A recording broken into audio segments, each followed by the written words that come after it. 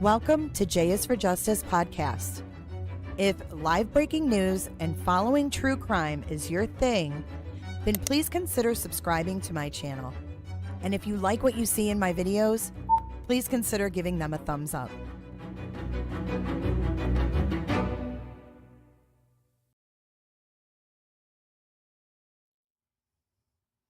Hey everyone, welcome back, welcome back.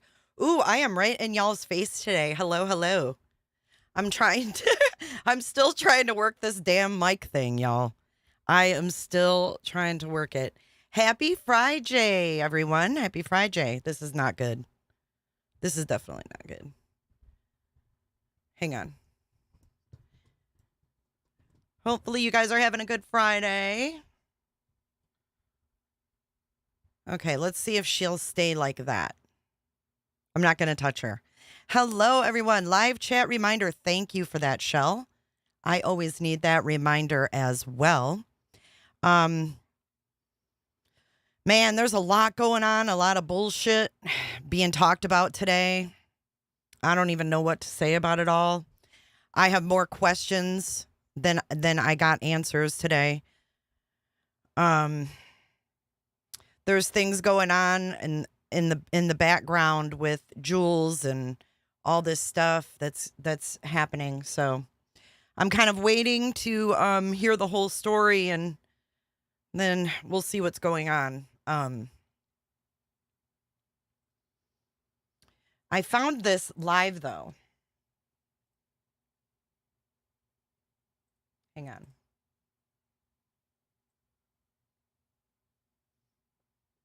So I found this live with Jennifer Coffindaffer as a guest. And I know a lot of you are like, I don't consider her a expert or whatever, but she is ex-FBI. But what's more interesting to me is this channel that I found.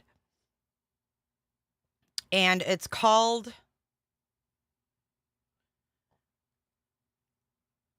Forensic Intent. Okay. You did, Angie? Okay, I'll have to check it.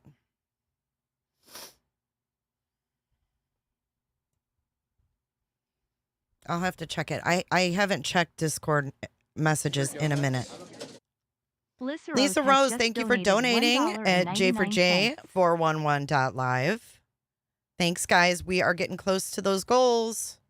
We're not there yet, though, for today. This whole mic thing has me off right now, but it'll be okay. It'll be okay. Hey, Patrick. Good to see y'all. It is hot. I saw you guys saying you're melting in South Florida. Oh my gosh. It feels like 100. A lot of you don't like Coffindaffer, but I'm glad to hear that you don't mind her, Diana. I personally don't mind her either. But I know there's been things said about her that, oh, she's this or that. But anyways, let's get into this. This channel is fairly new, and I'm going to give you the background on who these people are. And the mods can explain the J4J411.live if you want to get in on the action of the wheel. So this says, join the dynamic duo, Scott Snyder, which I've never heard of these people. 2.5 years. Wow, Melissa B. That's awesome. Thank you so much.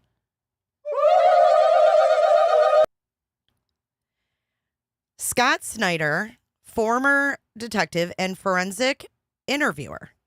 So we have a forensic interviewer and a former detective. And this is Mr. Scott right here. Then we also have Dr. Rachel, who is a forensic psychologist. And their channel description says, as they discuss current criminal cases,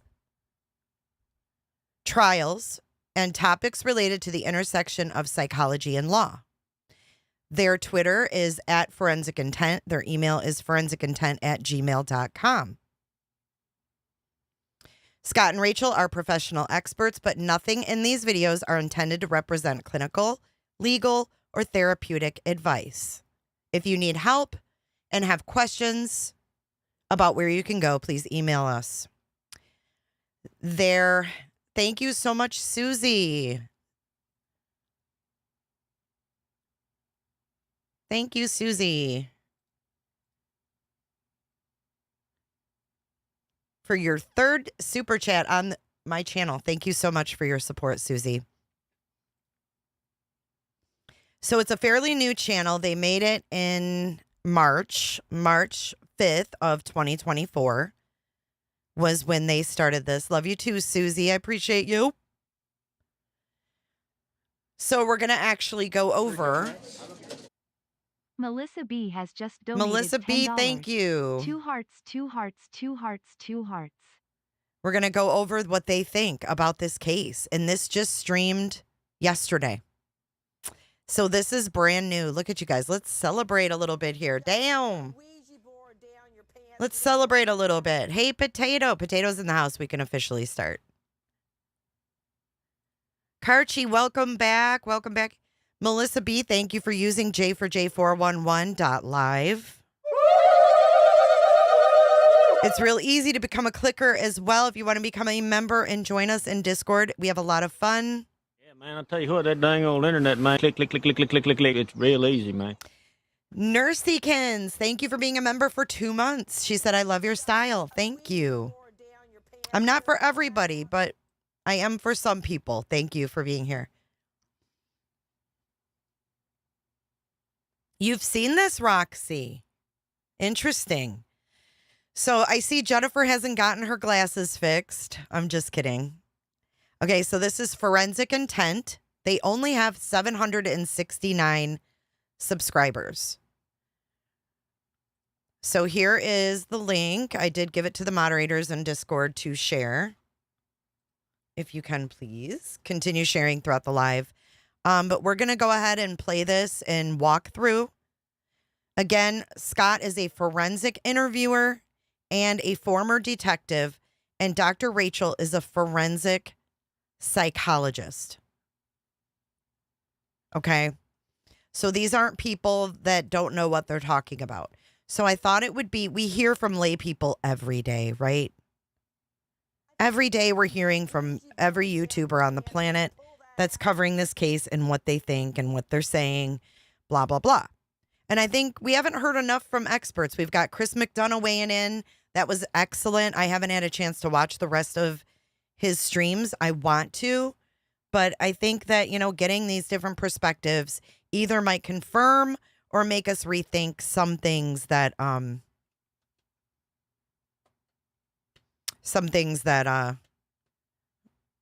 you know, we think, or maybe we didn't think of before. So let's get into it. Again, Forensic Intent is the name of the channel. Coming out. Nope, I got you on right now. You're good. We're started. Yep. All right, and here we are. Hello, everyone, and welcome back to Forensic Intent. Hello. So today we're excited to be back. Sorry for the brief hiatus. We had some scheduling issues, but we're excited to be back. Dr. Rachel's here, and we have our special guest, Jen Coffindaffer from the FBI. Those of you who've seen our show before probably are aware that Jen was on once before with us. Just a brief thing about Jen Coffindaffer. She spent 28 amazing years with the FBI. She's now retired from the FBI. She does consulting work. She's a contributor on News Nation regularly and occasionally Court TV, I believe, too, Jen. Is that right? So what's funny is she had to leave this interview, Jennifer did, because News Nation rang her phone. She's like, I got to go. Because I think she's actually a contracted, like, correspondent expert or whatever they call them with News Nation. And if you don't like Jennifer Coffindaffer, that's fine.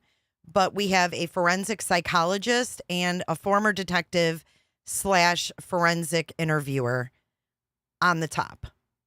So if you don't like her, at least listen to them. Right. Right. So on Court TV, I'm what they call an analyst or a guest, but on News Nation, I'm actually a contributor. So Okay. I have a contract with them, just to distinguish. Very good.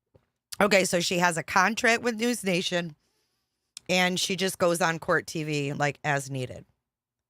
But she had to literally like pop down in chat. Or pop down. So from the panel, we're going to rather. talk about the disappearance of Sebastian Roberts today, you guys. It's been 101 Rogers. days. What's that? Roger. You said What did I Roberts. say? I did? Sorry, I Sebastian think Rogers. happens all I the used to time. say You Robbins. think one thing and then it comes. I know, right? But we knew what you. Thank you. Sebastian Rogers. He's the missing 15-year-old teen from Hendersonville, Tennessee. Went missing 101 days ago.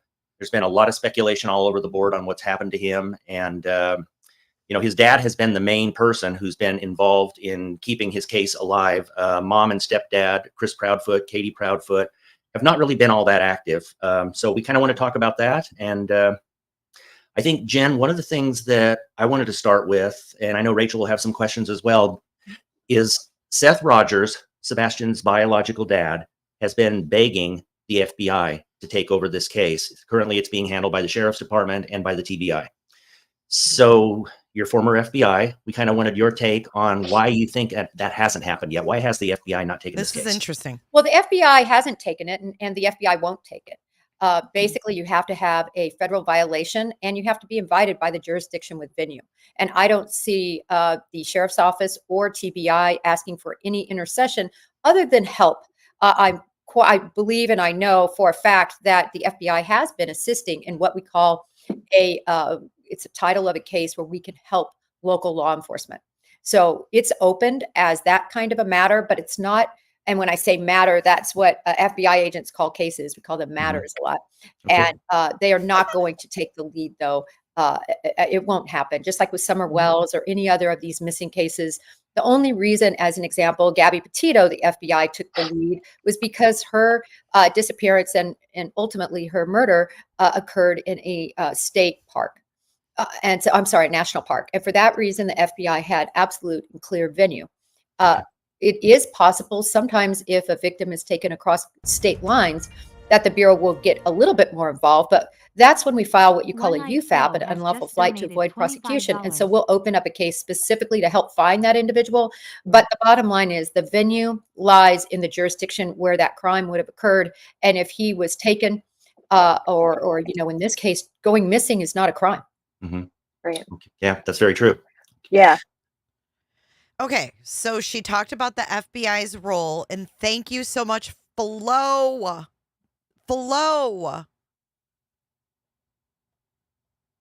Thank you so much. Coming in hot, just like the fajita. You did it. You used www.j4j411.live. Thank you so much. I know, Karchi. I missed you too. I'm glad you're here. Sherry, it's good to see you. And Gracie, it's good to see you as well. And Natalie, hello. All right. And Alip is sharing the playlist to all my Sebastian videos. So one thing that I've been kind of vocal on, Jen, is expanding the search area. And I just kind of wanted your take on that because, I feel like it's been 101 days. They have not found him. There's been no sign of him being in that area. What is your take at this point, and how difficult do you think it would be to expand that search area possibly to other states or whatever the case may be? I mean, I do. Before she gets into that, I want to talk about that too, Maui girl. Going missing isn't a crime. So they're saying at 15 years old. I didn't understand that either. I'm like, at 15? What? Like, we shouldn't be looking? Or I don't understand what they meant by that. That confused me as well.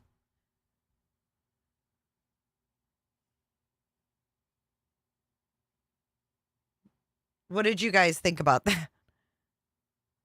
You like them, Potato? Thanks. Good afternoon, Cheryl. Yeah, we've got Summer Rue up on the screen and everything. I'm always trying to improve the stream for you guys. So if there's anything you particularly like, anything you particularly hate, hit up the team email with your suggestions. If you're like, Jay, that fucking wheel gets me dizzy, email me. I want your feedback. I want to know what I can do to improve the stream for you guys. Right, but at 15, can you like legally say, hey, I'm going to run away and disappear? Like as an adult, like I could take off right now and go to Ecuador and just disappear. Like I have the right to do that as long as I'm not wanted for a crime, right? But at 15, I don't think you have the right to just disappear, do you?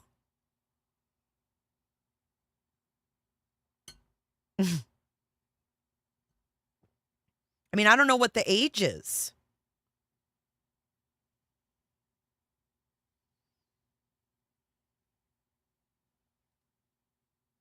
Oh, I know. I heard I was on the list, Angie. Thank you, Cheryl. Yeah, I think adults only have the right to disappear and go missing. Anyways, let's keep going. Think it's possible to do that. I always like to look back at the case of Connor Jack Oswalt, who disappeared, also walked away from his home and was found, I believe, about 2.5 years later. It happens. People walk out, they leave, particularly some people on the spectrum for a reason that may not seem logical, a reason that may not make a lot of sense. I know, not having his shoes on in the middle of the night, but it happens. And it actually just happened last week with another individual. I actually posted on Twitter about it.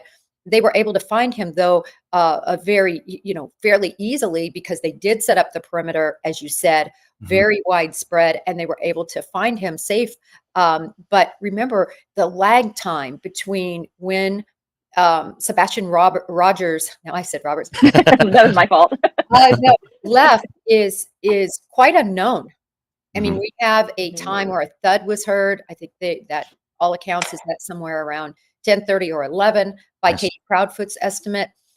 So can you imagine clear up till 6 o'clock, how many hours that was? So it makes a lot of sense to your point that a person could get a long way in 8 hours, depending, of course, if they had help. In other words, if somebody picked him up and he left with someone. Yeah, I agree. Go ahead, Rachel. Sorry. No, I was just gonna say, so it's been 101 days, and I don't, from what I kind of avoided it too, but it seems like some of the drama has sort of settled down a little bit. We aren't hearing as much from the parents. Maybe they are going on channels, but I haven't been like. Okay, she thinks the drama's slowed down, but she's right. I mean, the only thing that really changed was the Proudfoots got quiet. The Proudfoots got quiet. I don't know if they're looking at, Seth at all here. I haven't listened to this whole thing. Really keeping up with that anymore, because it just got so jumbled and nonsense. It was just nonsense. But where do you think the case is now? I mean, at what point, they're saying there's no more tips that are coming in. At what point does it go cold? What do you think is going on? What's the state of the case right now, do you think? I think we have a fairly long way before the case is cold. What I consider a cold case is when literally it's shelved. There's somebody still assigned to it, but they're not working it actively at all. They're working other cases. And only if something very specific comes in will they dust off that case, get it out, and maybe run down a lead. That's really the definition of a cold case. So this case, I don't believe is cold. I still believe that they're working. She later says that she thinks Summer Wells is cold. She's called Summer Wells' case a cold case in this episode. Working intently to try to find Sebastian. But I do believe that law enforcement, for the good or the bad, has kept a very tight lip on what they believe has happened. I mean, we're hearing a lot of rumblings and so on and so forth about, the involvement of the Proudfoots. But yet we're hearing law enforcement say they're not ready to call them suspects in any way. They're not ready to say there's foul play. Because it has been so long, I just can't imagine that we have law enforcement believing it is foul play without them saying anything. But I always caution everyone, because this is beginning to be really the Summer Wells case in suburbia as opposed to the out more in the country. That's what this case feels like to me right now. And Summer Wells' case is cold. That's a cold case. Yes. For a long time. I posted on it after listening to one of the detectives on that well over a year ago, him saying basically he doesn't do anything on it unless something comes in. Right. So I worry because this is the same trajectory. Yeah. And we still haven't seen a press conference with the parents present. The parents have been intermittently present on YouTube channels, but we don't have, we don't have any press conference with the parents pleading. We don't have, what are your thoughts about that? Well, first of all, I think law enforcement has curtailed their press conference on this because, quite frankly, I don't think they have anything to give. And they went under some scrutiny for, I think, giving a press conference, their last one, that really said nothing.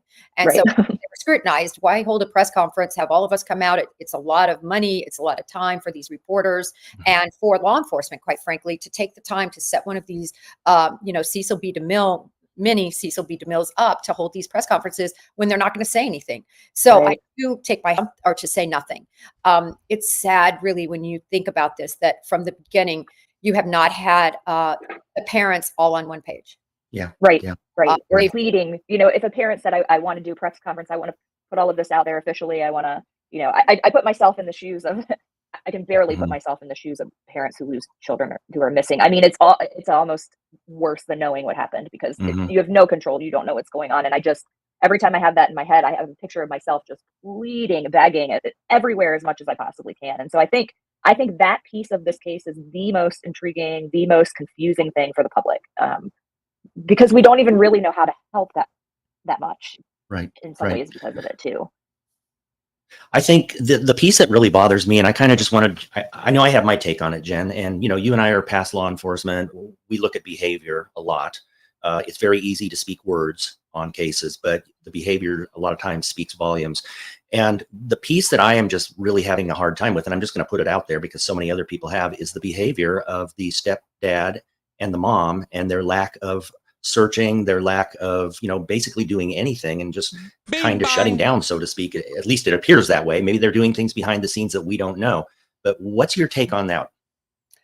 It's been concerning. Mhm. Definitely have voiced, different things that I've seen in terms of behavior. I Mhm. always thought it was very odd that they would leave their home. I understand they were being threatened. I understand that he had to work and they wanted to stay together. He didn't want her left alone in the home. But it's just been my experience that a mother who is missing a son will never leave that nest in case they return, because where else are they going to go, right? They're going to go back to their home. That was probably the most concerning item that I saw.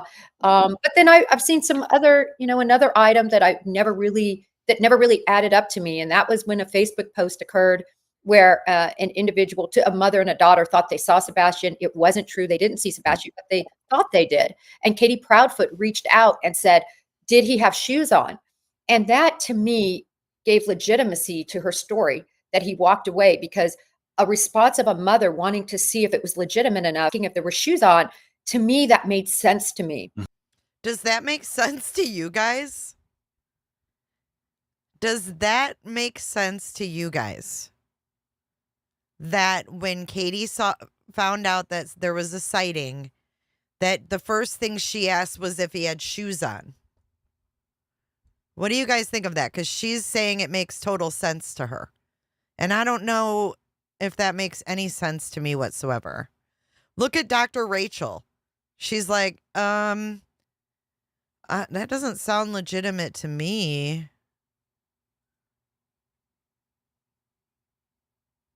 Hi, Casper. It's good to see you.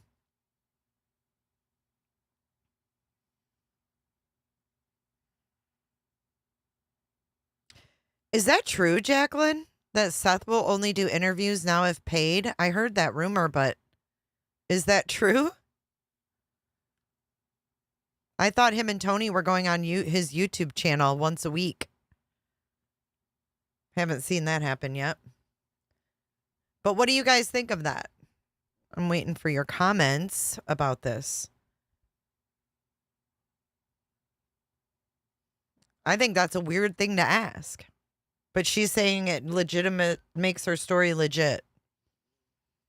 It doesn't make sense that if you just murdered your child or your child died and you're covering it up, that you would even respond to that. That's a very good point. I had a different take on that, actually. I thought asking that with the assumption that, of course, the child they saw had shoes on, that someone would say, yeah, he did. And she'd say, well, it's not him. Right. That's Like, that's what I'm to saying. sort of shut it down. Mm-hmm. Like, I don't know. I guess I just had a different spin on that it wasn't because she knew it wasn't him because she knows what happened to him, I guess was my spin on it, as opposed to she wanted to know if that was him because if he didn't have shoes, then it could be him. I think that they have a unique way, people that are in law enforcement, of having discussions without all agreeing with one another. Like maybe they want to bring up the fact that Katie asked that about the shoes, but Jennifer doesn't want to make it look like they're coming at her. You know what I'm saying? I don't know. I mean, I'm given the benefit of the doubt. Does that make sense? Maybe we're saying the same thing. I just, Maybe. for me, any sort of engagement to that post didn't make sense for a guilty mother to engage, because you wouldn't even, you just keep scrolling and say, oh, wow, they think they saw him. You know, they couldn't have seen him. So I find it odd that she engaged. Did But she say anything like, you know, DM me, where is he? Where's the location? This is the number you call. I'm calling, or anything like that. Like, oh no, it was very specific that they had reported it, okay. and okay. that she, you know, probably monitoring, which did again make some sense to me, that you would be monitoring these channels in case you thought somebody could find him, right? People are looking for him. This was very early on, very early on. And Okay. so for me, I don't know, that made my scale tip more. It wasn't really early on. That's not true. The sighting wasn't that long ago. Gam, was it about 60 days in when they had the sighting? That she was being honest that he left, even despite, Scott, as you said, there's so much out there that's doesn't look good. Right. And Yeah. it's so, and everything I think can be, you know, I think some would say they're monitoring because they need to be able to know what's going on, or if they're going to be busted, you know, or they're monitoring because I recently was hearing somebody say how they're adapting, you know, they're looking, what are people saying they're doing that's suspicious, and now they can adapt and not do that so much anymore, you know, that kind of thing. Although the emotional control of some has been completely not adaptable. Exactly. But yeah, I mean, you could kind of look both ways at that. You know, we were talking about the case just a few minutes ago not being a cold case, Jen, and I really liked your definition of a cold case. It is a case that's shelved. And for our viewers that just joined us, this has not been named as a cold case specifically yet. But Jen, correct me if I'm wrong. It's my understanding from what I've read, and of course it's on the internet, so it has to be true, right? It's my understanding. Yeah, it's my understanding that they are not currently searching for him, but that there are people within the office still kind of looking at the case and going through, looking for fresh sets of eyes. Is that your understanding as well right now? Yeah, I mean, I think that that's very important, that on a case like this, you do bring in fresh sets of eyes. I know that they're still searching. That's a certainty.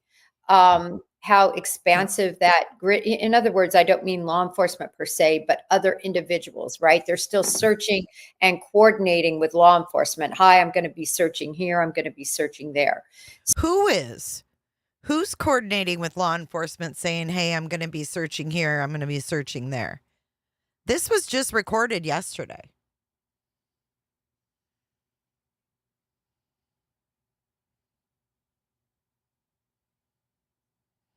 Faith, Hope, and Charity's homestead.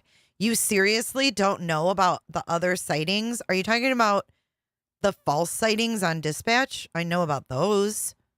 I know about the North Carolina one that Seth drove down to North Carolina. Why would Seth think it was him and Chris not think it was him? Why would we have such stark differences in a full out picture? I don't get it.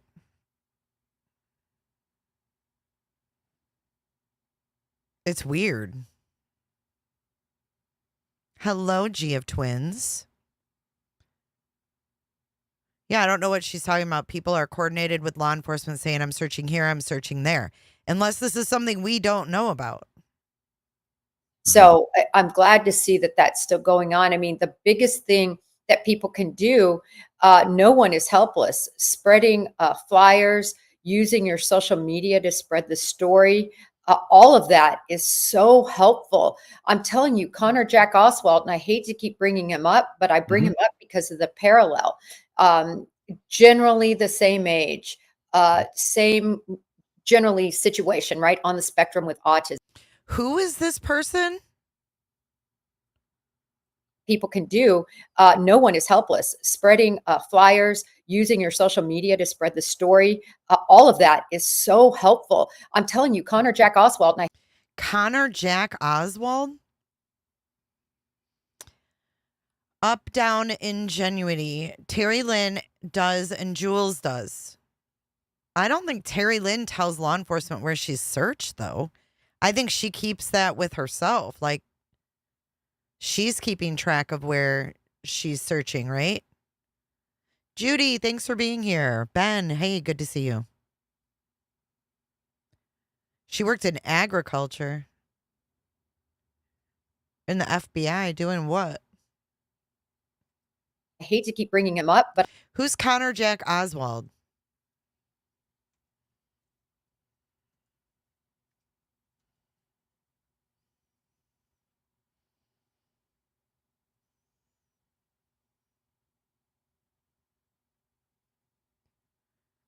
He went missing 3 years ago. Deputies found him shivering outside a gas station 700 miles away. This kid.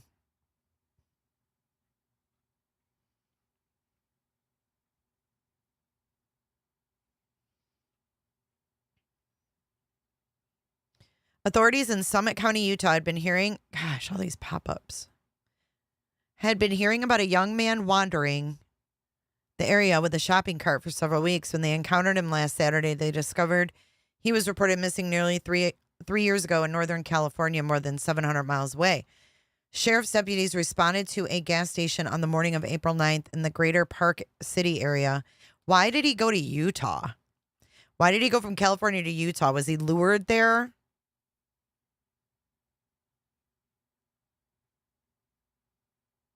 No, I know she speaks to somebody and tells them where she is, but the way Jennifer said it, I don't think that Terry talks to Jennifer. That's all I'm saying. Anyways, in the morning of April 9th in the Greater Park City area, after a concerned community member reported seeing the man sleeping there. And it's Summit County. Deputies offered the man to sit inside one of their vehicles to warm up and began researching who he was. Through past interactions,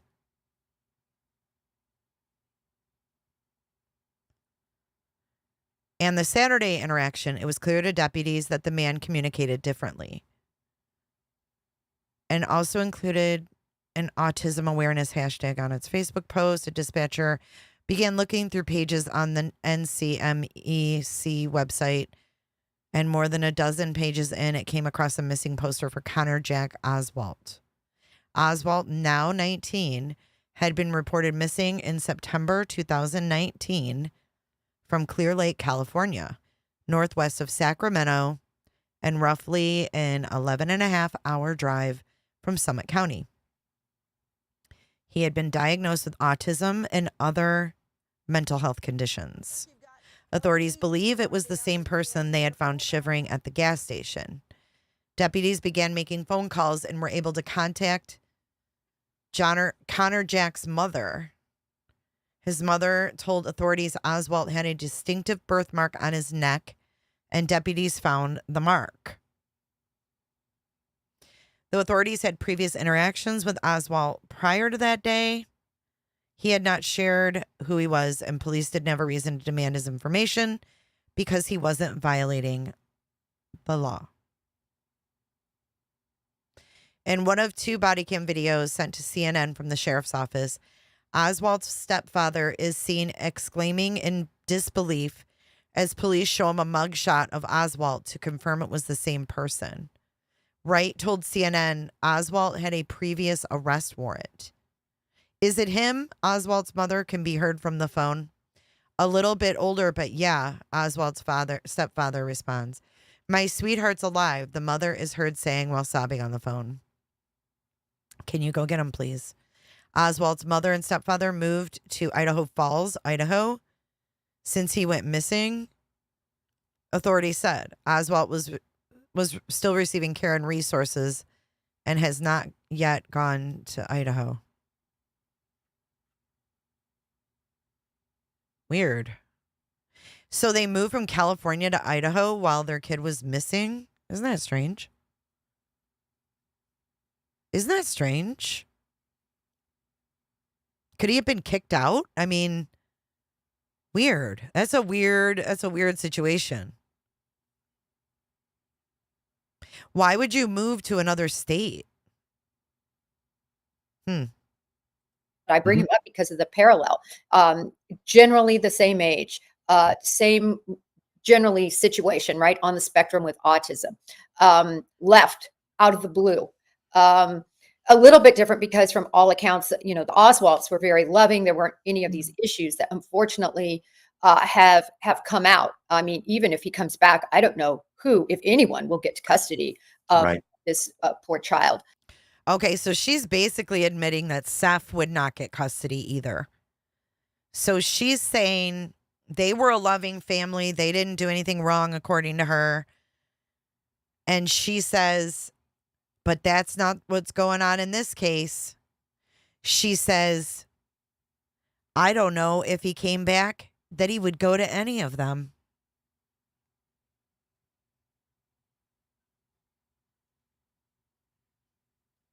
Right. With everything that's come out. It's going to be looked at really closely, right? Yes. But the reason to me that it was important to understand the issues, Seth's issues, as well as the Proudfoot issues, is to understand why a child might want to leave. If it was a perfect home environment, why are they leaving? Mhm. And as I stated before, sometimes autistic children on that spectrum will wander for no particular reason, but now we have reason. That's the reason it was important. It didn't need to blow up into a sensational landmines for every creator to take advantage of, in my opinion. Okay, before we get into every creator taking advantage, no. So he went missing from California. His parents moved to Idaho, and he was found in Utah. So somehow this kid got from California to Utah.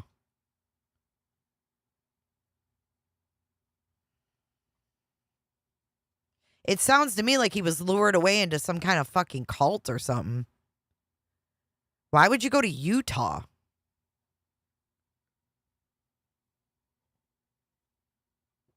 Right. Would Summer Wells go back? No, because her brothers got taken away. And I think they're been adopted out.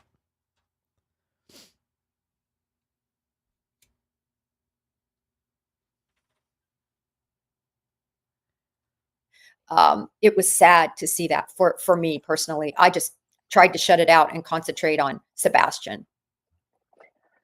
Welcome, Annie. I think with all that all that's been uncovered with the Child Protective Services, reports on all the parents. Welcome, at this Emma. Point, it makes me wonder. So, is that something? Do you think for both of you that law enforcement they already knew before the web sleuthers kind of uncovered? Is that something that they would immediately have gone to the first time they heard about it, kind of running everyone's record, so to speak, checking in with CPS, that sort of thing? Absolutely. Yep. You're going to, number one, look at the people Okay. who saw him last. So you're going to look at everything you can get your hands on regarding certainly the Proudfoots, and then from there, Seth, his biological father. I wonder how long it took for investigators to quote unquote switch gears and look at and talk to CPS and get these, hi Damien, and get these records and stuff. Like, do you think it happened in the first couple days? Do you guys think it happened in a couple weeks later? I mean, when did the authorities, in your opinion, find out about CPS? Because it really seems like, the parents started talking about it a few weeks in, right?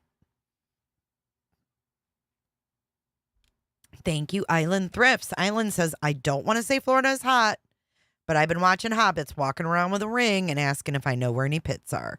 It is. It's hot as balls down here.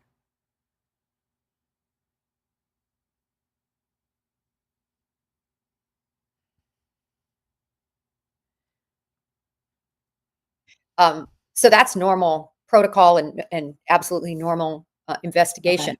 So we weren't the first. But she's not saying, she says it's normal protocol. But if they were looking at this as a runaway the first week, Think about it. They started searching the landfill a week into the disappearance. So could it have been at least a week? Oh, that sounds so nice, Flo. When I checked in earlier at noon, it felt like 100, and it said that I'd get crispier than an English backpacker today. Jenny Jones, Seth said Sumner County had the CPS docs since the beginning. In my opinion, it's why none are cleared. Interesting. Oh, and Jacksonville's north, too. Imagine the people down in Miami right now. It's hot. It's hot in here. Let's get some hot in here vibes. So hot in here. You guys, if you don't have the app called What the Forecast is WTF. What the Forecast.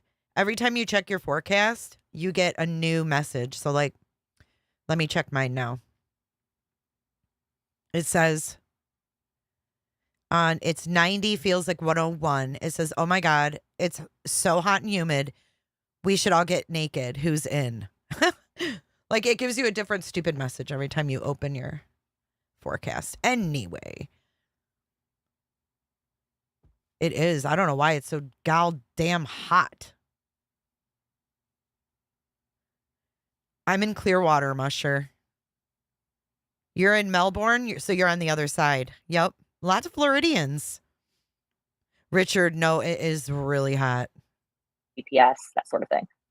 Absolutely. Yep. You're going to, number one, look at the people who saw him last. So you're going to look at everything you can get your hands on regarding certainly the Proudfoots, and then from there, Seth, his biological father.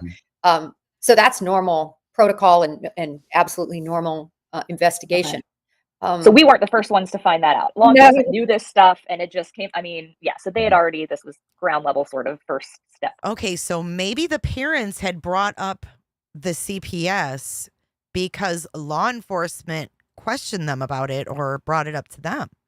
Maybe that's when they started the talk about the CPS. I mean, I don't know. Stuff that they did. It's ground level. Yeah. Yeah. Okay. And probably the parents already questioned about those things too, with everything they uncovered. The parent, that was part of the questioning process then?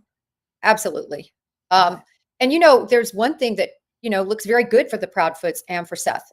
And that is they both took lie detector tests or polygraph tests. They wanted to. I understand one was done on Nancy Grace. And the only reason I roll my eyes at that is because that should have been, a law enforcement. I just hate an investigation playing out like a soap opera on a channel. So she don't dig that Nancy Grace did the poly. So is she saying that's the only poly that Seth did? Let's listen to that again. So Dr. Rachel says, so we can assume the parents have been questioned about CPS, right? She says, oh yeah, absolutely. That's ground level. Mountain Man, I just got proposed to in chat.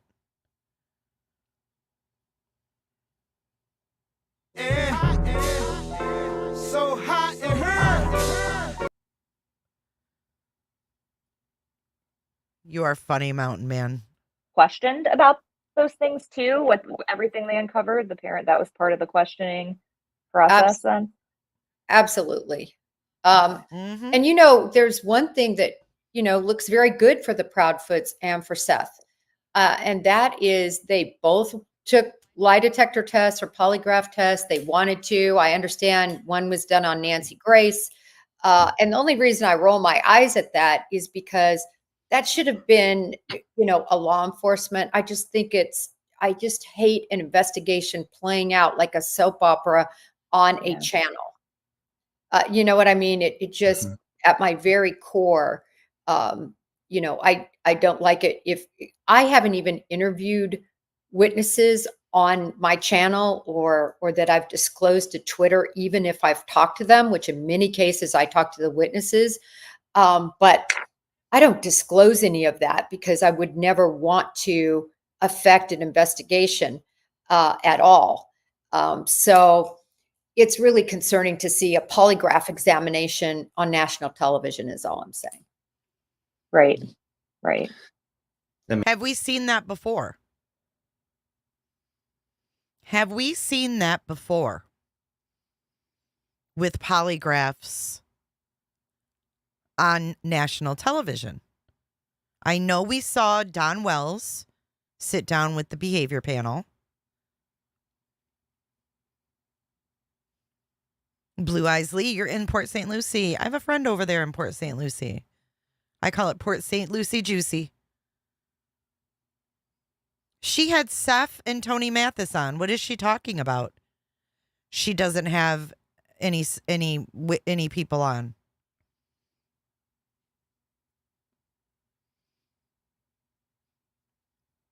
But what is she saying here? Yeah, but Dr. Phil, they didn't take a lie detector. You don't hold account. I don't get it. You know, there's one thing that, you know, looks very good for the Proudfoots and for Seth. And that is they both took lie detector tests or polygraph tests. They wanted to. I understand one was done on Nancy Grace. Yeah, but she says the Proudfoots and Seth.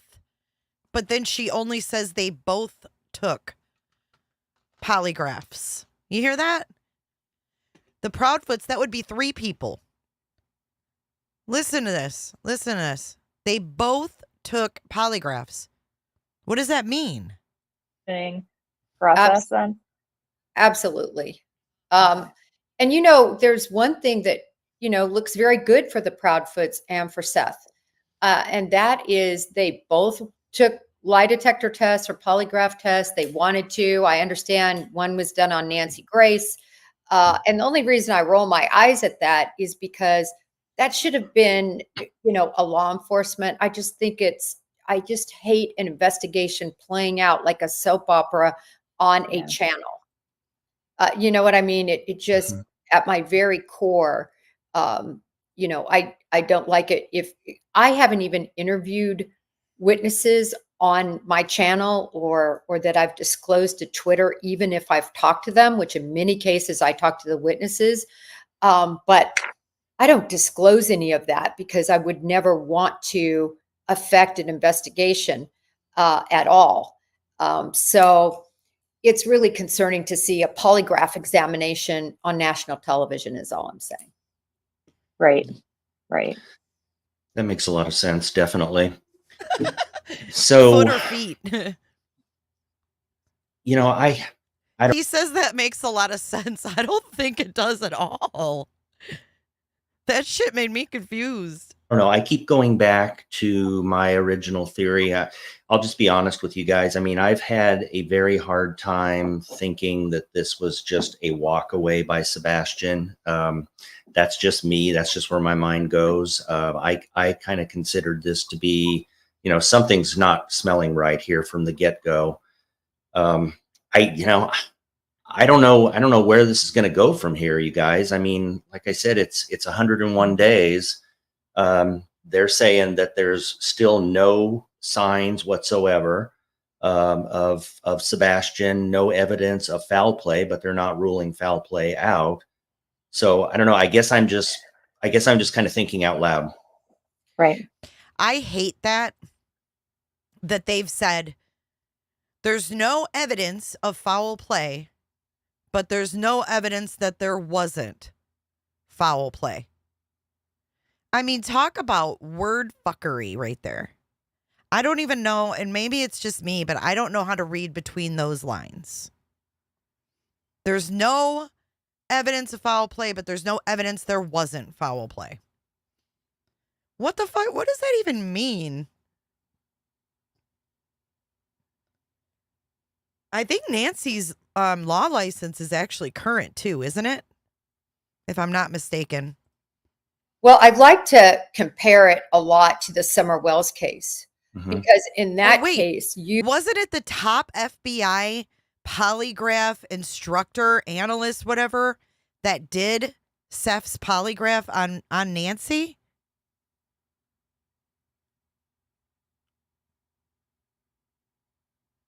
Wasn't it an FBI?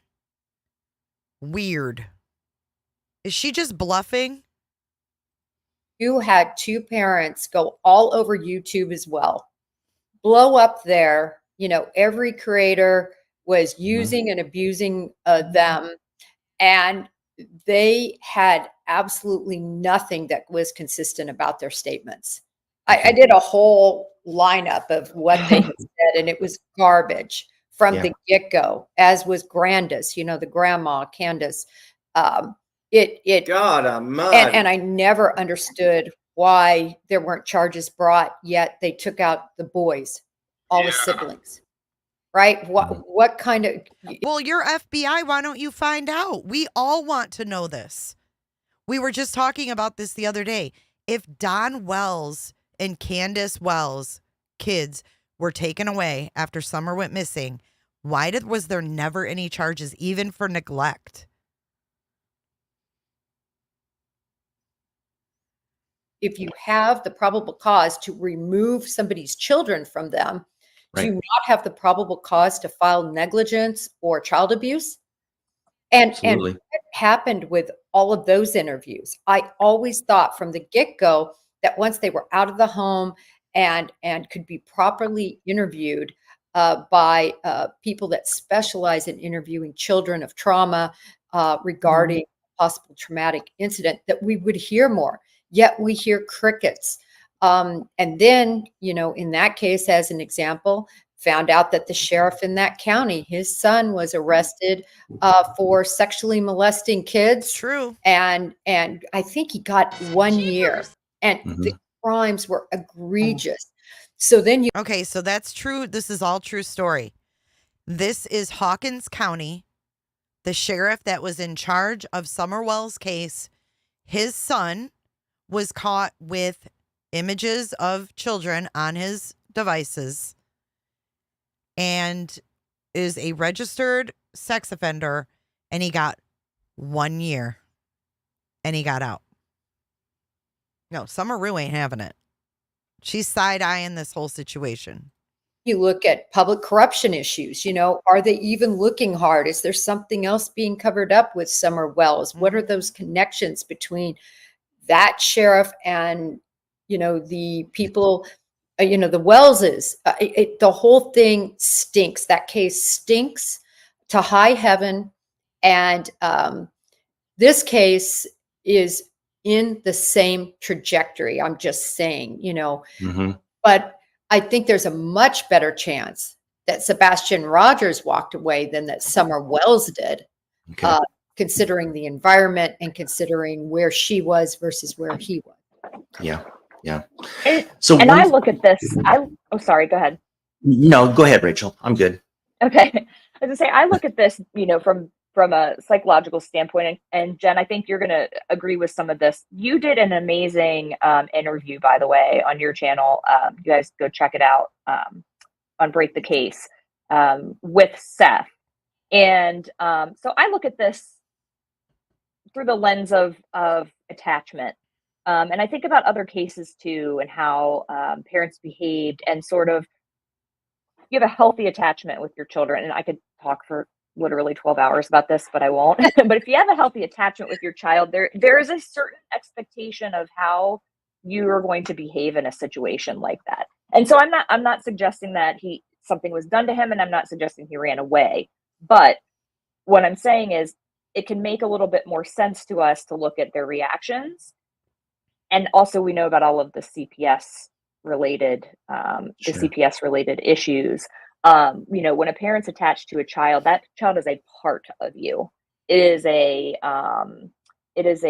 almost primal, So to have your child, who you're in charge of protecting, nurturing, and providing that attachment and bonding with, that is going to your reaction is going to be severe. And we see that, with parents who are not involved with their children going missing. We see that. We see the pleas. We see attachment to the situation. And so when I'm looking at this situation and I'm seeing a mother who seems very detached, and I know people will argue, well, she's numb, she doesn't know, everyone reacts differently. People can react differently, yes. But I am very convinced that that relationship was extremely strained and unhealthy, and that there were likely attachment issues with him and his parents in general. And I think I refer them to watch your interview with Seth, because I think you kind of point out some of those things, some of those moments in his life where, his parents would attach to him, where that bonding would take place. And I think there were some gaps in perhaps where that bonding would have taken place, even with, and the way that Seth described some of that early parent-child relationship between Katie and Sebastian. I don't know if you have other thoughts about that, but. Yeah, no, I definitely agree that Seth took us from really marriage to pregnancy, through birth, through upbringing of Sebastian, because it's so important to understand exactly what you're talking about, that attachment, what might be going on, maybe try to draw out, a mother's concern and love, perhaps if she saw Right. that, any feelings of guilt, remorse, concern. So certainly, I think we got to see that. I think when it comes to Seth, I don't think he has any involvement in Sebastian's disappearance. I want to make that clear. Right. But unfortunately, because of his tours all over social media that have not been healthy, Right. time and time and time again, and the him exploding on different channels. Yep. Multiple explosions, not just my one. God. I mean, all over the God place. forbid. Almost every channel he's been on. He didn't explode on mine, but every other channel, he's had a moment of complete explosion. And so that causes people to wonder, could he have done so? I mean, he talks about, Yeah. beating him and then that, I mean, it just comes out so bad. Yeah. So unfortunately, what we all wanted to see, and Rachel, I think you were bringing us to this, we want to see a Gabby Petito type parenting Yes. reaction. We want to see that heartfelt pleading to the country, help us Yes. find our child. Please help us find our child. And to Right. me, it was absolutely so moving that is why it was productive, right? The Bethunes came forward. Right. Bethunes knew about it. So it was super productive. So in any event, we're not seeing that. Right. Never No. saw Right. them come together, meaning Seth and the Proudfoots, for one goal and purpose, and that goal and purpose to find their child. We never saw that. Right. Because Yeah. when you even- have the parents that do that, it keeps the focus on the child. I need to take one hiatus. I am so sorry. It's going to take about 1 minute. May I do that? Sure. I'll be right back. I am Sure. so You're fine. Sure. Yeah, no you're worries. fine. Yeah. Yeah. So You what were know, gonna Rachel. say? Okay, Well, now what I was going to let's- say, now we get to Rachel, hear is them. that's one of the things that's really bothered me about the parenting piece with all of them is, and if you remember, Chris Proudfoot contacted Seth and said, hey, or maybe it was the opposite way, but hey, it's time for us all to sit down, put things aside, and get rolling on this. Then there was the what's the word I'm looking, the get together for Sebastian. vigil? Thank you, the vigil. I lost Yeah. The lost my vigil. word there. Yeah. There was the vigil that In TikTok Tony's world, it's called visuals. Proudfoots showed up at. Chris Right. went and talked to Seth for just a couple of seconds and then split. Bottom line is that's never come together since then. Jen, we're just talking about how, remember the time where the Proudfoots said, we're going to work with you, Seth, and we're Oh, I all going to remember. get together. And then it just never happened. So think about this though, that what they're showing us now is not new behavior, right? Like that's people Exactly. are pretty consistent in their behavior across settings. That's for Yes, this whole mess was going on before Sebastian went missing. You can bet your butt on that one. I agree, and I've had that thought. Like, we are getting a glimpse, and that's why I said this is the kind of drama, bullshit, words spewed that Sebastian had to hear. They didn't just all of a sudden start acting this way.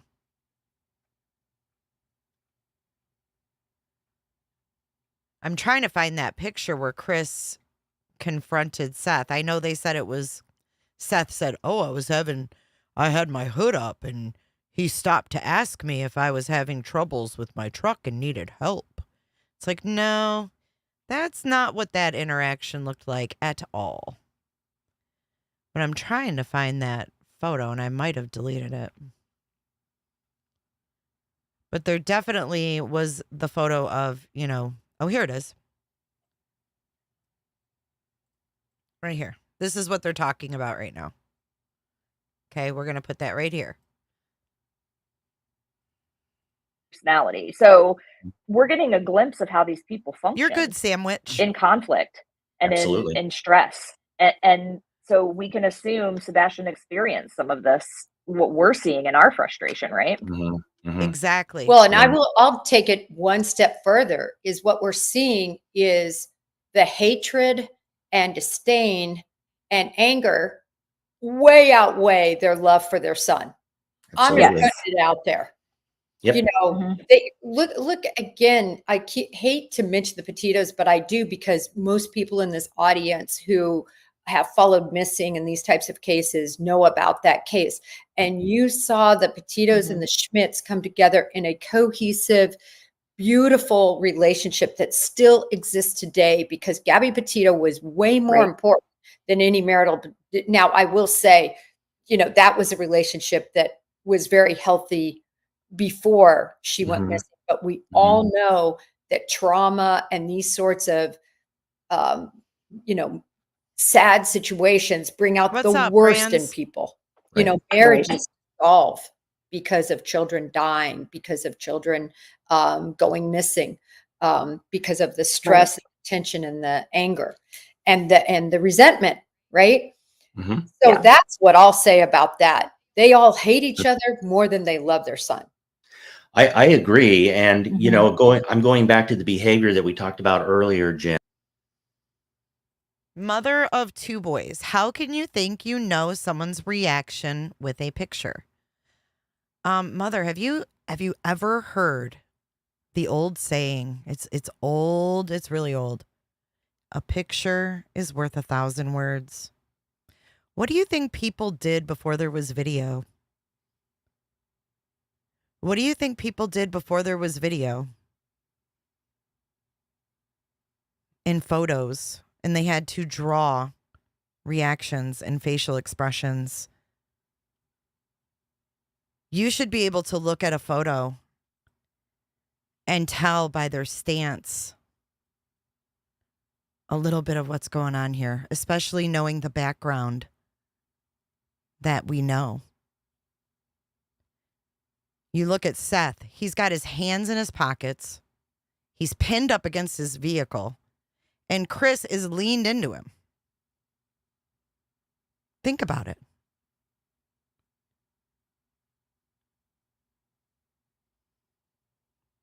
That's not a, hey, you need some help, buddy?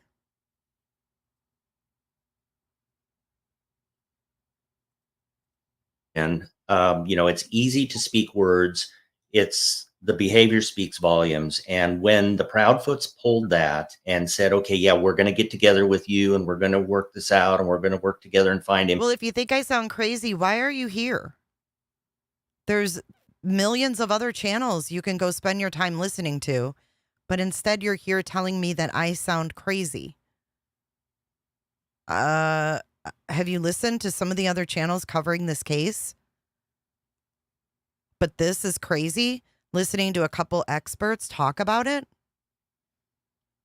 I want this to be crystal clear. I want this to be crystal clear.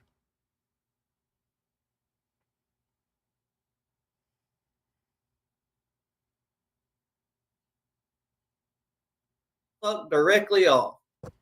And then that didn't happen. That spoke volumes to me again. And again, I'm going to put it out there too.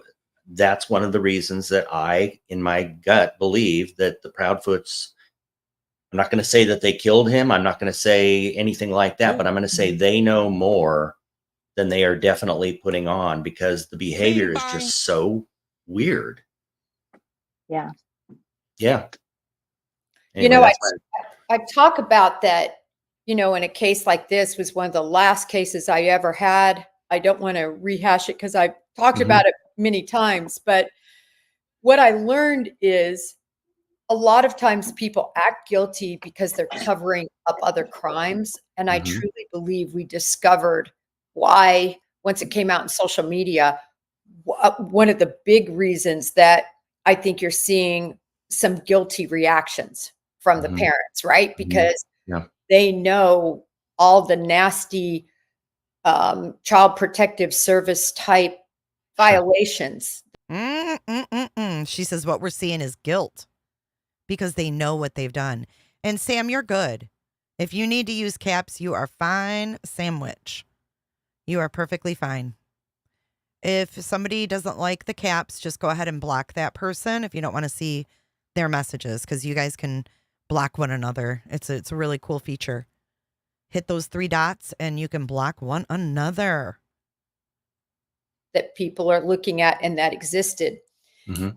I'm just shocked, honestly, and this to me is not the sign of somebody guilty necessarily, is just their whole approach to this.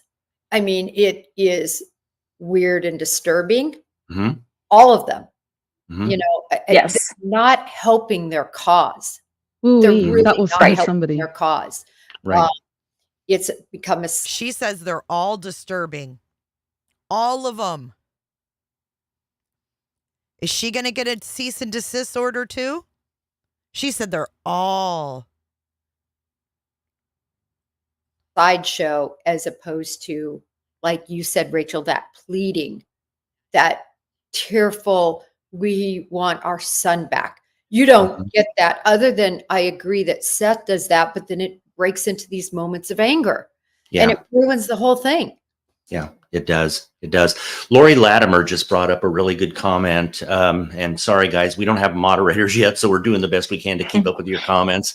But Lori says, basically, I still have questions about Chris's parents' possible involvement or helping or whatever. And I agree with that, Lori, because I found it very, very odd that just literally like 2 or 3 days after Sebastian disappeared, they take this long road trip, supposedly driving from Tennessee to Canada and so on and so forth, while their grandson's missing. And going down that road a little further, Jen, that's one of the reasons that I was asking you about earlier when we first started about expanding the search, because let's say theoretically that they might be involved. I don't know that they are, and I'm not putting that out there, you guys. I'm just saying, what if? But that's a lot of ground. If they decided to move Sebastian from one location to another, that's a lot of ground to cover. Well, I certainly believe that law enforcement would be tracking the phones of those grandparents and seeing where they were going, and that bureau would be helping with that, with what we call leads, you know. Woo, she says that she thinks the FBI would be tracking the grandparents.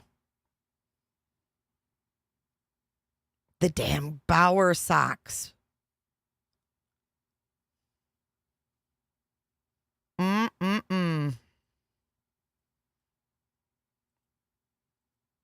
Leads sent out to that particular field office that would be in that area, and see what stops were made, if it made any sense. I mean, certainly there's a lot of concerns, right?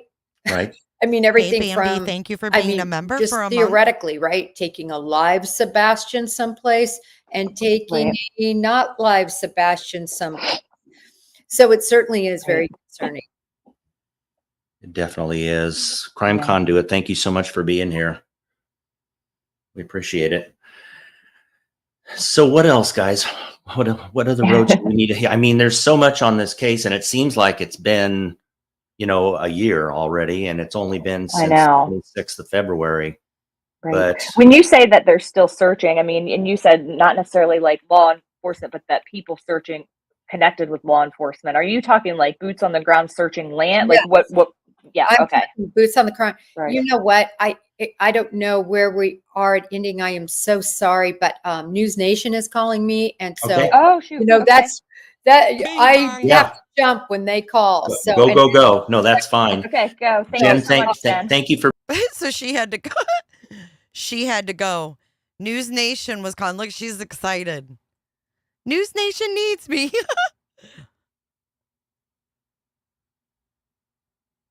Thank you, Luna girl.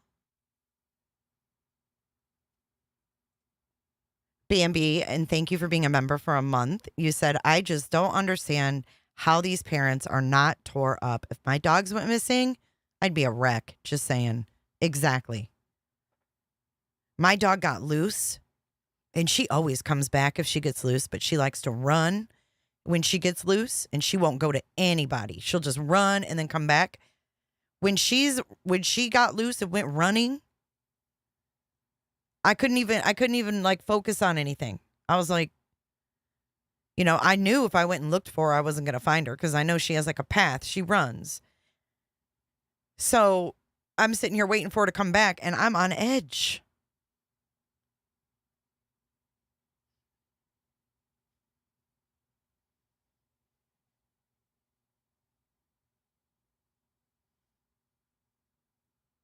Sandwich says, Chris in the camper.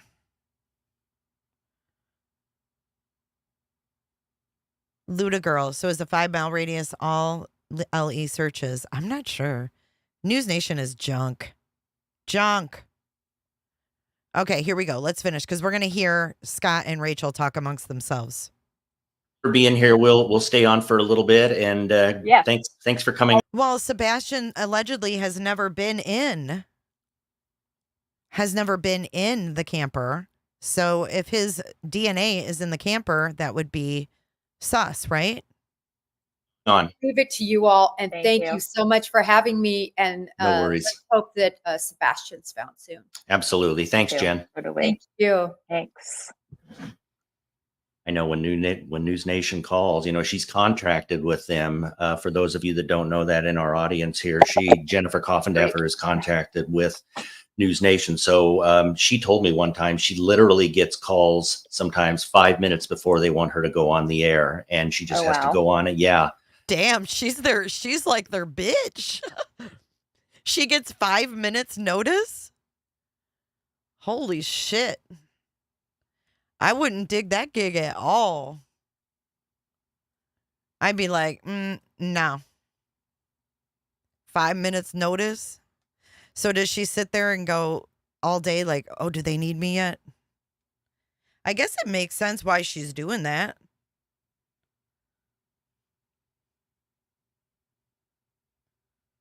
If she's got to be ready anyways, she may as well have her own channel.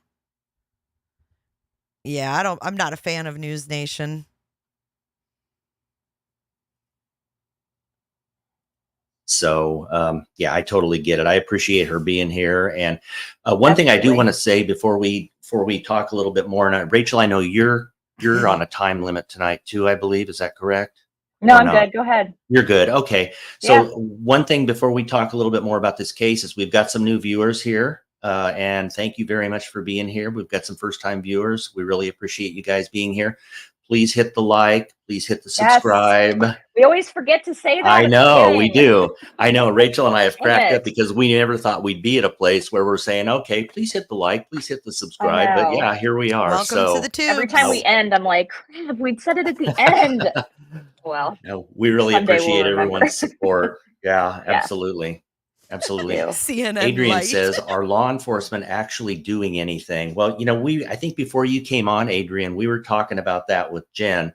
I mean, the case is still open.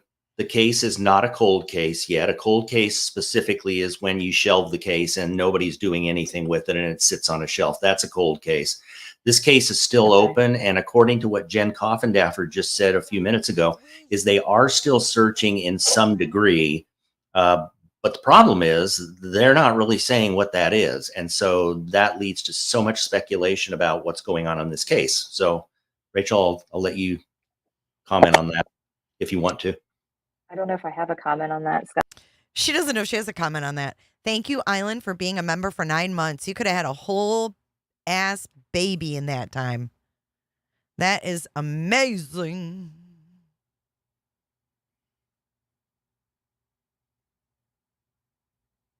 For donuts.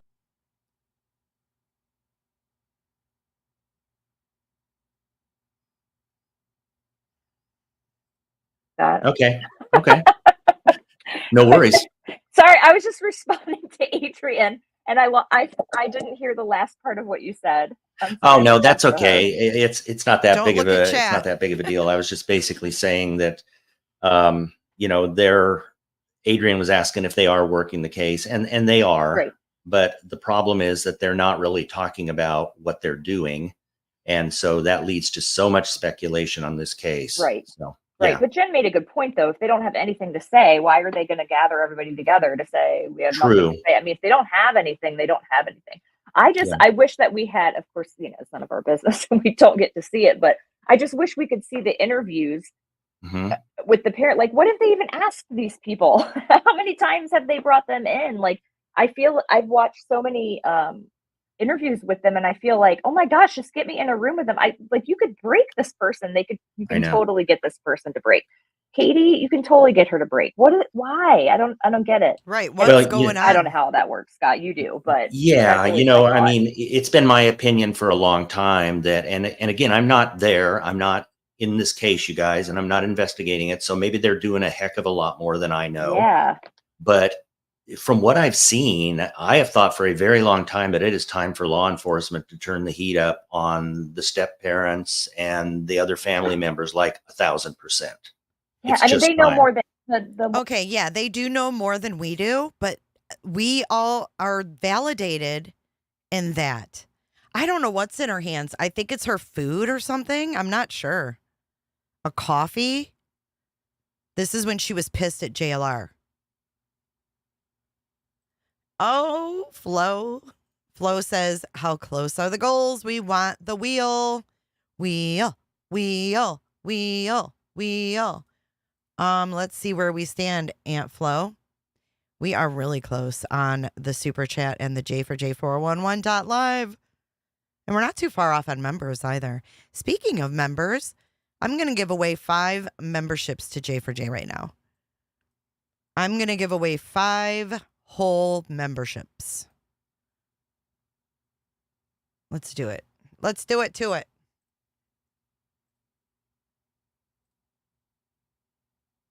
Here come 5 memberships from me.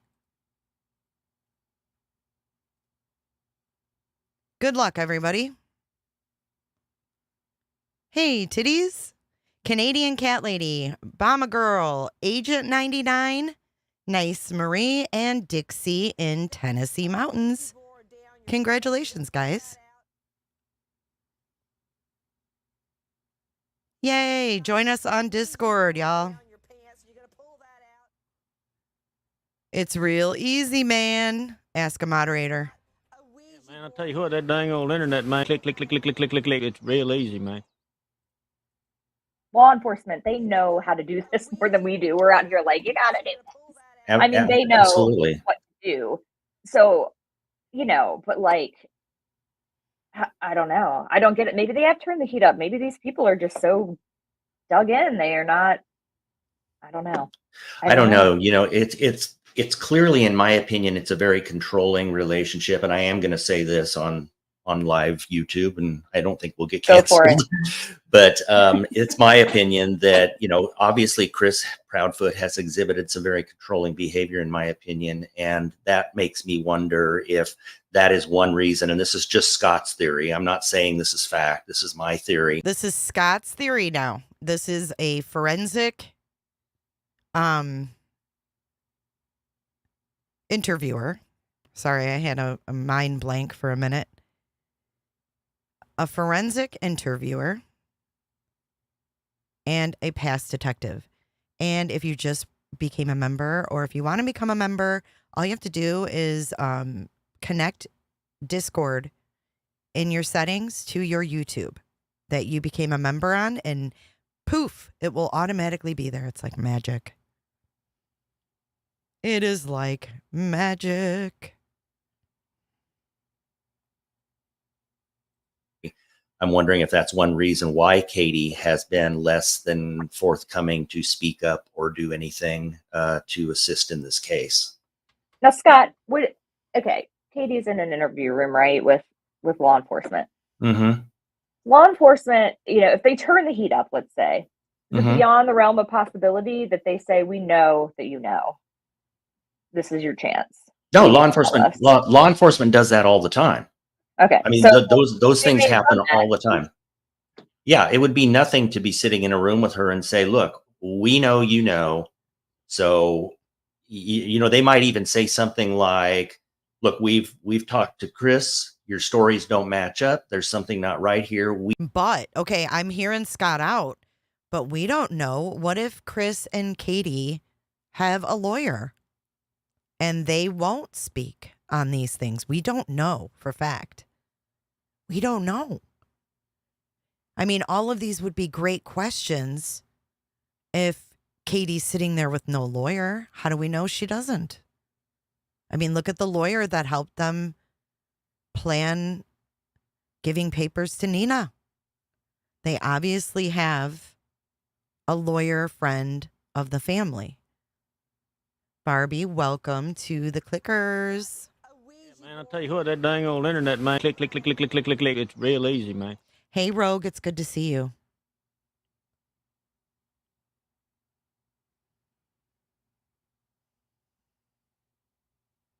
Yeah, I mean, if they have a lawyer, they're not going to answer these questions, right? It just feels like there's some kind of a barrier there between them and law enforcement. And that's just my opinion. We know that you know. So let's do the right thing. Spit it out. Help us out. Do it for Sebastian. It's not uncommon for that to happen at Diana all says, in take interviews. a sexant. Sexant. Well, it's really sad too, because I feel like, at this point, and somebody else had said this once before, that we might not get any info. One of the things that could happen is that Chris and Katie end up getting divorced, and then we might not find out what happened. Mhm. And it's like, I just would hope that's not a motivator for her to, I don't know. My mind goes everywhere with this. Mhm. I can't imagine a mother being a mother myself. I mean, I would be on here. I would never get off of this channel live. I would be on Mhm. here 24/7, blubbering, crying for the rest of my life if I didn't know where one of my children was. Yeah. I can't get past that. I don't care about how people react differently, um, you know, differently than other people in trauma. Yes, there are different reactions, but you guys, we don't have behavioral theories because everyone reacts differently. Okay, we have them because majority of people react certain ways, and I might get canceled for saying this. I don't really care. This is not normal behavior. It's not normal for your family to have CPS involvement on multiple occasions or even once. It's not a normal occurrence, but it's also not normal to have it multiple times and something not be wrong. Exactly. It is not normal to not be crying in every single interview about your missing son. It is not normal to be straight faced. It is not normal to not be pleading with the public. None of this is normal. None of this reflects healthy attachment with your child, missing a piece of yourself. Right. The only thing this reflects for me is self-preservation. Well, That's Rachel, Interesting. Thank you so much, Flo. 5 more memberships coming in hot. Coming in hot, just like the fajita. We got Freezer Burnt, Crazy Welsh Cat Mama, Casper, Mike Jetson, and Note to Self. Welcome, guys. And thank you again, Flo. Granny says, who is this woman speaking? This is, let me pull it up again. For those of you that are just joining, this is called Forensic Intent, is the YouTube channel. I wanted to show this again anyways. Dr. Rachel is a forensic psychologist, and then Scott Snyder is a former detective and forensic interviewer. And it says they created their channel March 5th of this year. So it's new. They only have 9 videos.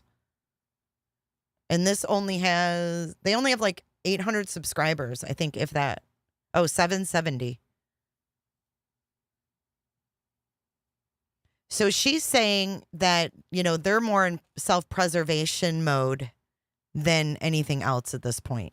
And she said that Katie's non-attachment, the detachment, I guess would be the word, not non-attachment, the detachment that Katie Proudfoot shows in her interviews and such, she says is not normal. Multiple CPS reports, not normal. Risky household. A lot of turmoil. I mean, we see the turmoil on YouTube. We've seen it time and time again. Thank you so much. Note to self. I absolutely love your laugh. It's the best. Thank you.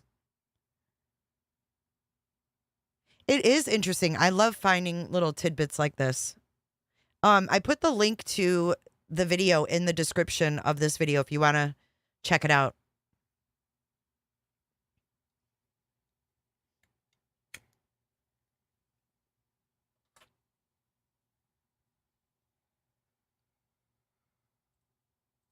And that's a good point. And even in cases where the parents are involved, or in past cases where the parents have been involved, I mean, you'll see the mom will, at the very least, she'll fake cry.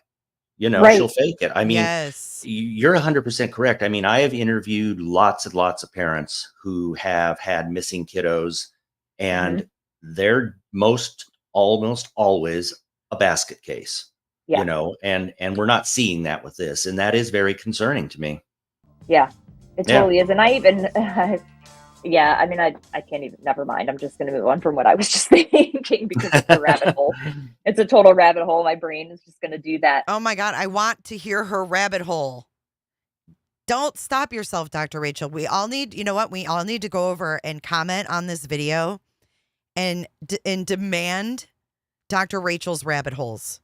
Because we get in our own rabbit holes. I would love to see a forensic psychologist's rabbit hole. Would you not? I know I would.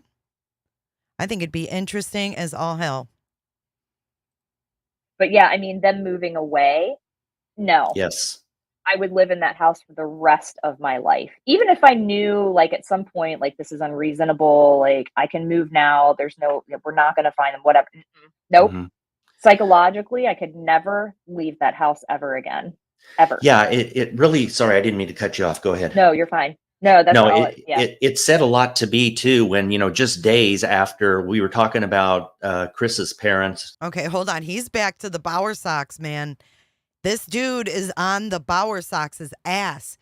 Those were real tears, says Rogue. Beautiful baby, by the way. Those were real tears in the interview where she was wearing the striped sweatshirt. I agree with you. But were they tears of despair, or were they tears of, oh my freaking God, what has happened and I'm scared to death? Or were they tears of like a grief, a loss? Is that why the eyes were red and she was crying? I mean, she had snot. She had tears dripping down to her neck.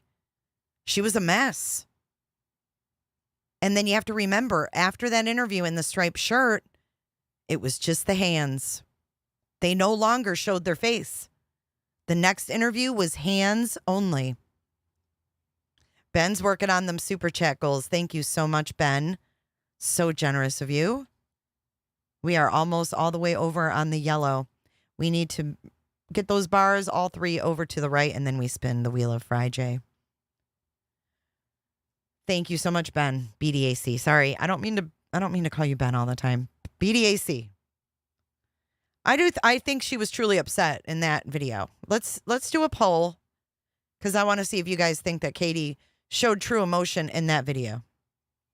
whether it was for Sebastian or for herself.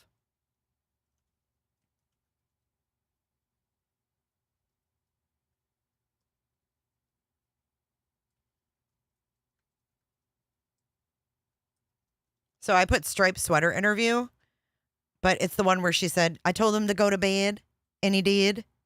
So vote on that, and let's listen to Scott is now back on the Bauer Sox. Back on the Bauer Sox. Taken off to go to Canada like a few days after Sebastian disappeared. Well, the same thing happened with the Proudfoots a few days after Sebastian disappeared. You guys, if you recall, it was like 2 or 3 days later, or maybe a week at the most. They went on a camping trip to Mississippi. Bing bong. And remember Did you that? see her? Yeah. Did you see her face? Whoa, whoa, whoa, whoa. Chris's parents, taken off to go to Canada like a few days after Sebastian disappeared. Well, the same thing happened with the Proudfoots a few days after Sebastian disappeared. You guys, if you recall, it was like 2 or 3 days later, or maybe a week at the most. They went on a camping trip to Mississippi. And remember that? Yeah. And yeah, I mean, what is be that more about? difficult to reach, more difficult to contact, even if it's not Sebastian trying to, other people who have information or need to get a hold of you. Like, that's wild. And that they have to know that even looks bad. So the fact that they would do that is like, yeah, I don't know. I get this very visceral reaction talking about this because even as a mom thinking about this, it makes me feel amped up. So being in that situation, I mean, you would have to drag my dead body out off the land before I would stop being on the ground. Damn. Thank you so much, Shell. Thank you for your super sticker. For donuts. Did he say Canada? Why do they keep bringing up Mississippi? I don't know. You thought she was crying more in Han's video?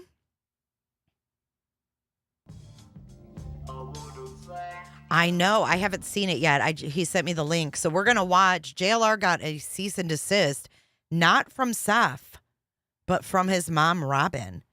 So I've got that link, and we're going to watch that after this. I know. This is just getting nutty. What? I thought it was Alaska, too. I didn't hear they said Canada. I missed that. Searching for my kid. There's they have not searched. They have not done one search. Yeah. They haven't gone to one vigil. Yeah. Yeah. I'm sorry. And that's why I feel like law enforcement should get them in there and be like just pressing. And maybe they have. Do you think they have, Scott? I can tell you what my gut tells me.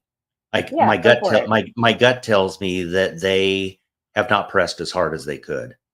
Okay. But again, I'm not there. And the thing that bothers me a little bit about this, and I get what Jen was saying earlier. She was saying, law enforcement does keep things close to the vest, you guys. They do, because they don't want to put things out there that, could compromise the case, essentially. But the fact that they are saying that there's no concern with foul play, they're saying nothing. There's no evidence, there's no foul play, but they're not ruling it out, that sort of thing. I don't know. That just bothers me. I want somebody to name one case where there are multiple CPS reports and parents are acting similarly, and they found the child and the parents had nothing to do with it. If anybody, yes, you know what? That's a good challenge. She's challenging us all to come up with a case where there was multiple CPS reports and the parents and the kid goes missing and the parents were on the up and up. Name one. Annie Jean, thank you so much. To me, Katie's tears look like she's at a funeral, like she knows he's no longer with us. She is remembering all good times, red flag to me. Annie, I agree with you. I said that her tears were like someone who was suffering a loss, a sudden loss. And thank you again, Annie. Positive thinker Helen, thank you. We love you too. She said, love you, J Mods and chat. Good to see all of you guys. So she's challenging us. Think about it. Think about little Audrey in Texas. Remember little Audrey? Her parents had that sex offender living on the property. That creep. We thought he was a monster. But is she not right? She's right. Maggie B, happy Friday to you too, hon. Thank you for your super chat. Very generous of you. Thank you. Yes, wheel goals. We are almost there on the yellow. If you want to contribute to the green, that is memberships. And the red is www.j4j411.live. It's real easy, man. Challenging the public now. If anyone can find me that case, then let me know. He did not walk away. That's another thing that I wanted to say. So I know people disagree with this, but as a psychologist, I'm going to go ahead and say this. Do it. I do not think he wandered away. There have been statements that Sebastian is high functioning.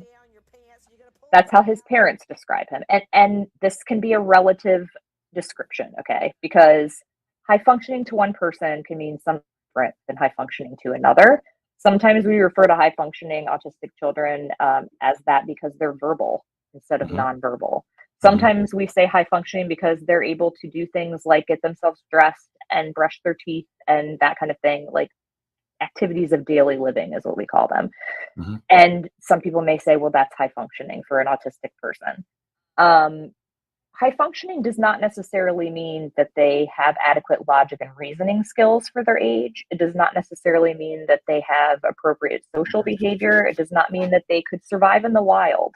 It does not mean that they would be able to wander off and be resourceful enough to get away. I mean, that case that Jen brought up of the boy who was found a couple of years later, I haven't researched that, so I'm not going to release it, but that is an extremely rare. It is extremely rare. And you know what's weird is that she was just saying, like, you wouldn't move from that house.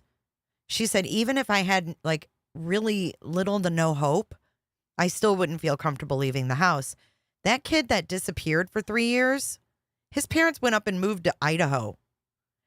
And his ass was homeless in Utah. So what really happened to that child? You know what I'm saying? What really happened to him for him to end up in Utah? I just feel like there's more to that story where that kid popped up. Maybe he was sent to some weird camp or got lured away with some weird cult and he, walked away from it. I don't know, but there's something else to that. That would be an extremely rare scenario for unless they were an older, high-functioning autistic person who had a lot of therapy and intervention to help them to function in life. I mean, there are people out there who we used to have the diagnosis Asperger's, and Asperger's is all autism now. Thank but you, Asperger's Kelly. was like the high-functioning autism where the person is verbal. I mean, they may go their whole lives and never even be diagnosed with it. So they can function okay. It's just a lot of difficulty with social cues and relationships and those kinds of things. Well, and it doesn't help that Sebastian was around SA his whole life. So that's not going to help with any inappropriate behavior if that's what's gone on in his life. And if hitting has been a thing in his life as well. I mean, if his examples suck, it doesn't matter if you're on the spectrum or not. You're still going to have bad behaviors if you don't have the example. Am I right? So with that being said, I do not, in my opinion, Sebastian is not a high-functioning autistic child to the point that he could have enough resources to go run away from home in the middle of the night with nothing, without a phone, without money, without shoes, without a coat, with nothing. And the only place he knows to go to is school and the ice cream shop. Right. That, to the point no one would have eventually seen him, that he would have been able to, take a bus or something? I mean, no, there's no way. There is no way. This child did not I'm just going to say it. In my opinion, so think Mhm. it's fact, but in my opinion, this child did not run away from home. Do you agree? Do you guys agree? They're just like, no. She's like, no. Your poll is very interesting. Was Katie truly emotional in the striped sweater interview? 57% of you said no. Wow, I'm actually shocked.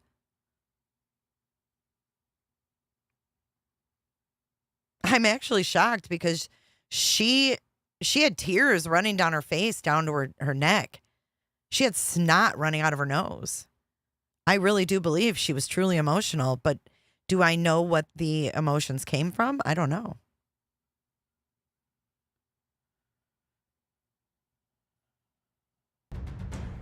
Thank you, Lisa, for your generous donation through J4J411.live. We're getting closer every time, guys. Thank you so much, Lisa, for your PayPal. Lisa's hitting me from all ends today. Thank you, Lisa. He didn't. He couldn't. Well, and we've talked a lot. You and I have talked about this a lot. And, I've stated it here earlier. From day one, I have believed that there was something awry on this. I've never believed he just walked away either. It didn't make sense to me as a former law enforcement officer that has investigated lots of missing kiddos. It just didn't make sense to me that a 15-year-old autistic boy would walk away like that. So, yeah, I don't know. I don't know what else to say about that. I don't know either. We're probably out of time anyway, but sorry about my rant. And her rant. I want more of her rants. Maggie B says, can anyone name a case where someone left without their phone, purse, etc., and came back?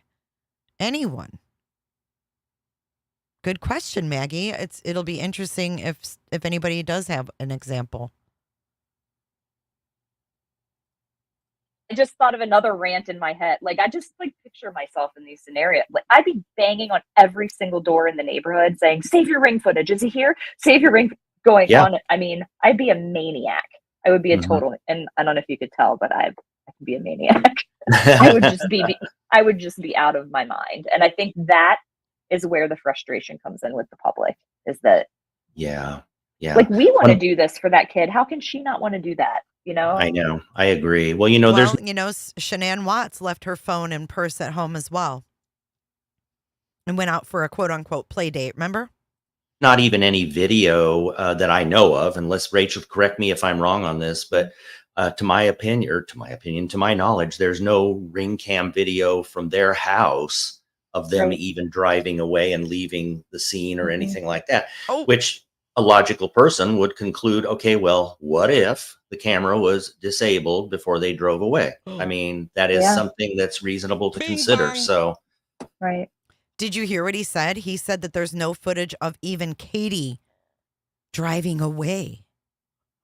Oh, thank you so much, Miss Robin, and happy Friday to you too, hon.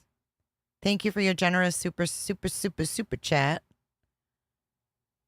For donuts.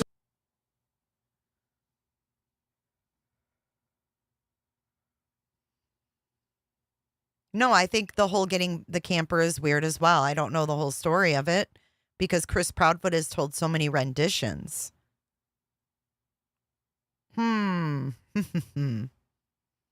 wonder if she didn't jam those cameras. And he's stuck on the Bowersocks, this Scott. He's talking about the grandparents a lot. Would conclude, okay, well, what if the camera was disabled before they drove away? That is something that's reasonable to consider. So, right. I don't know, guys. I hope it goes somewhere. This is just one case of so many that are out there right now. We've got the Madeline Soto case coming to trial here pretty soon. And, we still have Elijah View missing, I believe, in Virginia, if I'm not mistaken. I might be wrong on that. Sorry if I am. But there's just so many missing cases, people missing. And, it's really disheartening to see all of these either, killed children cases or missing children cases that are going on right now. It's always happened. It's always been out there. We all know that. But it does seem to me that it's happening more now than it ever used to. And, we can It go does. back to, well, is it being reported more or is it happening more? I think it's a little bit of both. I just do. And I don't have an Yeah. answer for why that is. And Jocelyn, you're right. Elijah View has Yeah. gotten virtually hardly any coverage. Yeah. And I don't know why that Rachel, is. we need to do I a feel show like on that. I think part of that is because There's because the arrests. parents have been, Right. the mom and the boyfriend have been arrested. And Mhm. I think that's part of it. And, Mm-hmm. I mean, that's unfortunate. Right, because the mom's arrested, they can talk to the mom, But here, there's no arrest. There's just, people doing their thing and doing all kinds of weird stuff and bringing weird people into it. We still don't know where he is. Right. So that's very unfortunate. And I don't know what efforts are being made to find him. But I think That's what they that's part said, of it, Annie. is that people feel like, okay, well, at least we have them off Yeah. the streets, right? But yeah, I mean, that's Yeah. just why Yeah, it really we is. can It's talk a little sad. more about him in the future too. I agree. Yeah. Yeah, and if you people in our viewing audience tonight have topics that you would like to hear discussed, Mhm. drop us a line at Forensic Yes. Intent, or get us on Twitter or our email at forensicintent at gmail.com. Drop Yes. us a line, because we would love to address some of those issues that you guys want to hear about. Yeah, we do. And we appreciate you guys so much. Like, we're little and we're new, and like Yep. every single person that shows up, we're like, hey, so we really appreciate it. And leave comments, share with your friends, like, subscribe, all that good stuff. We're not monetary right now. We're not Nah. we're not asking for any of that. We do 'Cause this they don't- because we love they're to not do there it. yet. So but we just love everybody being here. It's very cool. Yeah, we really do appreciate you guys. And like Rachel just said, spread the word, because we're here and we're not going to go anywhere. So Yeah. All right. Well, if you liked them, the link is in the description of this video. And it is called Forensic Intent. Forensic Intent.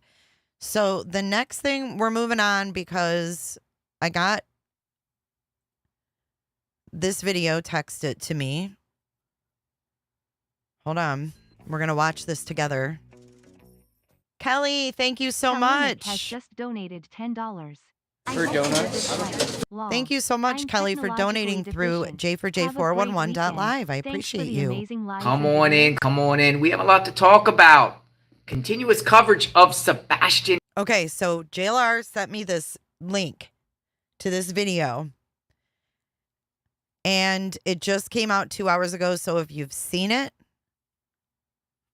I don't know if you've seen it already, but we are going to cover it right now. Okay. So everyone's talking about how the cease and desists are going out from Seth. And some are coming via email. Thank you, Ash Cash, for being here. Some are coming via email. Some are coming in the certified mail from the postal service, et cetera, et cetera. But we're going to go ahead and watch this now, okay? Let's speed it up just a tad and see if it's okay. A lot of creators are putting out that Seth Rogers is sending cease and desist letters out to individuals, trying to get them to not only stop talking about him, but also stop talking about this young man right here. Here's the link to this Shocked to video. the core. I also got a cease and desist by Seth Rogers' mom, Robin Rogers. She sent me a cease and desist in my email. And I'm going to share this correspondence I've had with Robin Rogers off and on since the beginning stages. She originally reached out to me. But we're talking about this case. Oh, damn. Damn. So she reached out. Yeah, we're not going to talk bad about JLR here. We're watching his content, so have some respect. That's all I ask. If you don't like him, you can exit the chat if you don't want to watch it, but this is what we're watching. So please respect whoever we're watching. So he's going to show his correspondence with Robin Rogers. This is what I just stopped at, is that she contacted him first. She contacted him first, and then now she's throwing a cease and desist. So he's going to show his correspondence with her, and then we can decide ourselves if we think it was harassment. It's right here. Let's just remind the viewers, because we do want to also make this about Sebastian. But there is a lot of drama going on. And apparently Seth, Team Seth, and I'm assuming Team Seth would be Seth Rogers, and the few remaining people around him, Tony Mathis, a spokesperson from Grove, Oklahoma, the Crane guy, Robin Rogers, and I don't even know who else. We have a big group. We still talk about the case, but I feel like the case has went cold. Not much to talk about the case. People are just analyzing and reviewing the three parents, Seth, Katie, and Chris.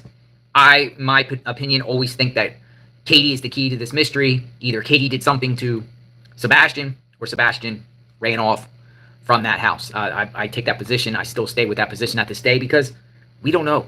We still don't know. Sebastian Wayne Drake Rogers vanished, reported missing by his mom, Katie Lynn Proudfoot, a.k.a. Katie Rogers, a.k.a. Katie Lynn Payne, and his stepfather, Christopher Andrew Proudfoot. They reported him missing February 26th during the early morning hours. They called the Sumner County Sheriff's Office together on a three-way call. That would be Chris and Katie. The report, Sebastian vanished. Good point, Around 6:20 a.m. They made that call. Good point. They made a three-way call. And they claim, and they've been telling a lot of people, that Sebastian walked out barefoot. We heard flashlight. We've heard Chris say he walked out the front door and then just vanished out of thin air. Disappeared from his porch. He still has not been found. The media has put out a report, just crossed over 100 days, and we still don't know. Is it or is it not a criminal investigation? I don't know. I don't know. Hey, Kels. The only people I trust at this point covering this case is law enforcement. That's the only ones. And I keep an eye on Nick Barris, because Nick Barris... I agree. I am 100% with this because everybody else lies. Nick Barris is not a shoddy reporter. Tony Mathis has been all over TikTok trying to discredit Nick Barris. Nick Barris has been around for many, many years. Many, many, many, many years. Has exclusive access to the sheriff, Craddock. And if Nick Barris puts something out, I listen. Other than that, I'm not listening to any of them anymore. Now, I got to know Seth, as some of you might or might not know.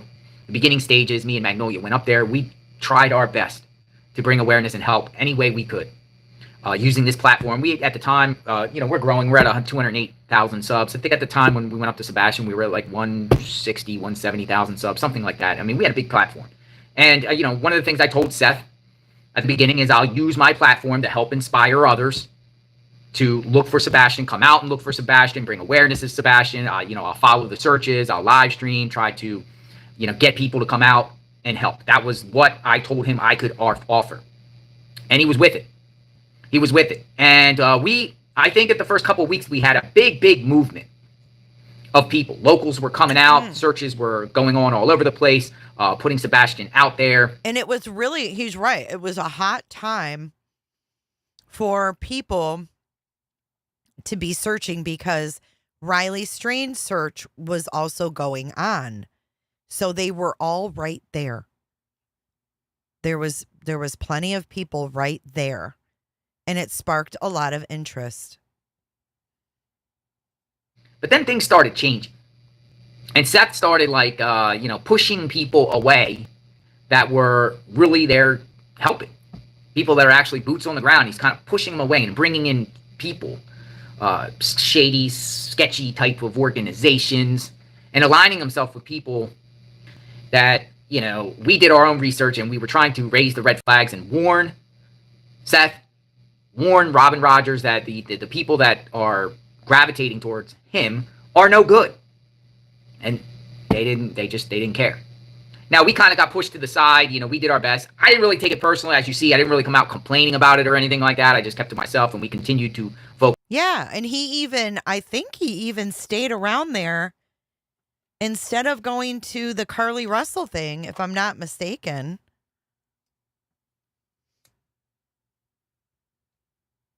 Thank you so much, titties. Look at those perkies. Thank you so much for your generous super chat.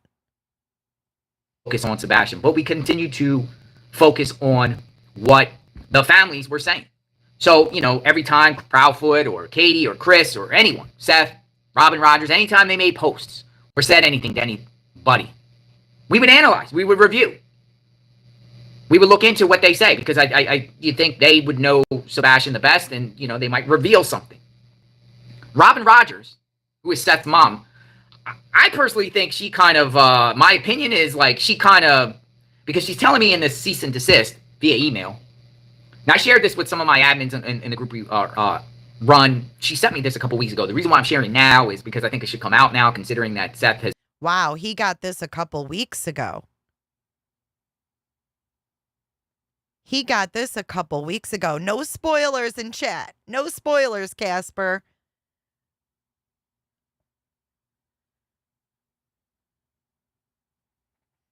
He got this a couple weeks ago, an email.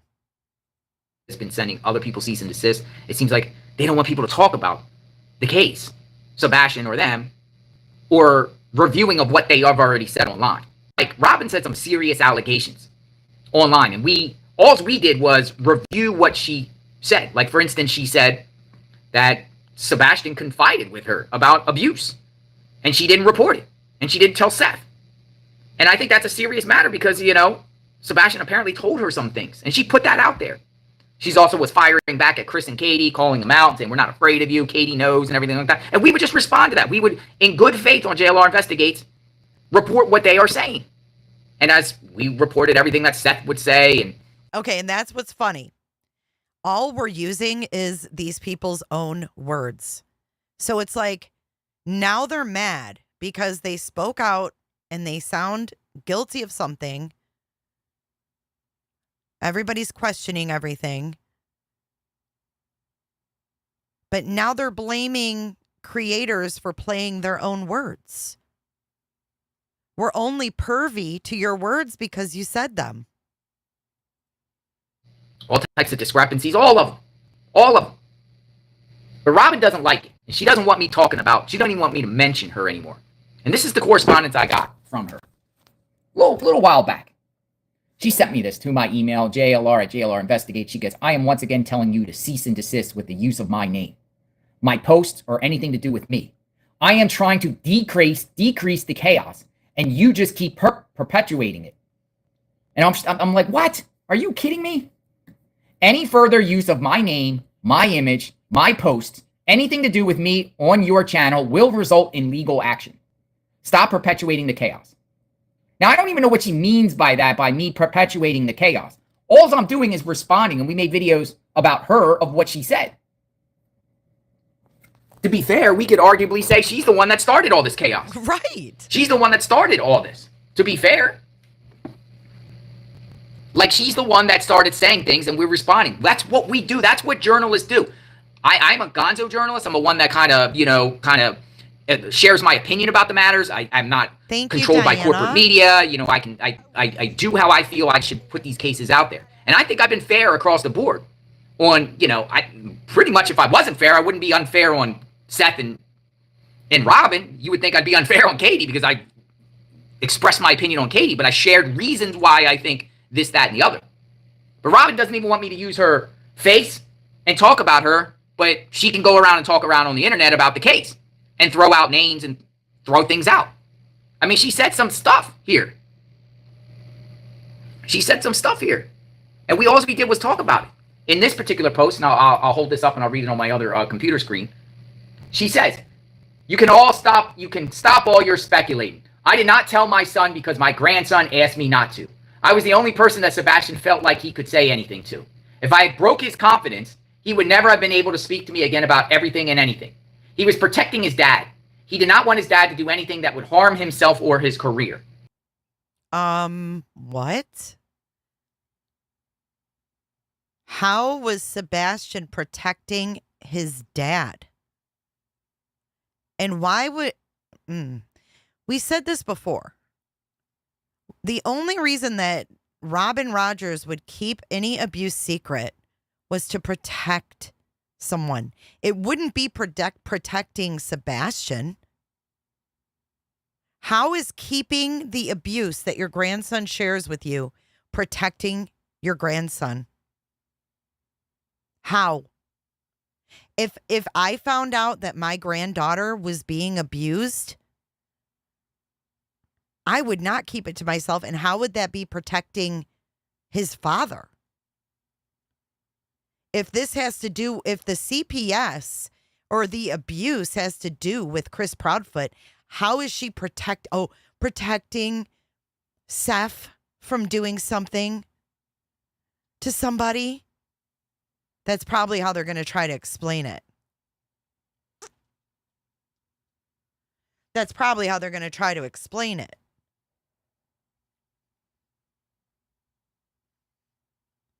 He was doing it to protect his dad. Let's listen to that again.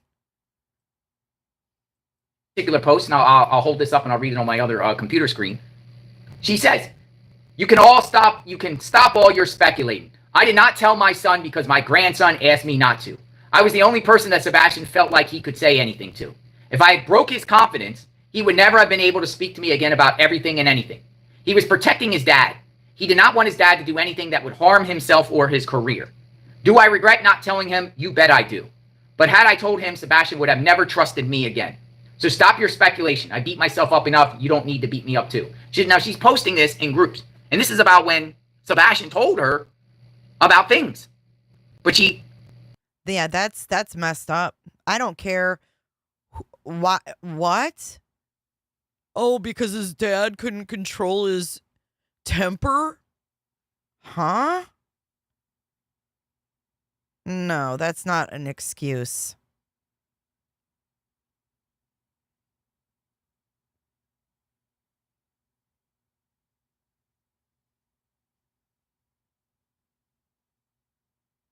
His career? So Sebastian was worried about Seth's career? We're supposed to believe that? I don't believe that. Sorry. Kept it a secret. And all we did was analyze, saying, it's quite possible she broke the law because she was a retired healthcare worker. And she's a mandatory reporter. Her job requires her to report. But she doesn't like it when we say these things. Here's another thing she did. She would be like, shame on Chris Proudfoot. Like, if we are perpetuating chaos, what about these type of posts? Shame on Chris Proudfoot and shame on Cluminati, who reportedly speaks it with him daily. How dare you make a mockery of my grandson's disappearance? And Katie, you know exactly what happened to Sebastian. Your smart-mouthed husband said so early on in the investigation. The longer this goes on, the worse the outcome for you. We will find him. And things like this. It's just one of many examples. I just pulled this one because I was trying to look for her old posts. She made a lot of them. She's in the groups. Now she doesn't want me, and I'm sure if you guys say anything, you might get one too. Now this is not what Seth has been apparently sending to other creators. I heard that people are saying that Tony Mathis is saying that they're going to fire off a bunch of cease and desist through a lawyer. Now that wasn't a lawyer which sent to me with a cease and desist. That was just her. Well, what's up with the cease and desist? Why are people getting cease and desist just for talking about Seth? Or the way I'm reading about the cease and desist, because Cluminati talked about the cease and desist last night that she received. It's not even just about Seth. They don't even want anyone to talk about Sebastian. Don't say Sebastian's name in any way. Who does that? Who in the world does that, where you can't even talk about the person that's missing? It's weird stuff. I don't know if we're living in the Twilight Zone or what. Again, I still don't think Seth Rogers did something with Sebastian. I don't think Seth Rogers kidnapped Sebastian. I don't think Seth Rogers NURDERD Sebastian. I know that another creator who I think is doing pretty good on this case, Dolly. Dolly's very passionate. I've never heard anyone say, oh, I'm going to keep it a secret because if my son found out, he might lose his job because he'll go off on someone. That doesn't even make sense. And he's how he is, and he comes up with theories, and he's been out there, and he put out a video yesterday, and it did make me go a little bit about, Seth working in the Department of Corrections, or the Corrections. He's sheriff, Davidson County Sheriff. Unclear if he's still a sheriff, correctional officer. Unclear if he still works for the sheriff's office there as a correctional officer. There's some conflicting things that I heard, that he was actually fired. Also heard he could have left. He didn't want to go back. Also heard that he was possibly suspended. I don't know. He never answers the question. No one asks him the question. But Dolly put out that, Seth's around inmates all day and bribery and everything like that. And inmates and COs get close and chummy. And then maybe Seth did, had somebody kidnap Sebastian in the middle of the night. Now, it did make me go, a little bit. But the only reason why I don't believe that theory is Katie. I think Katie's the X factor in this all. Katie's behaviors. Now, Katie's behavior since this whole thing went down shows to me what a mother, totally opposite of what a mother would do when their child goes missing. Katie is just totally radio silent. She's very selective in her words and not searching, not out there in the spotlight, nothing. Silent, radio silent from Katie. That kind of eliminates my theory on what Dolly said. I get it. If Katie was out there every day beating the drum and saying, where's my son, and crying and pleading every day on the news and stuff like that, I would maybe possibly think differently and entertain that theory that Dolly put out there. I just want to say, this mandatory reporter stuff, that is for nurses and patients. Okay? Nurses and patients.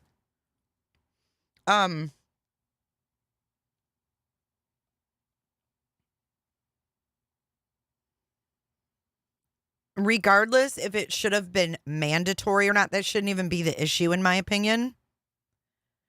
The issue should be what's right and what's wrong and protecting children.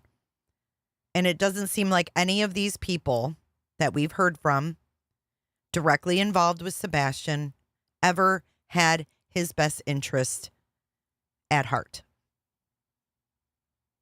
Teachers and students. Just because you're a teacher doesn't mean you have to report something if you're at Disney World and you see someone spank their kid. You're not. No, it's between patients and nurses. It's between students and teachers. It's when you're on the job. But it shouldn't even matter. It shouldn't even matter. Maui, we get it. We get it. You don't like it.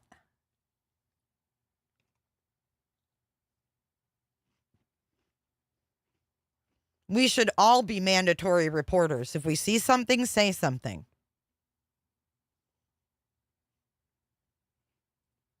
But it's not far-fetched, and it's definitely not defamation to speculate about a public interest case when Seth said out of his own mouth that nobody's been cleared. So that leaves us to speculate.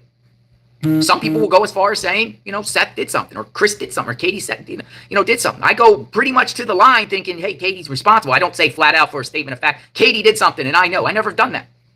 But I do, and I will continue to say this. I think Katie's got her hands all in this. For sure. I do. But going back to Cluminati, she explains about this cease and desist. It's just like a 2-minute clip, but she gets one. Now, whether you agree with Cluminati or not, she's taken the position. She has the profits come on. That's what she does. She feels her certain way, just like I feel my way. You might feel your way. Everybody feels their own way. Different content creators and different people that are bringing awareness to Sebastian pick sides, or some try to be right in the middle and be objective. I'm more of a leaning towards Katie Proudfoot, but I'm definitely in the position of feeling that all three are responsible for what led up to Sebastian vanishing, knowing that what we've uncovered and what we listened to and the CPS is being called on both parties, all of them. Seth even admitted out of his own mouth that CPS was called on him. He's filed stuff in the divorce, shocking things in these divorce documents. Chris admitted with the belt. I mean, we're analyzing what they've all said out of their mouth. But Cluminati takes the position. I don't know if she likes Seth. I don't know if she just likes the profits, but that's what she does. And apparently Seth doesn't like it. Now, I can understand maybe Seth sending her a cease and desist to say, stop talking about him. And now, I never really heard Cluminati ever say, and I don't watch her. But the people play clips all the time with different people, certain clips of very stuff that people say throughout their lives and broadcasts. And I don't believe I heard her ever say, hey, Seth did it, as a statement of fact. I mean, people are entitled to their opinions on cases, these type of cases. Unfortunately, these high-profile cases, you got people that have a lot of opinions. It's First Amendment. I mean, I get it if someone actually pointed the finger, like with the Moscow, Idaho case. Remember the TikTok girl that this professor that sued the TikTok girl, because the professor was flat out saying as a statement of fact, she did it with Jack DeCour, you know, and she took legal action because she was like saying it as a fact and kept going and going and going as a fact. Then you might have some sort of remedy to tell the person to knock it off, cut it out, stop saying that I did something I didn't do. But Seth, Chris, and Katie it's already out there about the case. So you can talk about it and you can have about your opinions. It's not an actionable claim. So I don't know who drafted Seth a cease and desist letter to send out to people to scare them to stop talking. It's not going to fly. And that attorney should be very, very careful, because if they in a cease and desist, that doesn't necessarily mean they're going to sue. But it is a step you need to do before you sue, or let the party know to give themselves a way to correct it. That's the process. Right. It's like a warning letter. And like, she sent it to him without a lawyer. You don't have to have a lawyer send a cease and desist. You can send anyone a cease and desist and ask them to stop talking about you. But it's still the first step. You're still going to need a lawyer to follow through if they don't cease and desist, whatever their behavior is. You still need a lawyer to back that up. Doesn't mean somebody's going to do it. I've sent cease and desist things out where people said some very egregious things and accused me of criminal acts, and there's other creators out there and some YouTubers, smaller channels, that have said things about me, and I attempted to take legal action because they accusing you of things and stuff, and sometimes you take legal action, sometimes you don't. Sometimes they knock it off. Sometimes they do cease and desist and stop. But just talking about Seth and putting him on memes and talking about him, considering that Seth has already put himself out there and already said some things. I mean, he's gone off on other searchers online. He pretty much told everyone to F off online, or on camera. He said things. I mean, people are just have their opinions about Seth. I don't think it's a suable thing. And the lawyer who's drafting him this, I don't know if he just paid, like a lawyer does it free, or he paid a lawyer $50 to file a cease and desist letters. I don't know if someone's helping him and the lawyer's just signing off on it. Sometimes other people draft it and the lawyer will just co-sign their name on it, because with the lawyer's name, it makes it have that extra umph. I don't know. But right, what would they I can't see Seth suing anyone at this point successfully, and they should be very careful, because whoever drafts that lawsuit could be in some, if the party whoever gets sued gets a lawyer, and they can fire back and seek all attorney fees once the case is dismissed, and it's probably 100% likely to get dismissed at this point. So I don't see why anyone would even want to entertain that. Robin, with me sending me that cease and desist, I just think she's just blowing smoke, because if she was really serious, she would have got a lawyer. Well, I didn't do anything that would be suable that you could win. Anyone could sue anyone for anything, by the way. You could sue anybody for anything. But you remember, also, too, you could countersue, too. Sue for what, you could though, countersue. Maui? If someone sues you, you countersue them right back. What are they suing for? Let's talk about what Cluminati said that she got, because it's shocking here. Regardless of how you feel about Cluminati, it's shocking here that she would get something and be told not to talk about Sebastian. A case where the public or the authorities want you to talk about Sebastian to bring awareness. Seth has no right to tell someone else not to talk about Sebastian when he's still missing. Please let this letter serve as a formal notice to cease and... Okay, well, listen.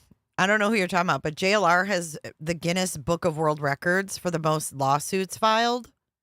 So he definitely made the best of his time in the federal prison by studying law and lawsuits and all of the formalities.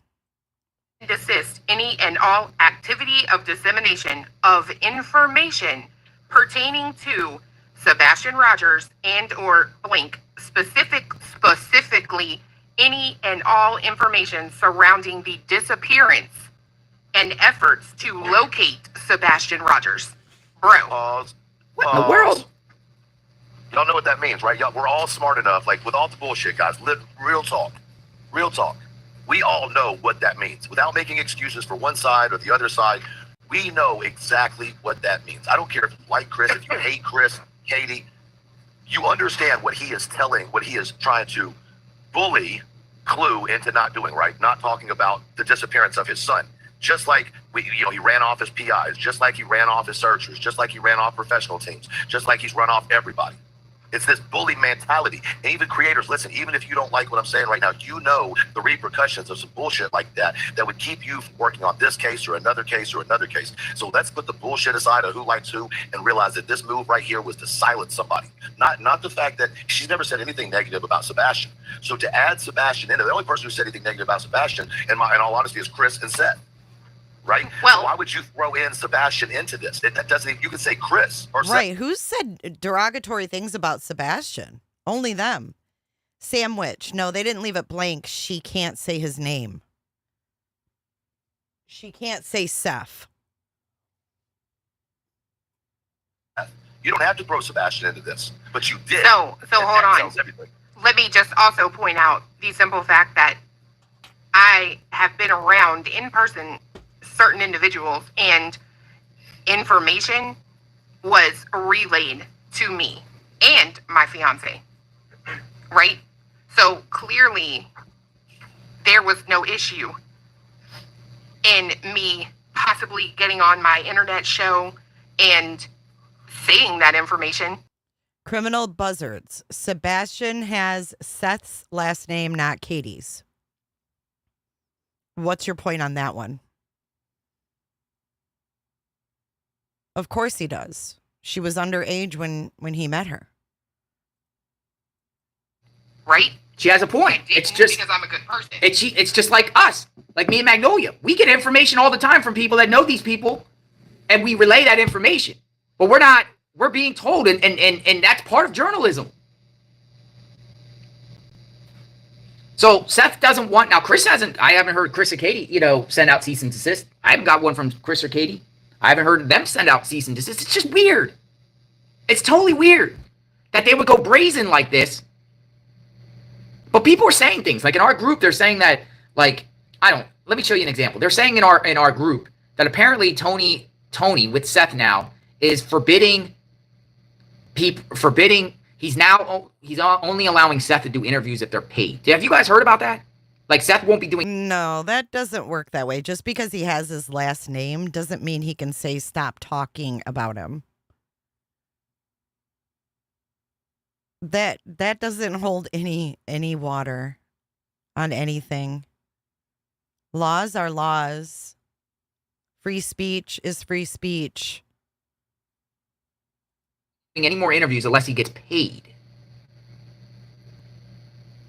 And it makes me wonder, and I'm looking for that actual, it just makes me wonder, is profit their motivation here?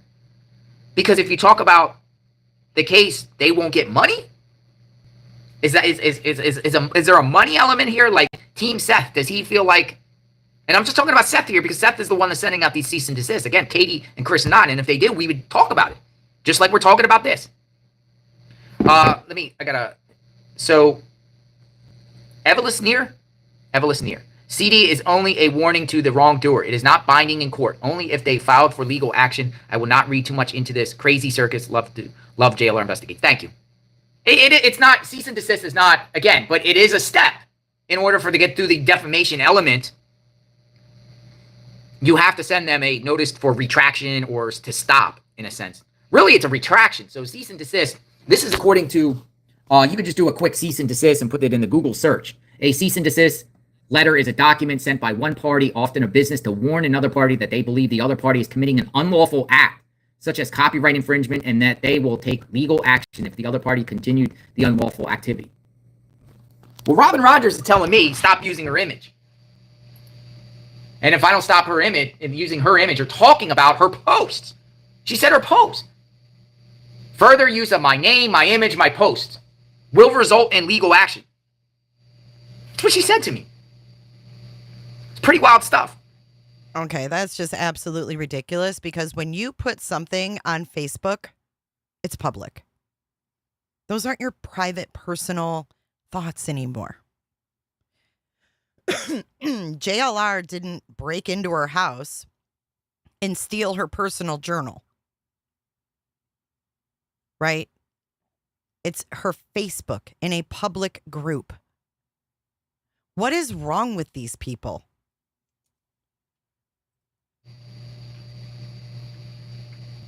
We got good people in our chat. I like this comment right here. I'm going to read this comment. I'm going to hold this up right here and read this to you because people are talking about this is the buzz. And it sucks that this has to be the buzz and to talk about cease and desist instead of Sebastian. But again, it shows the people Sebastian was surrounded by. And like I said, no wonder Sebastian either ran away or something harm was done to him by somebody. Because look at the people he's surrounded by. For someone who brags about taking an oath to the Constitution or whatever, Seth sure does seem confused on how free speech applies to matters of public concern. It's so disgusting that he's spending people's hard-earned money that they donated so he could search on ridiculous things like sending unenforceable cease and desist letters to YouTubers because they hurt his feelings. Just like Seth's mom threatened JLR with legal action for mentioning her name. Be so for real, Robin. These wackos all need to grow up and stop threatening the very people that are helping their grandson get exposure. Right? I agree with that statement. And I cherry-picked these statements because it's just, here's another one. Here's another one right here. This one's interesting. So, watch T-Rev. Apparently, Tony said on TikTok that Seth won't be talking to anyone unless he's paid for it up front. Tony said any tips they got would not be sent to LE. Seth is sending people cease and desist letters telling them not to talk about Sebastian or him. In my opinion, this is what this individual says, Tara Tucker. In my opinion, this is a scam. Seth appears to just want money now and doesn't want Sebastian found. Doesn't LE still have Seth and Sebastian's video game equipment? I will not be contributing any more money ever again to Seth. I believe this is all a hoax and they all know where Sebastian is. Seth thinks he's a pop star now and using Sebastian to do it. Sickening. This is solely my opinion, only, and I have First Amendment right to say so. I hope LE is watching them all closely. Yeah, that's what we're saying on JLR Investigates too. Everything is opinion and protected by the First Amendment. But this is how people are feeling. Things have significantly changed, and it's like, who is Seth aligning himself with to do these irrational things and taking out the people that have been putting awareness to Sebastian? It really, some people are saying in the chat, T-Rev got one, or T-Rev's girlfriend got one.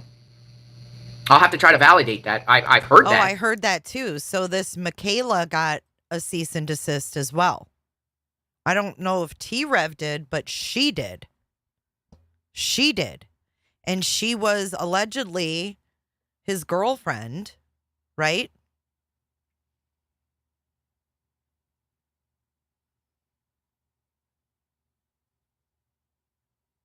I just think there's a lot of yuck in this whole case. And everyone's trying to cover their own ass. And it appears to be a hoax. I think when you have people that are all rushing to cover for themselves, this is what you see, a whole shit show. So it's not just... In my opinion, Cricket said that T-Rev did get one. I don't know if he did or not. CJ got one from who? Who did CJ get one from?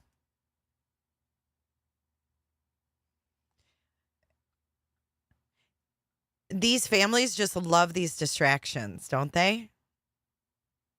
So far this week, I've been told that Bullhorn Betty is going to expose me with something that could ruin my marriage today.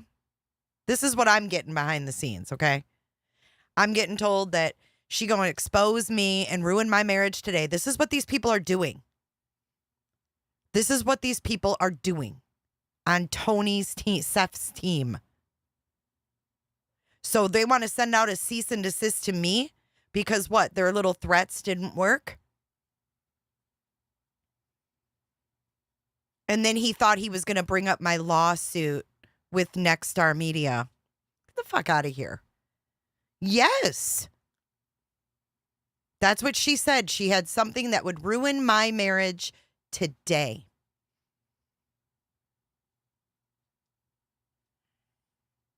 And I was just like, bring it on. She has nothing. I have no criminal past. I have nothing they can dig up, and they've tried. And in my opinion, the people that have ran away, they've obviously dug something up on their past. And, no one wants their shit put out there. Everybody has a past. And, people change their fucking life. But they're digging into people's past, and I don't know exactly what they found, but there's people that have walked away. There's people that are privating their videos because they don't want their shit out there. And who can blame them? Who can blame them? Even if you do have a past, no one has the right to pull that up and put it in your face because they don't like your opinion on something. But yeah, that's what she said. So I implore her to spew her bullshit and get it out of the way. Because we, meaning my husband and I, are waiting for it. Yes. Yeah, I try to, Daisy, and it's just like, it's ridiculous. So I got this coming at me. Oh, hey, she's going to do this, and they're talking about your lawsuit, and it's just like, okay. I think she's behind these cease and desists going out on behalf of Seth.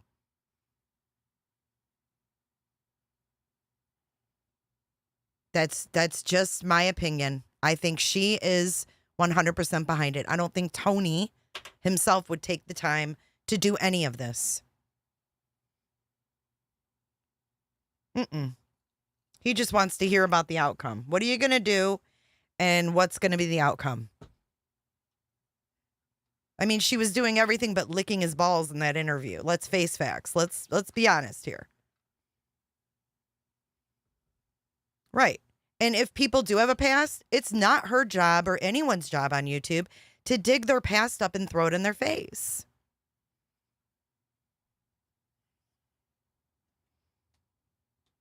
It's crazy.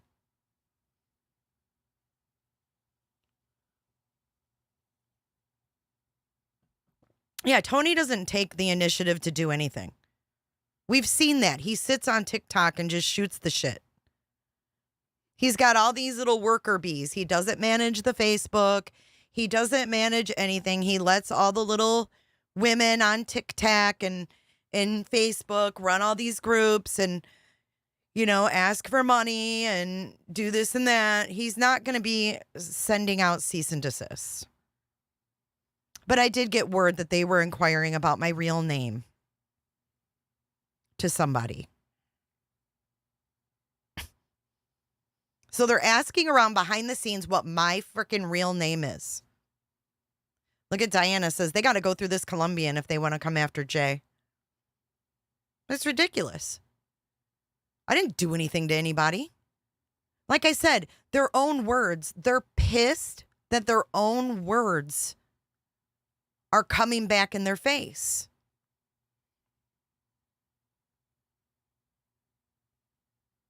Yeah, we need to worry about yourself. Where is she? Where's my little favorite baby girl from? Where is she? It's sick. Where'd she? Oh, it didn't work. What happened to her? I gotta, oh, it's not there. Diarrhea of the mouth. I know, titties. It won't end well. It won't be pretty. But I just wanted to share that because I just think it's fucking ridiculous. Your name's out there, Seth, because you put yourself out there. You told everybody to fuck off and all this other crazy shit. But now he wants to take it out on everybody else. Inquire about my real name and shit.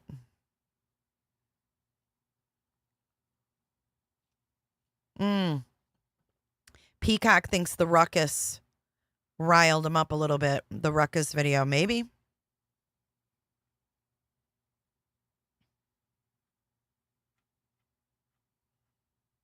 All right, let's keep listening.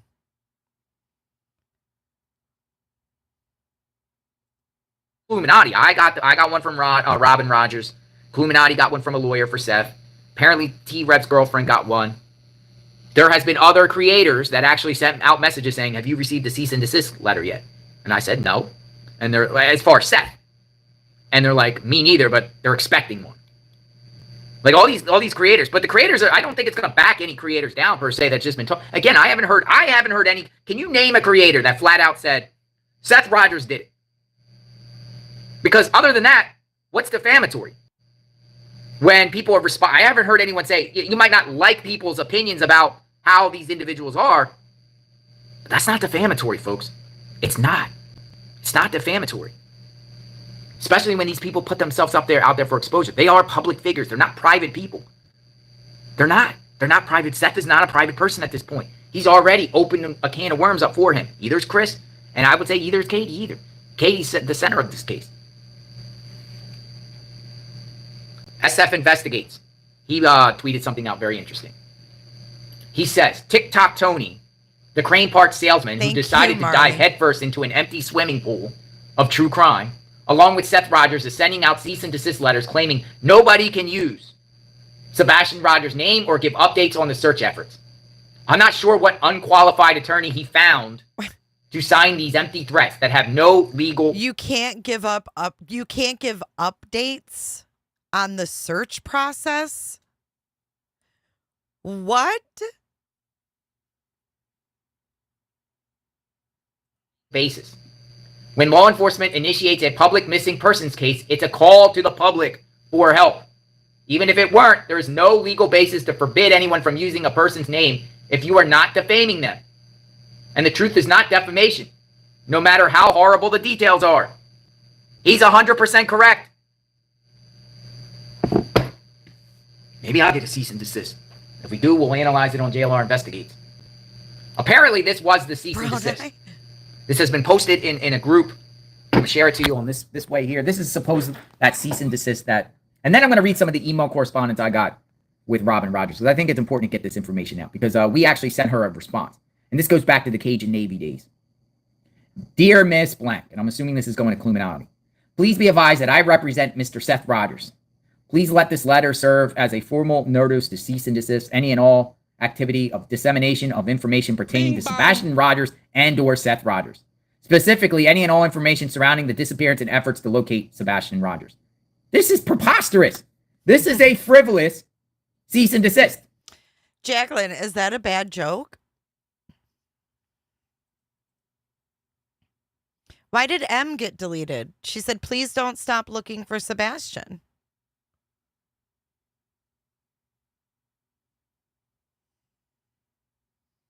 Positive thinker Helen, did Terry Lynn get a letter? No. And she won't.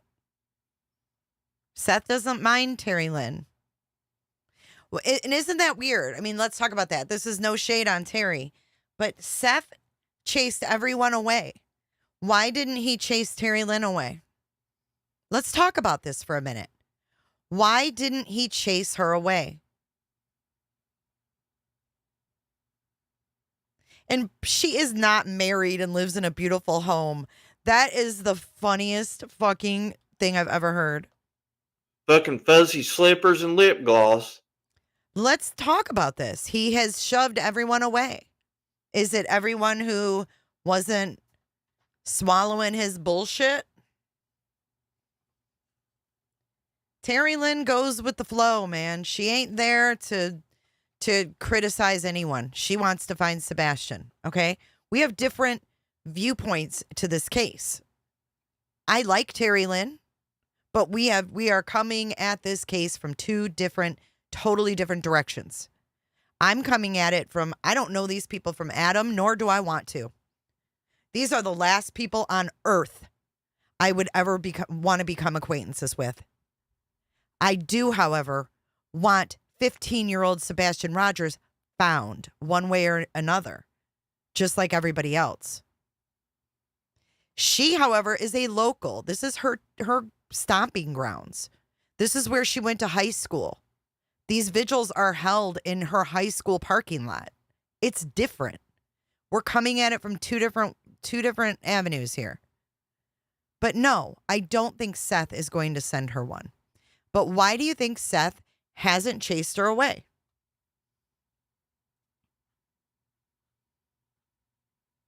Why do you think she hasn't chased her away?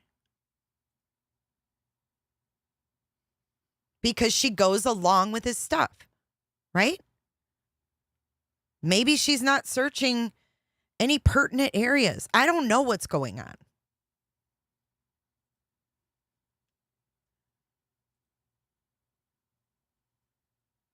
She didn't do anything to Seth. Don't start rumors now. I said they're cool. No, she didn't get one.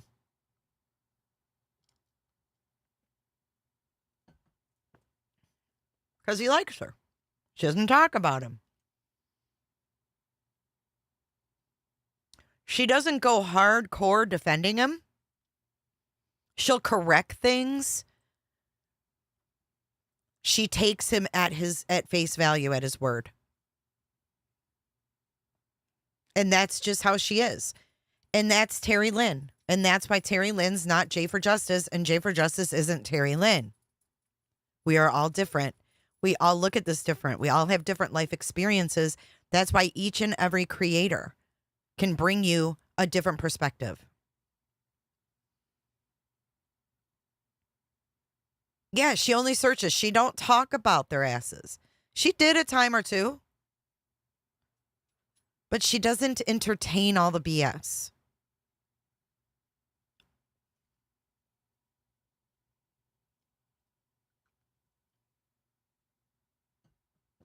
And I want to address, why was Bella deleted? Bella didn't say anything wrong.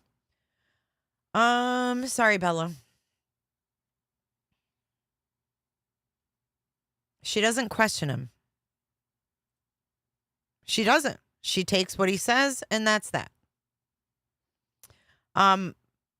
Cricket, this is what I wanted to address. She talked about Jules last night. So, in all fairness here, I talked to Jules. I talked to Terry Lynn. I myself have been asking, have you and Terry Lynn met up? Have you and Jules met up? I've been asking because it's been a month.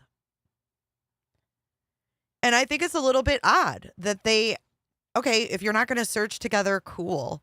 But this boy brought y'all together and you're in the same vicinity.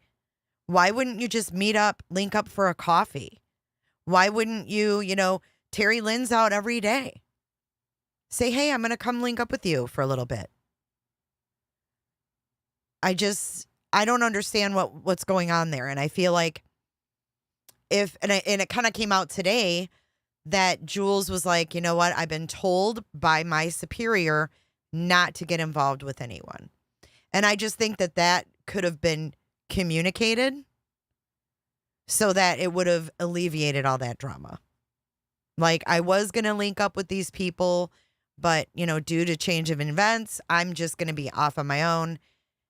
I just feel like, Terry Lynn felt dragged on a little bit, and she was, in the dark, like, what's going on here? Why do I keep hearing we're going to meet?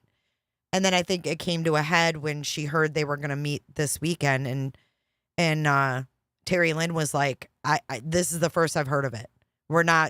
We don't have any plans to meet this weekend. So that's what I took from it. That's what I took from it. And it seems like maybe it was just a misunderstanding.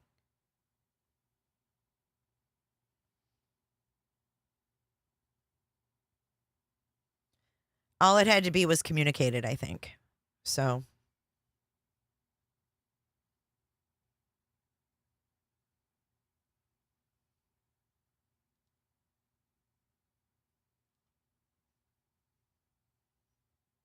Oh, Sammy. That's not good. Well, and I agree with you, Cricket, 100%. She's smart. She's got the credentials. She's got the dogs.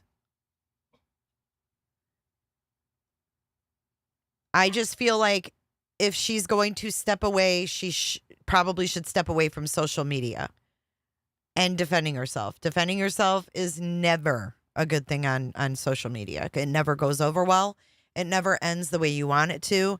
Your message always gets construed. But from what I heard, Terry Lynn is doing a members only to tell her side of things. So we'll see what happens from here. I just think, you're in a lot of chats. I mean, Jules knows creators I've never even heard of. So I feel like it really is a waste of time doing that stuff. And just, it needs to be shut out. Needs to be shut out. So they're gonna, I think it was a miscommunication, in my opinion. They need to work that out themselves. We're gonna finish this video.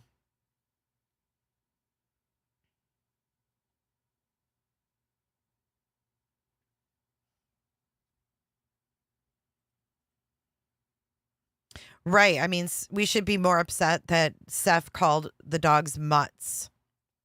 You can't tell somebody to stop talking about Sebastian. And why would Seth even agree on this? Who is in Seth's head?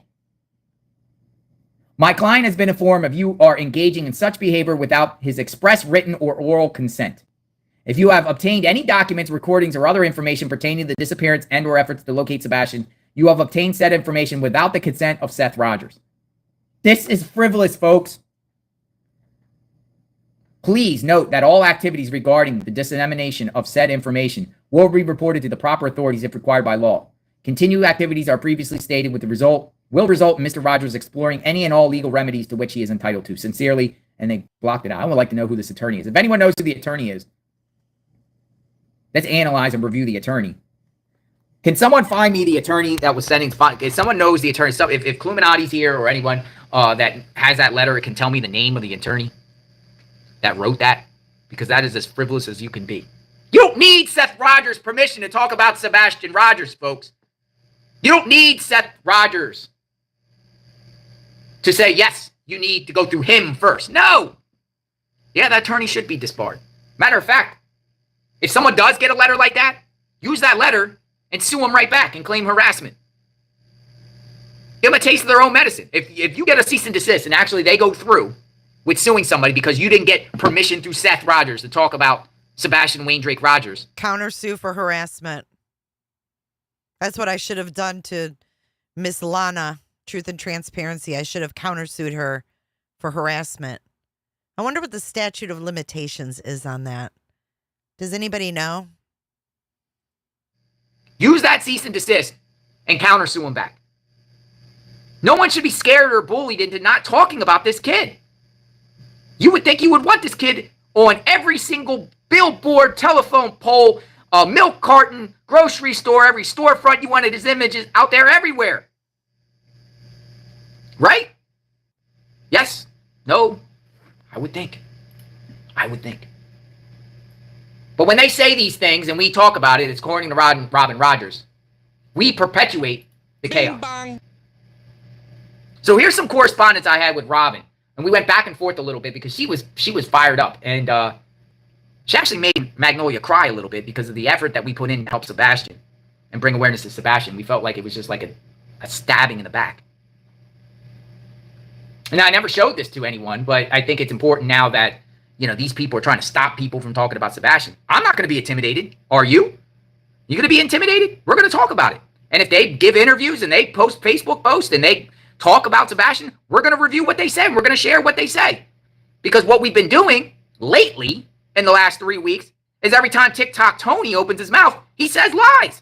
And we've called him in lies and we called it out. He said some blatant stuff that the authorities responded back by saying it was garbage, complete garbage. From the fake Amber Alerts to the sighting of Sebastian on the 26th to Sebastian writing to Katie's mom on the 25th.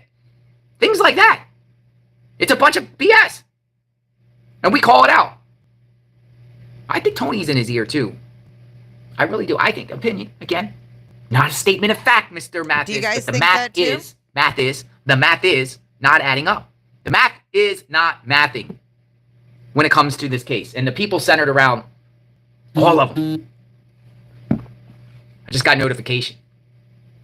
The attorney's name is Tara Carter from Nashville. All right, let's look up Tara Carter real quick. Attorney Tara Carter is the one. I just got notification. Thank you for that. Tara Carter. Look.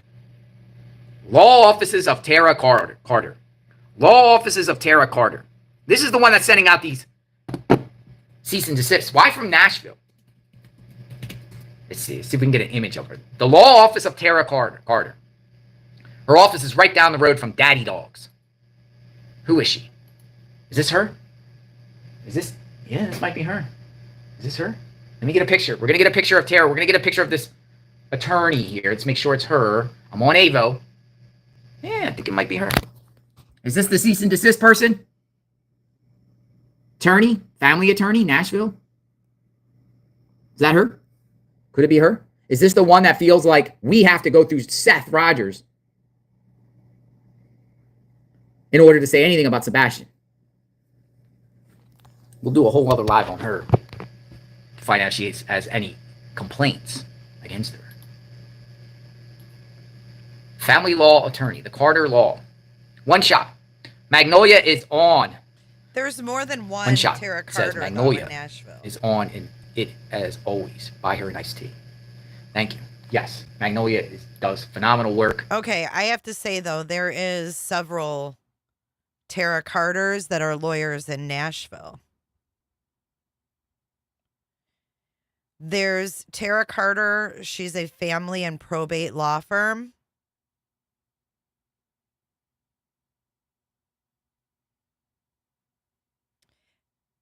And then there's another one.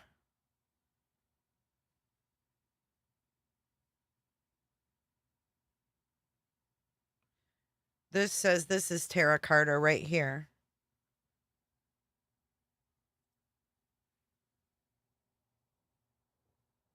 Can you guys, can you see that?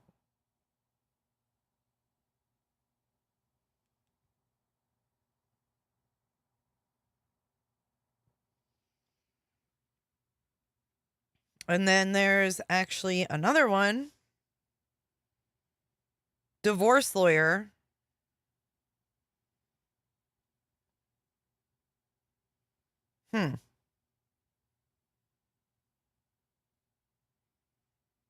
This one says Tara Carter and Associates. Is that what he called it?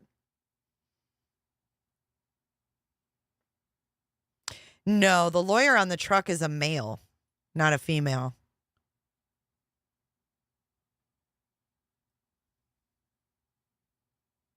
Attorney Tara Carter is the one. I just got notification. Thank you for that. Tara Carter. Look. Law offices of Tara Carter. Law offices of Tara Carter. This is the one that's sending out these cease and desist. Why from Nashville? Let's see if we can get an image of her. The law office of Tara Carter. Her office is right down the road from Daddy Dogs. Who is she? Is this her? Is this? Yeah, this might be her. Is this her? Let me get a picture. We're going to get a picture of Tara. We're going to get a picture of this attorney here. Let's make sure it's her. I'm on AVO. Yeah, I think it might be her. Is this the cease and desist person? Attorney? Family attorney? Nashville? Is that her? Could it be her? Is this the one that feels like we have to go through Seth Rogers in order to say anything about Sebastian? We'll do a whole other live on her to find out if she has any complaints against her. Family law attorney, the Carter Law. One shot. Magnolia is on. One shot says Magnolia is on in it as always. Buy her an iced tea. Buy her an iced tea. Magnolia does phenomenal work. So how did he get involved with Tara Carter? How did Seth Rogers, and we're investigating this as we go. The law offices of Tara Carter, trusted Nashville family and probate law attorney. Knowledgeable legal representation with over 10 years of experience. That's the one What in the world is found this? right there. Yep. Separating from a spouse is stressful. Wait a second. She's just a family law attorney. She's not a defamation attorney. She does divorces, contested divorces, child custody conflicts, child support conflicts. I This wonder if person this isn't is the a wrong attorney. So why is Seth Rogers sending a divorce lawyer, a child support lawyer, and a probate lawyer.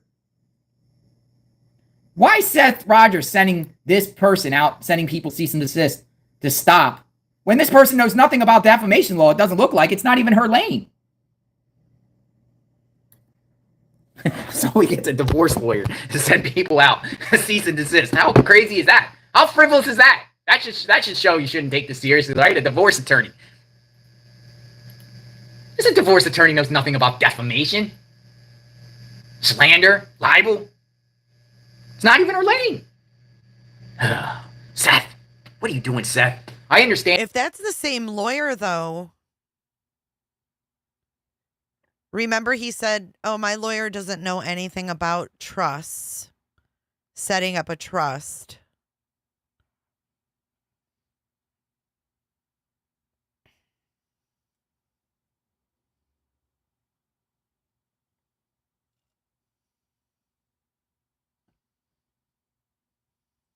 And your son is missing, but you have made the most irrational decisions humanly possible since this tragedy has happened. Mm-hmm. Every week it's something new with Seth Rogers. It literally is. I don't know what's going to be next. Oh, by the way, he was asking T-Rev for a gun. Which is a crime. So Robin Rogers, she sent me way back. Which is a crime. On the tip line. She responded. I edited out. I'm not going to show her email. Questions and comments. We have a tip line. She goes, I am Sebastian's grandmother. You can contact me. So she first initiates contact in March 19th. So this is, February 26th. We'll talk about 3 weeks into it. We were very nice to her. We responded. Very nice. I'll show you the response. This is the response.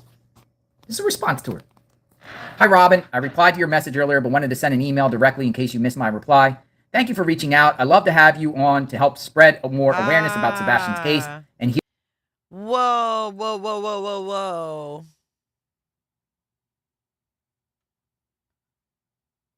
Where did that comment go?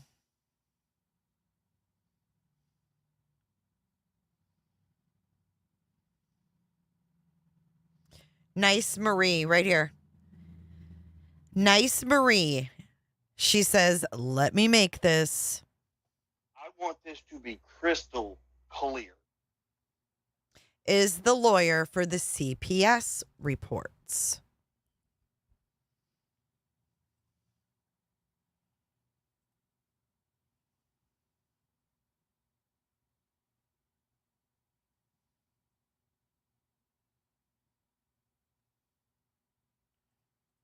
Hear your insight about the investigation so far. I've been surprised to hear that there are still locals who do not know about Sebastian's case. Thank you, JLR. So that was my response to her. Hey, come on, JLR Investigates, or share some insight that we can help. And that's what you do, right? That's what you're supposed to do. And that's exactly what I did with Tony. When Tony emailed me, he's like, please call me so we can have a private discussion. I was like, no. How about you come on the panel for complete transparency? Same thing. That's what people who want to get information do. You schedule like an interview or a Q&A or a discussion that doesn't involve, how many followers you have to get in a box to do it. And it doesn't have screaming babies in the background. No offense. I love babies, but when I want to hear an update or we're talking about a missing child, there shouldn't be babies screaming in the background. Dada! Dada! I mean, it's utterly ridiculous to even think that anyone would take any of that seriously at this point. How can we help? How can we help you bring awareness? So she responds. She says, Robin Rogers responds, I'm sorry I missed you. I've been following you on YouTube. I appreciate that you're keeping it real. I only go on channels with my son's approval and if he has already spoken out with them. I think you need to look into Katie's background. She made a lot of false accusations against my son that ended up being invalid. I was Sebastian's confidant. He spoke to me at least twice a month and sometimes more. What? I am so sick of hearing. Oh my God. Christopher Proudfoot's voice. That's voice. If he wasn't there, why is he commenting? He is demanding, belligerent, narcissist, materialistic, and a bully. I don't think he lets her talk because I think he's afraid she'll say something that she shouldn't. If you let me know what time your post is going to be in the morning, I will try to be in the room.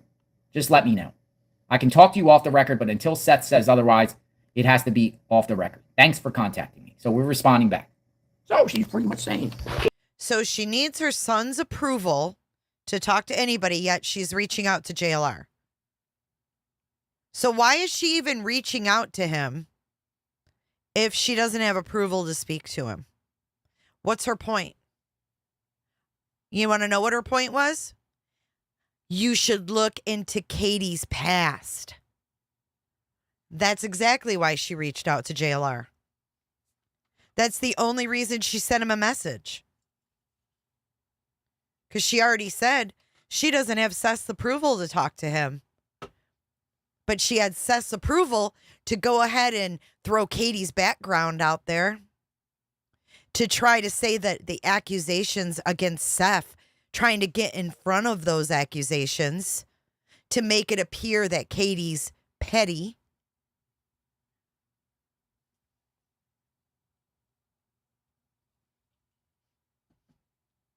Maui, I see you've been warned. Please just time that person out. Enough. And Core, enough. This isn't a drama channel. We discuss things here. You got something you want to say to Terry Lynn? Take it over to her channel. Enough. Katie, right? She's pretty much saying Katie. So let's go on. She says all that. She says all that. And then 8 days later, we get this. 8 days later, we get this. And no other contact. 8 days later, March 27th. This is Sebastian's grandmother. Please stop. You have lost sight of what we are trying to do. So when he didn't follow their narrative, I want to stay on task here. We're talking about Grandma and Seth. So Robin Rogers reaches out to JLR. Hey, you need to look into Katie's past. You guys just missed a huge thing that was uncovered. Because you're too busy fucking arguing in the chat. Stop. Enough.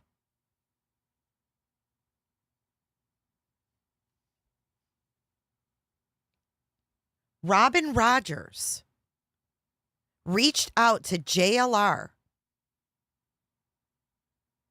just to throw Katie's past out there.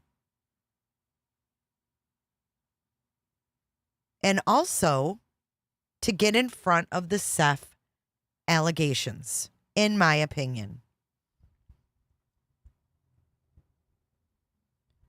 At this point, I don't want to hear about the dogs. I don't want to hear about any of that right now because we're not talking about that. I would be happy to have Terry Lynn and Jules up here and talk this shit out because there's a lot of confusion.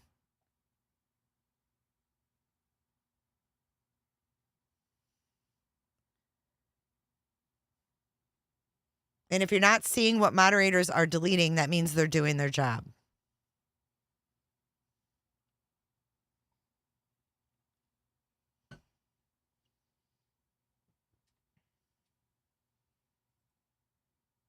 So now she's firing back. She's reached out. She wanted him to dig into Katie. And when the bait wasn't taken and he started to go off his own vibes, because JLR met Seth Rogers in person. So he's going off his own personal experience. You can't sue someone for that. So here is Robin. Now she's turned. And now she's going to change her tune. We are trying to find Sebastian. It's not about the Proud Forts or what they make or what they have or where they're at. Your actions are now impeding the search. Lay off of the United Cajun Navy. We have vetted them. Your statements about them is pure nonsense and lies. Because of your statements, accusations, volunteers have dropped from hundreds to 5 2 days ago. The focus must be on Sebastian and finding him. So either get on board with us and encourage volunteers to work with the United Cajun Navy or get away from the search for my grandson. They're like, what? That's crazy. She's literally telling me I got to get on board with the United Cajun Navy or stop searching for her grandson. This was our response to that. This was our response to that. Hello, Robin. Our only hope is for Sebastian to be found. We are investigative journalists, and our obligation is to one thing and one thing only, the truth.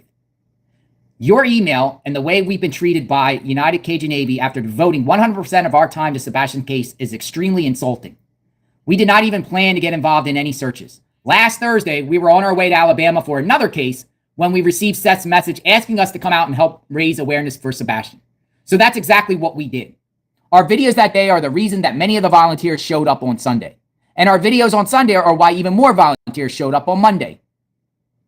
UCN did not even show up that day after promising they would.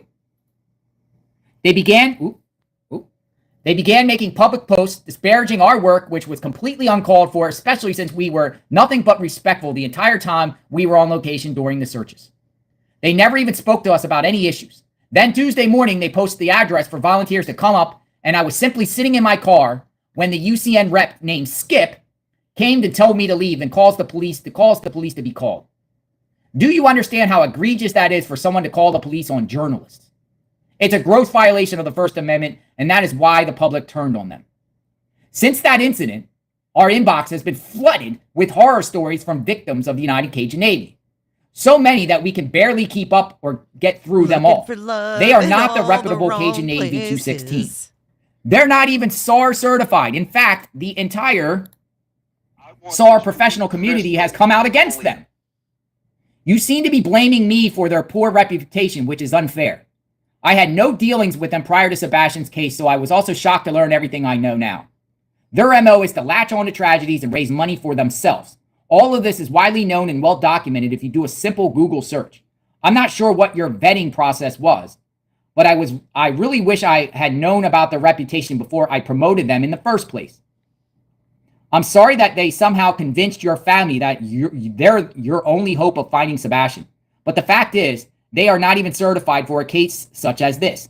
Law enforcement is working with EquiSearch for weeks. They are the ones who will ultimately solve this. He's right. We are serious journalists, and we cover cases as we see fit. We will not be silenced from exposing wrongdoing, and we will not be told what we can and cannot talk about. My best advice to you and your family is to be very careful moving forward, because the last thing I want to see happen is for your family to become yet another victim of the United Cajun Navy. They are the most unprofessional organization I've ever come across. Lastly, for the first time ever, we promoted your family's Cash App on our channel, and we even posted it as a pinned comment when we had thousands of people in our live chat. I know for a fact a lot of money has been raised for your family, and it was my honor to help. You deserve all the support you can get. To receive this email from you is very disheartening, and after everything we've done to help your family find Sebastian, that is all we want. Good luck, and God bless you and your family. I want to bring up something since he brought up EquiSearch. Okay, EquiSearch was there. Yes, EquiSearch is great. EquiSearch is legit. I want this to be crystal clear. When Seth was asked if he had spoken to EquiSearch, he said, "Yeah, I talked to Tim and he helps when he can." Does Seth even know how EquiSearch works? They're not an organization that, quote, helps when they can. EquiSearch, their searches take so many resources, people, equipment, travel, etc., etc. I talked to Tim. He helps when he can. The thing is, Tim is not over Midwest EquiSearch. That would be Dave Rader, who has been on Duty Ron's channel many, many times, and Twyla. And they've said they will come back.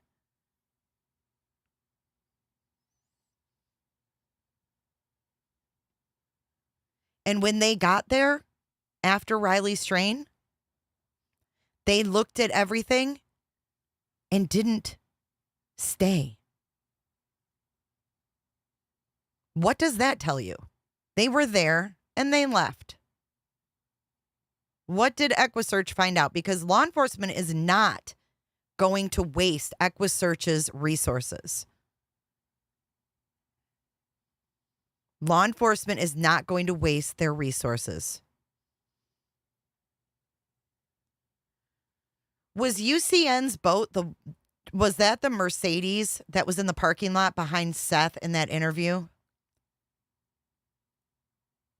Was that the white Mercedes pulling the boat? Was that United Cajun Navy? What made JLR pull away from Seth? I don't think he really pulled away. I think he just went with what was happening at the time, you know? They got pushed out.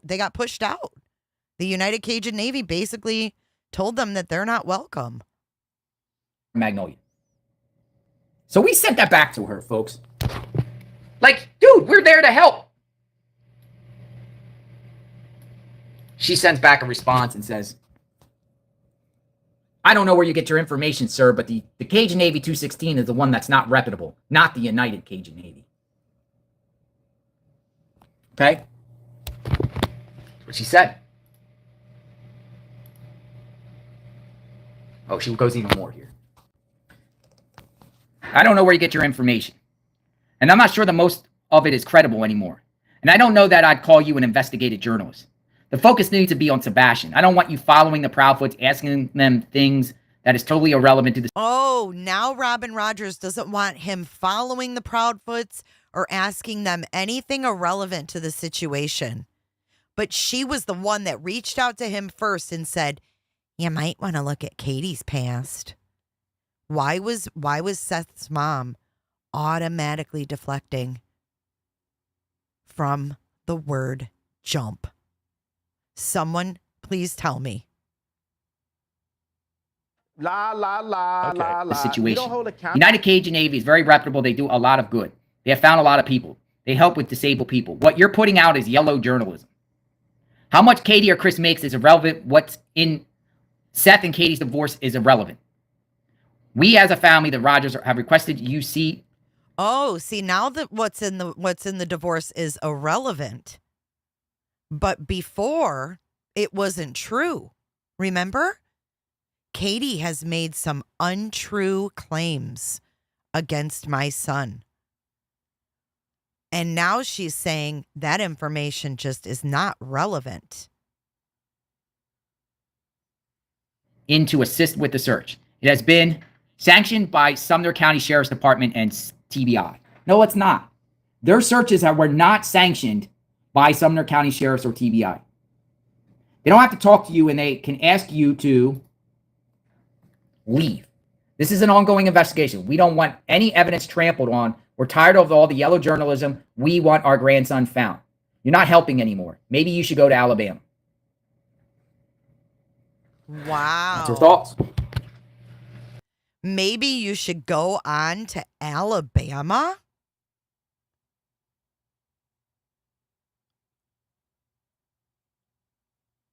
Why by yourself? Sit down, bitch, sit down. She's a lot like Seth.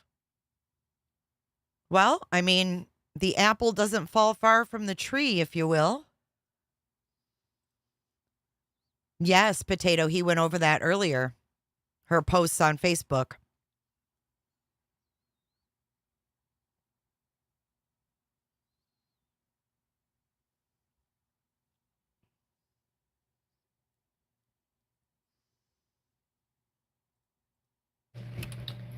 So, and again, we get that cease and desist, and we never responded back to her. And then out of the blue, Alabama was where Carly Russell was, where he put off going to help Seth when Seth reached out to him. We get a cease and desist from her. For people who are just jumping in, I am once again telling you to cease and desist with the use of my name. Kim Rice says, let's look at this from another angle. Seth and Chris used past tense when talking about Sebastian recently. What if Seth had news that Sebastian is gone forever and can't handle people speculating right now? Good point, Kim. Thank you for the comment. I'm trying to decrease the chaos, and you just keep perpetuating it. I think I've been fair across the board. My opinion. Yeah, I mean, how can you file a cease and desist on someone when you reached out to them and said, hey, you might want to dig on Katie's past? She was perfectly fine with JLR digging up Katie's past and putting it all over YouTube and X and Facebook. Why would Robin Rogers want that done? Why would she hold back information about abuse that her grandson shared with her? And why would she hold back on that? And then why would she want Katie to be dug into and put all over social media? She wants her grandson's mom humiliated? Am I understanding this correctly? You guys, let me know in chat. If I'm understanding this correctly, go ahead and put a 1 in chat. She was wanting JLR to humiliate Sebastian's mother publicly. Put a 1 if that's what you got from this. And then when he didn't, and he started digging on her son because she put out there, oh, these allegations are false. So then everybody started digging into the allegations. And now she says, cease and desist, motherfucker. It doesn't work that way. You can't egg someone on and then say they're harassed. Like it doesn't work that way. It's not real life. Look at all those 1s. That's what you guys pick up as well. Complete and utter dysfunction. Complete dysfunction. Already wanting fingers pointed at Katie. And reaching out to go so far as to reach out to JLR to do it. Getting JLR to do dirty work. Trying to just throw it out there. He didn't take the bait. And then Tony Mathis goes on TikTok saying that JLR's a shitbag.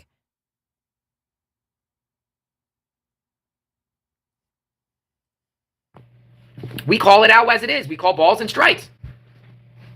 We call balls and strikes. There's a lot of misinformation, a lot of omitting information. Bing bang. There's a lot of unknowns. We're only running with what we're told by Chris, Katie, and Seth. But I can tell you, JLR Investigates will not be intimidated by anyone sending me a cease and desist when we're covering this case in good faith. We're reporting things in good faith. We don't put out purposely misinformation. We have receipts. When we comment on things, we comment based off what the people have talked about, and we will continue to do so. I don't want to get into a legal battle with the Rogers. So, please, if the Rogers are watching, I'm not interested in getting in a legal battle, but I will. If someone sends me and someone files something against me, I'm going to file something back. It's only right? Don't want to. I just want to keep talking about this case, bringing awareness to Sebastian. But we haven't really been talking about this case in about a week. The last time we talked about was Seth's dark secrets. The stuff about the stuff in those court documents between him and Katie, and it's relevant. I feel the behaviors of what went on inside Sebastian Rogers' home, whether it was when Sebastian was with Katie, Katie was with Chris, regardless, the players, and the mudslinging back and forth is relevant to this case. Reason being is Sebastian, a young kid, has to be subjected. He's subjected to all this stuff around him on a daily basis. It had to take a toll on him. And it shows the nature and characteristics of the people centered around his life. Have you seen me? We had a good conversation. So if anything breaks on this case, again, I'm paying attention to law enforcement and what they put out. But we will continue to analyze what the others put out. Yeah, no it's shit. Not gonna stop I'm going to us. get sued for a soundbite. And I really haven't been, I don't really talk about what Chris says. Chris goes on some panels. I've listened. It's just him it's just him hanging out. Okay. B in Florida. EquiSearch said they only go to a location if they are invited by law enforcement. They went and spoke with law enforcement and looked at the case, and law enforcement didn't require their services. What does that tell you?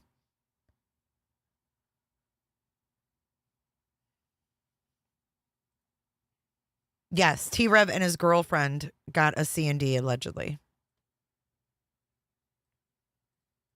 Just talking about things, but he hasn't revealed anything, no clues or anything like that. That's worth. Hey, this is what Chris had to say, whatever like that. But if any of these people say things like when Seth the other day said that, he had CPS, Katie called CPS. I think that paints a picture. So we reported that. Things like that. We will continue to do so. Thank you, Island. If you have any credible information about the whereabouts of Sebastian Wayne Drake today. Yeah, it's a soundbite, BS. Thank you so much, Island. So that is pretty much the end of JLR's video. What do you guys think? I think it's interesting that, there's so much deflection, but it's like I said, I thought, okay, and I'm just going to be honest here. We thought that Summer Wells' case had a lot of SA. And thank you to JLR for letting us watch that here today. We thought that, there was, or I thought that rather, there was a lot of gross family dynamics in the Summer Wells case. We had Summer Wells disappear. Then we had, Don Wells' son. It comes out he's an RSO. Then Don's sisters come out and say Don essayed them when they were Summer's age. And it triggered them because they were 5 when he did that. And I just feel like that was gross enough. I was like, there really can't be any more grossness in one family. But there is. Because even though, like Jennifer Coffindaffer said in the first interview we watched, this is like Summer Wells in suburbia.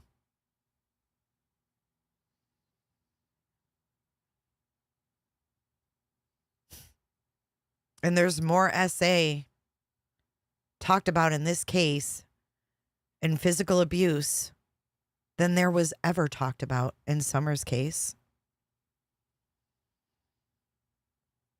Summer's case, I mean, obviously there was neglect. You could see it in the house.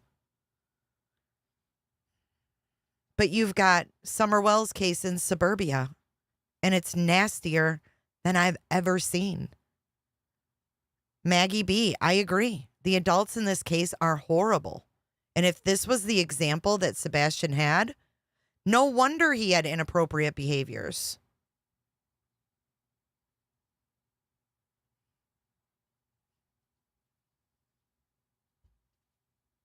It's just nuts.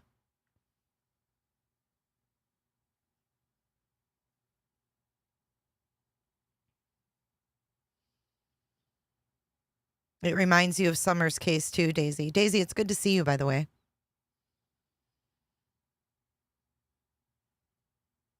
The timeline of the essay is very concerning. Anytime,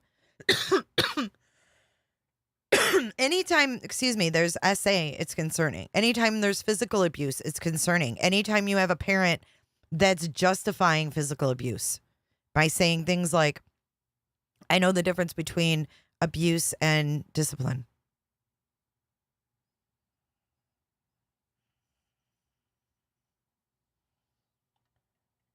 Mm-hmm. Her house, I mean, alone was a reason to take those kids out. But if these were the people that were around Sebastian, imagine the example. No wonder he had behavioral issues. Exactly, Luna.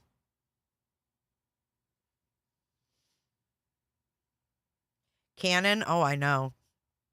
I mean, we just saw the TBI just, there's an update on that too. Oh, I wanted to show you guys something. This is perfect time for it. The TBI has an update. They arrested more people.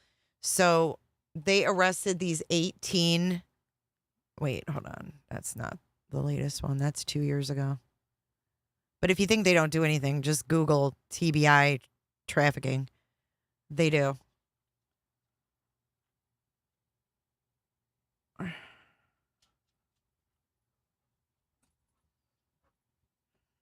Oh, wasn't it?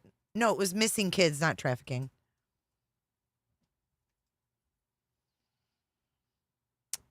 All right, hold on. My bad.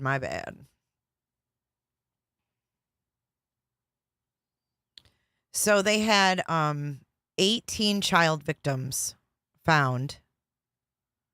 They had a 2-day joint operation 3 weeks ago.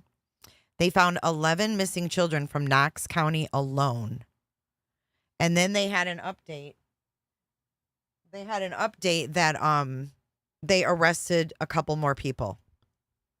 Yes, there was a teacher. Yes.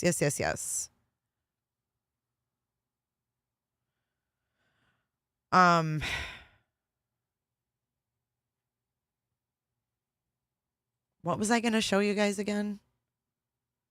Oh, yeah, the Colorado thing. Hold on.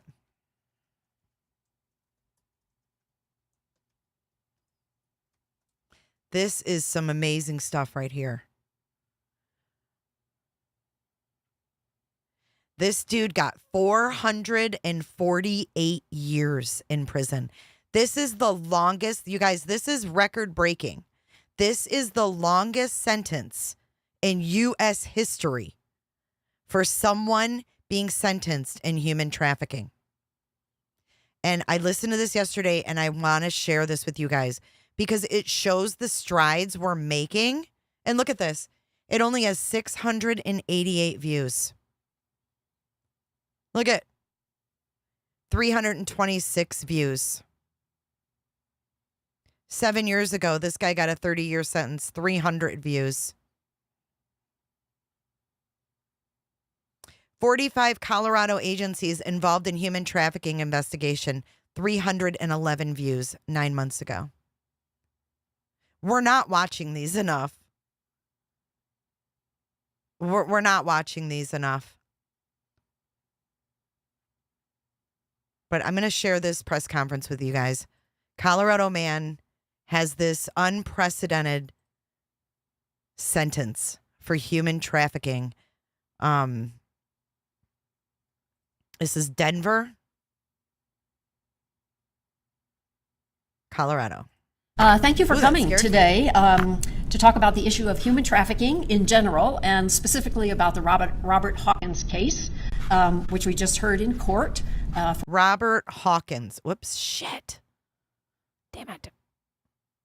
Robert Hawkins is the guy's name, and I'm not going to stop. I'm not going to touch nothing anymore. Thank you for coming today to talk about the issue of human trafficking in general and specifically about the Robert Hawkins case, which we just heard in court for his sentencing after his guilty verdict. I'm joined today by Senior Deputy District Attorney Laura Mullen, who was the first chief of the office's Human Trafficking Unit and the lead prosecutor on the Robert Hawkins case. And other members of the team are here with us. Also, Commander Paul Jimenez, who is the commander of the Denver Police Department's Strategic Investigations Unit Bureau, and Mark McCulloch, the special agent in charge of the FBI's Denver division. So I appreciate all of them joining us to talk about this issue. Human trafficking has been an important issue to me most of my professional career. Handling a human trafficking case back many years ago when I was the deputy DA in the trenches, when I first became aware of this heinous crime, and then as a legislator when I was able to pass legislation addressing human trafficking. And then, of course, in 2017 when I became Denver's district attorney. One of my major initiatives as a DA was to establish a human trafficking unit, which now consists of 2 prosecutors, 2 investigators, a victim advocate, a grant manager, and a task force director. So I'm very proud of the work that this unit has done, which I have to say, Laura Mullen really started and got up and running so successfully. It's been a great experience watching that unit grow. Human trafficking is a planned and predatory crime in which traffickers prey on the vulnerable, as we heard about so eloquently today in the courtroom. It has no place in a civilized society, and we must do everything we can to identify and prosecute those who commit this crime and prey on the vulnerable victims in our society and make money off of their backs. We are also providing support and justice for the victims of this crime, many of whom you heard about today. I'm hoping that today's sentence will send the message that human trafficking will not be tolerated in this community, and it will be prosecuted aggressively. Robert Hawkins, like most human traffickers, showed no regard for anyone but himself, took advantage of 6 extremely vulnerable victims, and now he will pay a significant price for his crimes.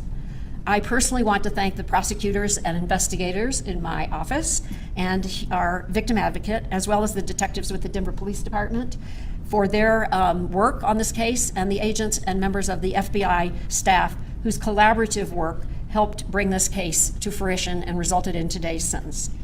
I also want to acknowledge the courageous victims who came forward throughout this trial, throughout this whole process, which, by the way, has been going on for many years, and were willing to tell their stories to the public and testify against Mr. Hawkins. It takes a lot of courage. It takes a lot of ability to deal with a trauma in a public way. I hope today's sentence gives them some measure of comfort in knowing that Robert Hawkins will never be able to commit these terrible crimes again. I'd now like to introduce Laura Mullen, who will provide more details about the case, and then you will hear from Commander Jimenez and Special Agents in Charge McCulloch, who will then say a few words, and we will be happy to take some questions. Thank you. Thank you all for coming out this afternoon to address this case and shine a light on the outcome of our verdicts and our sentencing that happened this afternoon. I can't stress enough how this case would have never come to be, and we'd never have this historic sentencing that we received today without a lot of faith, both from Beth McCann at the DA's office as well as the Denver Police Department, to set up human trafficking units when we had no human trafficking cases, in an era of being asked to do more with less. That was incredibly brave and frankly, a challenge to devote personnel and people to starting to investigate and looking for human trafficking victims in the community, building relationships with our partners in the community who see these survivors and who work with them day in and day out. And it's because of the development of both of our joint units and then working together that we were able to sustain this case that started back in 2019. This case began with a 2019, you guys. Oh, Bella, I am so sorry that that happened to you.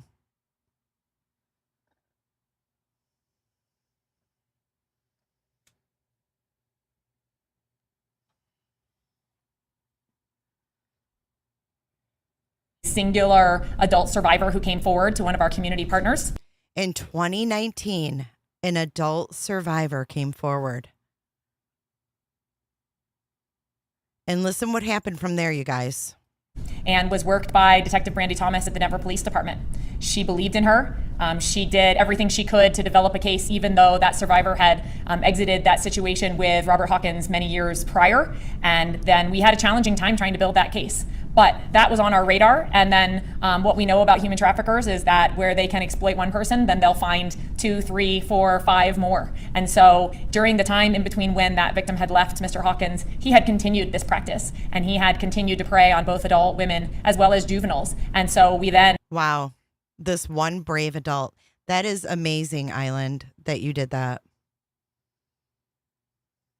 Learned of a separate investigation that was started and completed by the FBI and Investigator Tillery, kind of in partnership with Sergeant Shanna Michael from the Denver Police Department. And they built an amazing case involving 2 juvenile victims. And ultimately what we realized is that these all kind of correlated. In the process of building that case and starting to really look into what Robert Hawkins was doing over the years, we then identified another victim who had been involved in an incident where Robert Hawkins had in fact shot a sex buyer in the leg in his vehicle after he dropped her off on Colfax Avenue. And at the time that case came in, we didn't realize that human trafficking was happening. And so we then were able to reach out and provide services to her and have her be part of the case, and then identified 2 additional adult. And this blew my mind a little bit that in 2019, she says they weren't aware that human trafficking was taking place. That seems a little odd. women for a total of 7 victims. This case has been a long journey. It's taken so many years since originally in 2019 when it started. And I am so impressed with the bravery of the victims involved in this case and their ability to hang in there with us during continuances and pauses in the case. They showed up for trial. They all endured hours of cross-examination and frankly, accusations that they were liars, that they deserved this, that they liked it. And they walked out of that courtroom with their heads held high. Did you hear that? The victims had to go through that. And importantly, the jury believed them and resoundingly believed them, which is what brought us to this sentencing today. This really has been a Herculean team effort. We've had so many community partners for those who were in the courtroom. We were at capacity. We couldn't even fit everyone who wanted to be part of the sentencing today because we've had community-based advocates from Silence to Save. Janelle Goodrich has virtually supported all of these victims throughout this process and ensured that they felt heard, supported. We had partners who helped all of these victims come into court and feel like they were confident, do their hair, their makeup, help them get clothing so that they came into court feeling empowered. And this has been just the collective lift of so many people, both on our team at the DA's office and the police department and with the FBI and all of our community partners. And so we're really proud and grateful for this incredible outcome and receiving a sentence of this magnitude. I think it really sends a message that this is not a crime that you can do and just walk away with a light sentence or a slap on the wrist, and that law enforcement sees you and that we're paying attention and we're going to hold you accountable to the fullest extent that we can. Thank you. And I'm going to pass it off to Commander. Oh, yeah. I just need to verify so we get all the numbers right. You bet. Was it 7 women and 1 man that testified for your cases? So it's 4 adult women, 2 juvenile girls. 1 was an adult by the time of trial, but she was juvenile at the time of the case, and 1 adult male victim for a total of 7 victims. Unbelievable. 7 victims. 448 years. And is that historical, the longest sentence now in U.S. history? We believe it is. Don't quote me on that. But as I understand it, the record here in Colorado was 401 after a sentence adjustment in Arapahoe County. And so we do believe this is the longest sentence in the nation's history for human trafficking. And are those being served concurrently, or can you break down the concurrent versus consecutive with that 448? Right. It's really confusing. So 448 is actually his sentence. That will be the term that he serves, minus good time and earned time. But encompassed in that 448 is another 200 plus years that was sentenced concurrently. So 448 is the real number. That will be his sentence on the DOC inmate site. Yeah. Any other questions? Commander Jimenez? Thanks, Laura. Good afternoon, and thank you for joining us today on what is a bittersweet occasion. First, I'd like to acknowledge the tremendous amount of bravery that was displayed by the victims, which I'd like to call survivors in this case. Without them, we could not have moved forward and seen this case to its successful and obvious conclusion. Second, I would like to acknowledge and thank the prosecution team, the Denver police detectives, our human trafficking service providers for what is a tremendous amount of effort displayed in investigating and providing service to the individuals in this case. Wait for his statement at the end. Next, I would like to say, as a warning to those who would be participating in this type of activity, we as a law enforcement team collectively will do everything we can in our power to investigate and prosecute these cases and hold you accountable. And I think this case is a display of that effort and what will happen if you are involved in this type of activity. Lastly, I'd like to make a community call to action. If you are the victim or you know somebody who's involved as a victim in one of these cases, please reach out to one of our service providers or authorities to make sure that we can follow up and investigate these type of cases. Thank you.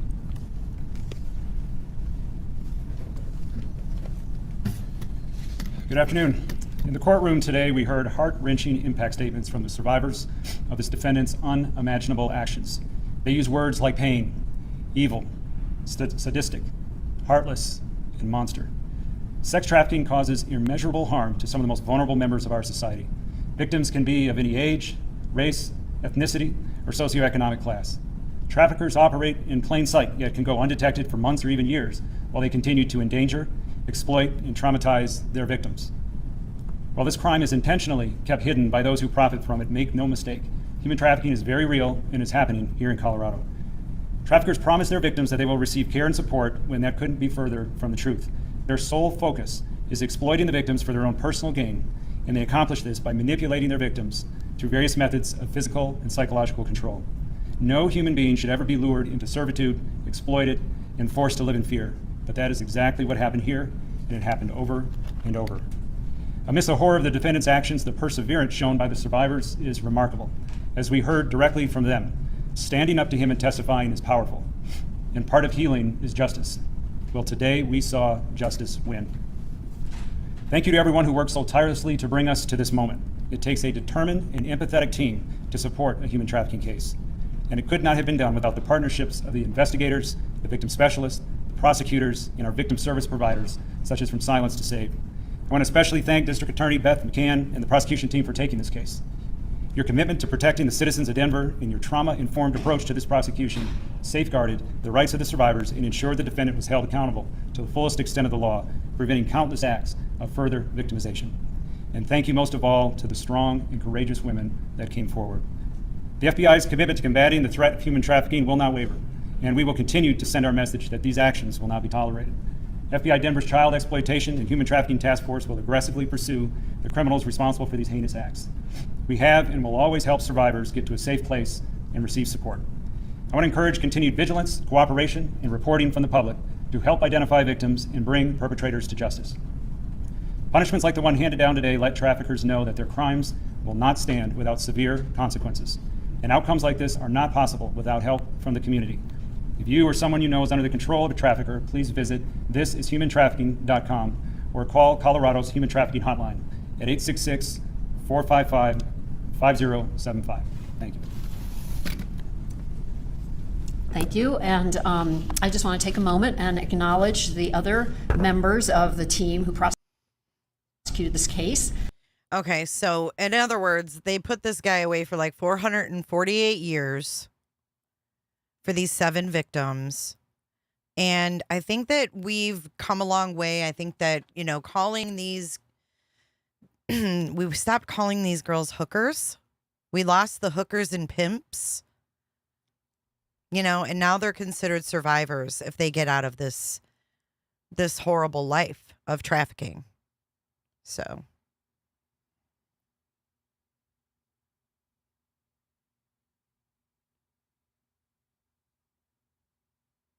I see you guys are still going at it about the Proudfoots. It's never going to be resolved until we know. Until we get more information.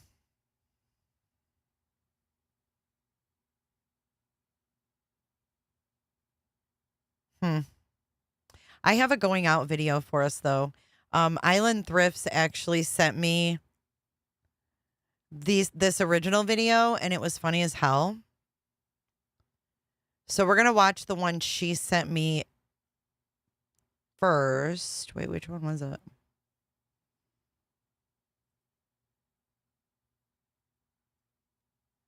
Thank you, Nancy D, for being here.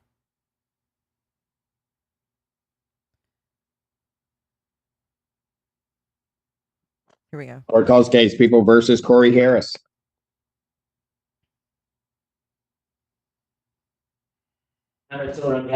Township. Assistant Public Defender Natalie Tate for Mr. Harris, who should be present via Zoom. Wait, hold on.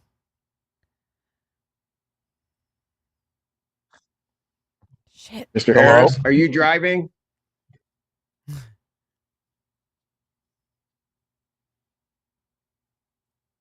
Hold on.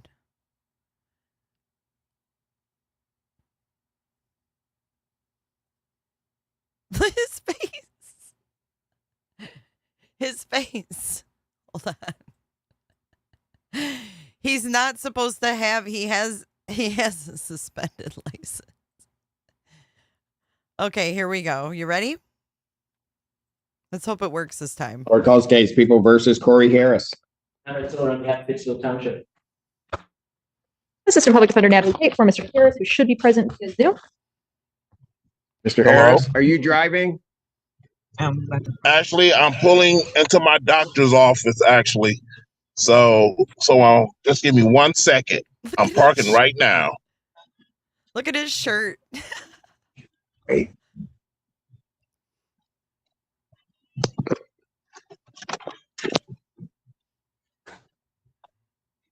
You stationary? I'm pulling in right now at this second. Yes, I am. All right. What are we doing? Your Honor, we are respectfully requesting an adjournment in this matter, up possibly 2 to 4 weeks if the court would allow.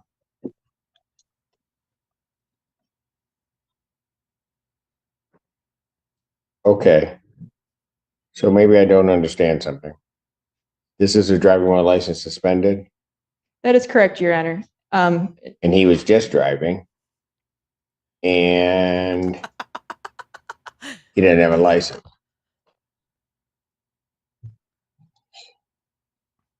Oh, Is with the charges, Your Honor, yes. No, I'm looking at his Yes. record. He doesn't have a license. He's suspended and he's just driving. That is correct, Your Honor. His face. Look at his face. oh,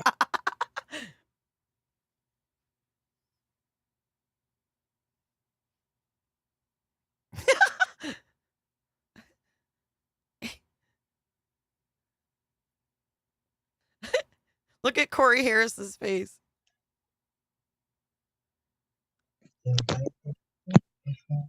hello? 1 minute, Mr. Harris. Hello.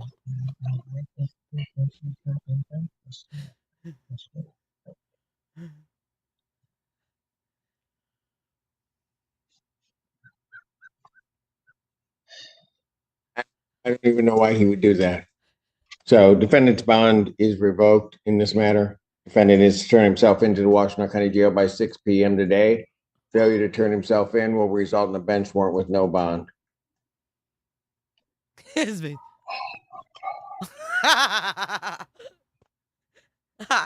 Thank you. Thank you, Your Honor. Mr. Harris, I'll be giving you a call. Okay. Court calls the case. People versus. His face. Watch when he realizes he's got to turn himself in. Watch. Watch. Defendant is to turn himself into the Washington County Jail by 6 p.m. today. Failure to turn himself in will result in a bench warrant with no bond.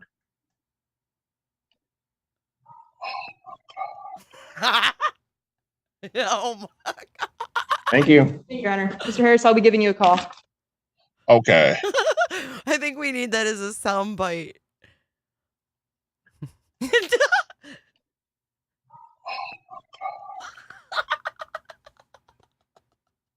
Thank you. Thank you, Your Honor. Mr. Harris, I'll be giving you a call. Okay. Yeah. Court calls the case. People versus Maya Isom. Aaron Silver on behalf of the township. Assistant Public Defender Natalie Pate for Ms. Heidi. He was pulling into a parking spot too. What the fuck? Oh man, I hope that made y'all laugh. Oh, here's his. Wait, here. You want to watch his hearing? Listen. So this is a follow-up. This is 2 days ago. This is him following up in court. Do you guys want to watch it?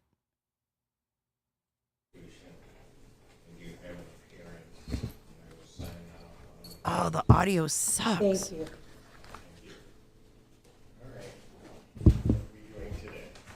So, Your Honor, we were going to, there are several options that my client. Well, I want you to know, counsel, that because of certain things, the court has a number of things I have to say. Okay. Because I think the record, given particularly some of Mr. Harris's comments with reference to this court potentially acting what at least as I'm to understand is on what some may be, or is it, let's put it this way, people are saying, and quite frankly your client has made the assertion, that Pittsfield Township, as well as this court, was acting on some type of defective. Can you guys hear it? It's low, but can you hear it? Which I will tell you, counsel, caused the court, given what the court did, to investigate what my ruling was. And I will tell you that that assertion is absolutely incorrect with reference to any faulty information that either came through to the Pittsfield Township Department of Public Safety or to this court ultimately at the May 15th hearing.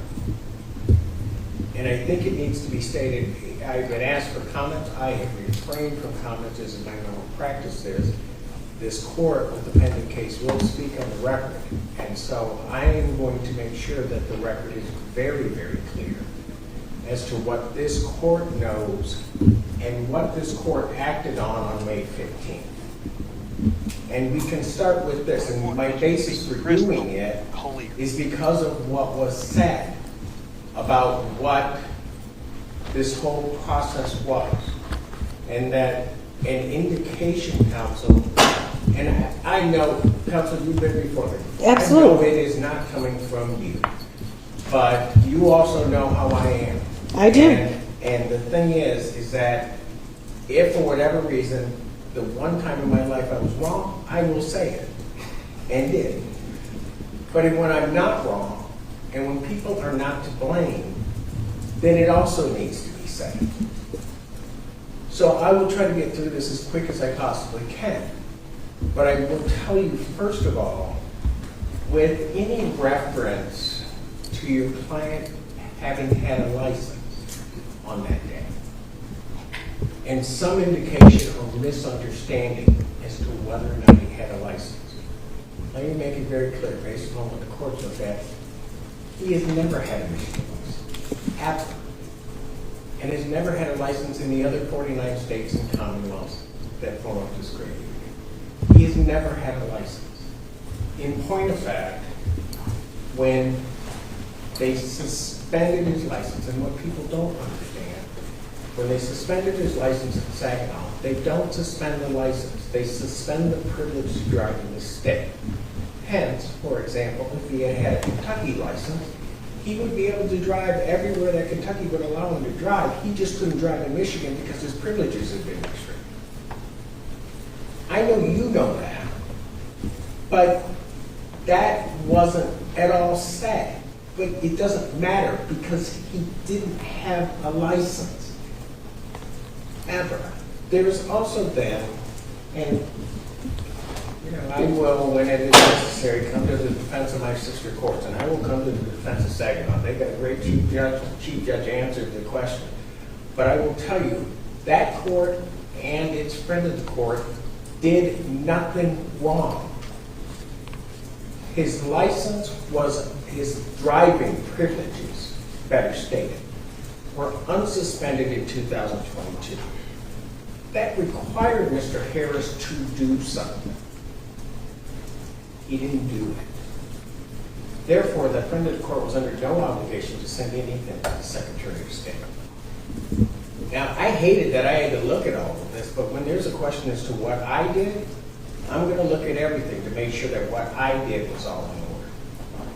There's then an indication from that because that wasn't sent, there was a direct attack on Michigan's Department of Secretary of State's office, saying that the Secretary of State was somehow involved. Let me tell you something. The Secretary of State did what they were supposed to do. And in point of fact, they did nothing because they hadn't gotten. He looks really confused. Because Mr. Harris had not paid the reinstatement. This week, or latter part of last week, once he paid that, Saginaw friend of the court did what they should do, and they sent it. Immediately, based upon the information that I have, the Secretary of State did what they do every day. They took that suspension off of his driving record, and he was then unsuspended. And then your client did what he needed to do with reference to the Secretary of State and paid a reinstatement. All right? Just a second, Mr. Schiller. I'm going to let everybody respond. Thank you. I am not done yet. Okay. All right? You covered a lot of the points for me. Thank you, Your Honor. And so that came down to that. So the information at the time that I had, that Pittsfield Department of Public Safety had, was all correct at the time of both Pittsfield stop as well as the May 15th date. It was all correct. There was no error by anybody. It was a failure on the part of Mr. Harris to do certain things. Now, I grant you that sometimes that can be a complicated process. But it was certainly not anybody's fault that that didn't happen, other than that wasn't paid. Now, here's the other thing, and I'm like when we get church right now, I'm about finished now. But the other part of this is, this stop was in October. Most of the cases that we've heard just in this last afternoon are driving while license suspended cases. That's part of my notes there. We go through great pains to try to get people their licenses back, which is really how it should happen. Between October and because I don't live under a rock, I actually watch things. You look very nice on TV. Thank you. You're welcome. You look very nice. There was something that was sad. It was very disturbing to me. And I'm just going to let you know because I believe in being fair with everybody. The question was asked along the lines, between October of 2023 and the point in time of the May 15th hearing, was there an attempt by Mr. Harris to correct his license? Here's the part that was disturbing, so that you know. Okay. Mr. Harris indicated that at some Roberta. point he had been involved in some accident. And being involved in the accident, that he was basically bedridden or at least housebound, he could not get to the Secretary of State. That was set up there, and I'm going to presume, because I don't, my knowledge of counsel, defense counsel is, I know you don't misrepresent anything. Right. You never do. Right. That's not true. Okay. He purposely stated that he could not get to the Secretary of State, which, for the way we handle things in this court, would have placed him in a whole different category. We would have tried to find a way to figure it out. And the reason I know that is because Mr. Harris, on December 28th of 2023, do you know where you were? December 28th of 23. 23rd. 2023. I know I was laid up from my accident. You were at the Secretary of State's office. And you were at the Secretary of State's office because you redid and got your new Michigan ID. I have the date. That's the date you did it. It's December 28, 2023. You did. And so that you also know, and in all fairness to counsel, because I don't know counsel knows this, the way I know that he's never had a license is because May 3rd, he was 19 at the time. May 3rd, 1999, he applied for his first Michigan ID. Counsel knows. So you cannot have both. So he had a Michigan ID. He had a license.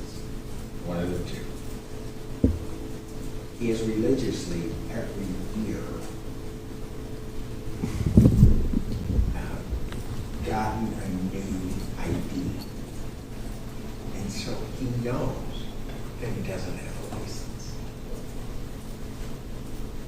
And quite frankly, I just wish he would have said that at the beginning. And all of this hoopla could have been just put all on the side. And we all go through the process as we do with all the people coming here to try to get his license. But his falsehoods, misstatements, are not going to fare him well in this court. I'm done for now. I'm sure I will have something else to say. Whichever one of you would like to speak first, you may. I'll wait to go last. So, Your Honor, Yes, I spent yesterday at the Pittsfield Township Police Department with Officer Monaster, who performed the traffic stop in this case. I also noticed the December 28, 2023 date, and I know the significance of that, and the court just went through that painstakingly, and I thank you for that. In addition, at the traffic stop, when I was at the police department yesterday, we watched the body cam video. At least twice during this traffic stop, he acknowledged to the officer that he did not have a valid license.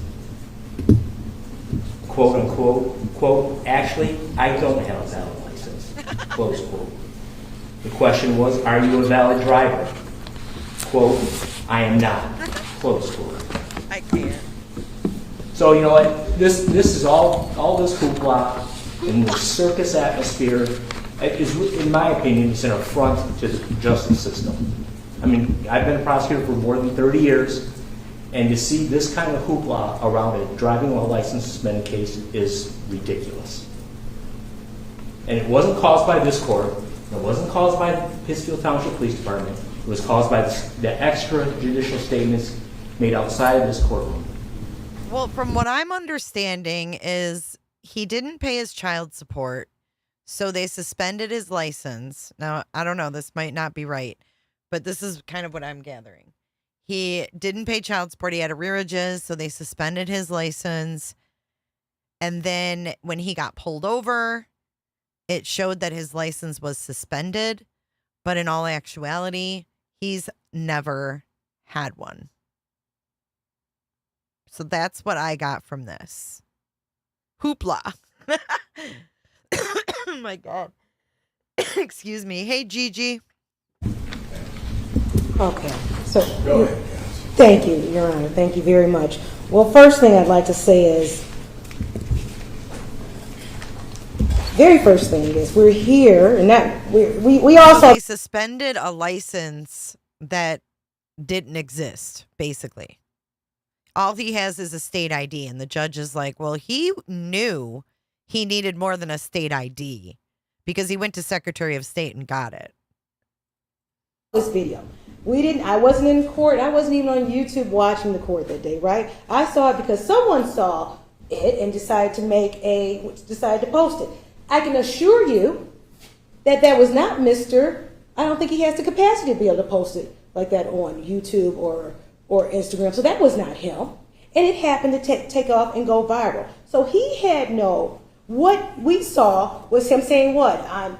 He was driving, which he should not have been driving, right? We're told not to drive on Zoom while doing that. So that's how this came to the attention, because the court, I saw you. He said, I can't believe this. Is he driving? And we all said that. Everyone who saw that video asked the same question. And that just, it became a joke. It became a complete joke. Now, with respect to what we want to do, and I cannot say anything is with respect to what my client has said, but when we talk about the hoopla, my client didn't start the hoopla. Perhaps he's made some comments, but he didn't start the hoopla whatsoever. That was someone that was outside of his control as to how it went viral. He had no control over that, and that I'm going to stand on that. He did not send it out to Instagram. He didn't send it out to wherever. He didn't do that part. So, with respect to, did he have I don't want to try this case today at all, but what I want to do is focus on what's good. Now, what was good?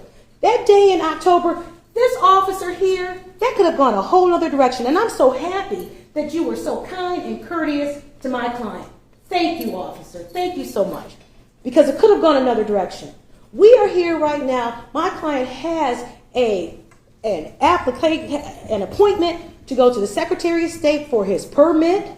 He's working on that. I want to focus on how do we correct this and cure this? How do we go forward with this situation? Whenever he was not under a permit. Oh my God, Island, yes. This is actually really disturbing. Things that he said. So we're not talking about any type of perjury going on. Very true, right? So with that being the case, let's move forward with this. He is here. This is what I'd like. Because, let me just, yes. I would like to move forward. Yes.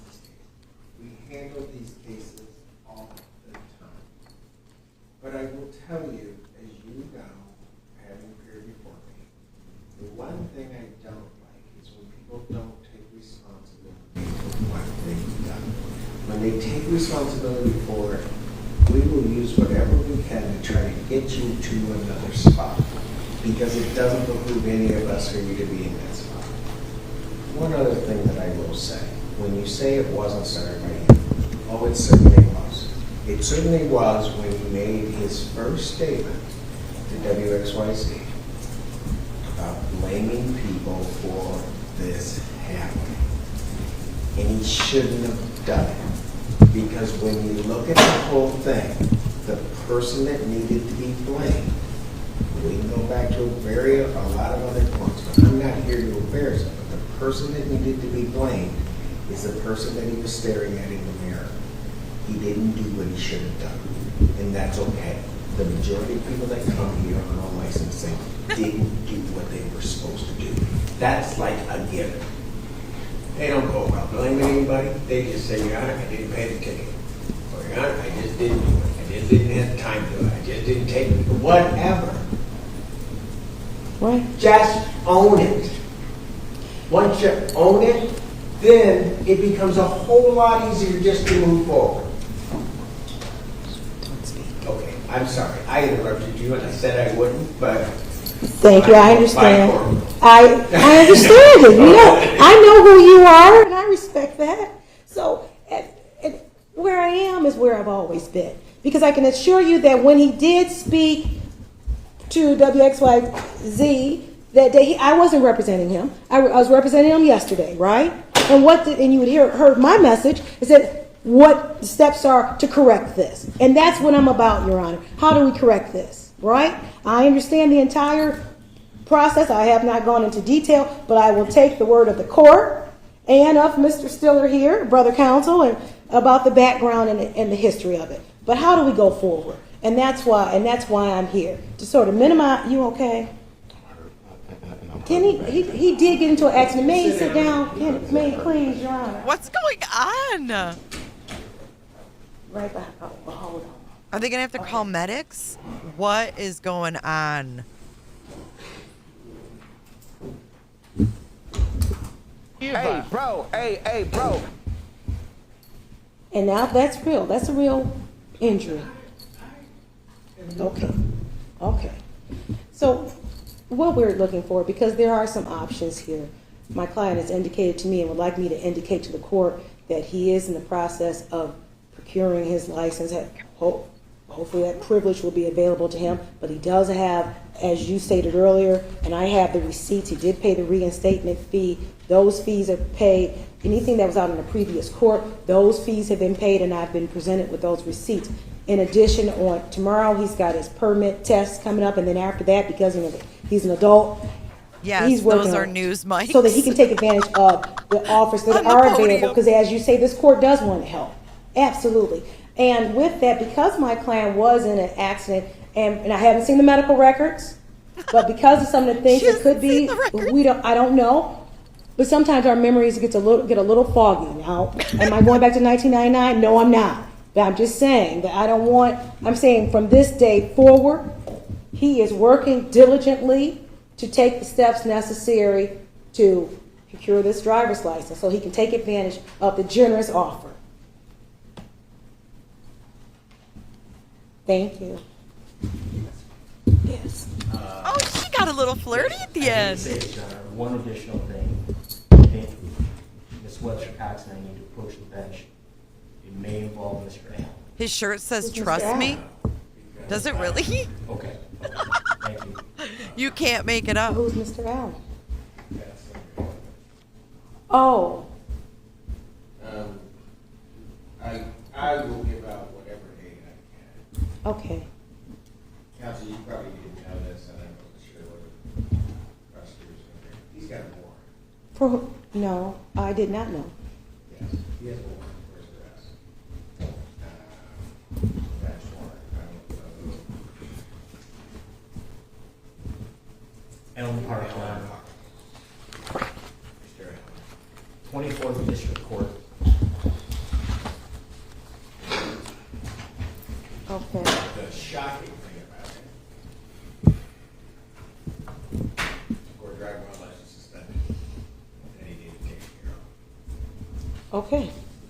Well, like I said, he wants to handle, So he's the thing dedicated to that. Is that, and it's a valid warrant, I happen to be within their radius of pickup. Now, having said that, I don't know if they will.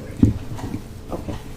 I will say that what should have happened, I'm not gonna go through and try to figure out whether it did happen, but when he was arrested, when he turned himself in on my revocation of bond, upon being released, he should have been apprised, warned and released to go take care of him. I don't know whether he was. I really don't care whether he was or not. All I know is that was back at mid-May, and it hasn't been taken care of. And it's still valid. I was hoping, maybe, that somebody was going to try and take care of it because, as I'm sure if you had known, they would have been done.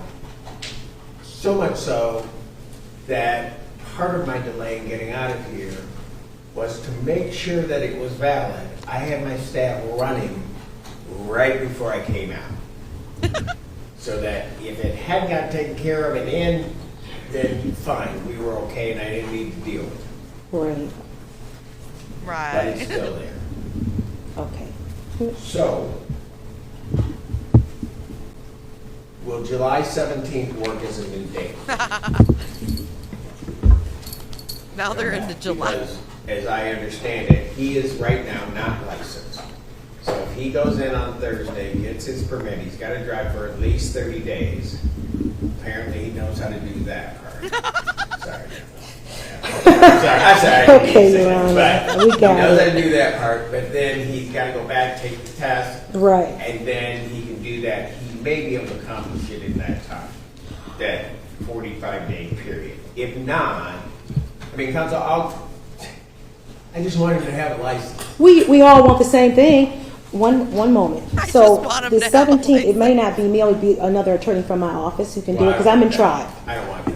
You want me? Yeah. Okay, I know thank you'll you. never hear me say that. Okay. All But I right. don't want to go through this whole, you understand. Right, no, I get it. So I started trial on the 15th and served. What's my date after the 17th? August 7th. What about August 7th? Now they're Put it into out, August. And then he can do what he's going to do or not do what he's going to do, but he should be able to. August 7th at 1 o'clock, or it would be at 9 a.m.? I will set it at 9. We will set an invite now that we have your appearance, so you'll get a direct invite from us. This is one time a lot easier. Okay, and then I just need one moment to talk to my client. He wanted to tell me something. Oh, shit.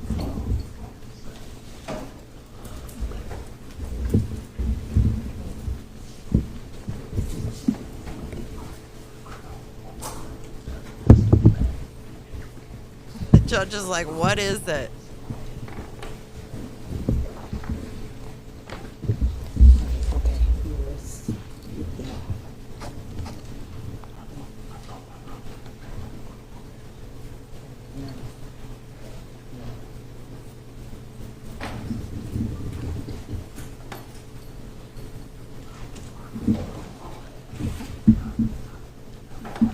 True crime, yeah, you have to go back to the beginning. We're about wrapping this up. We've been live for 4 friggin' hours.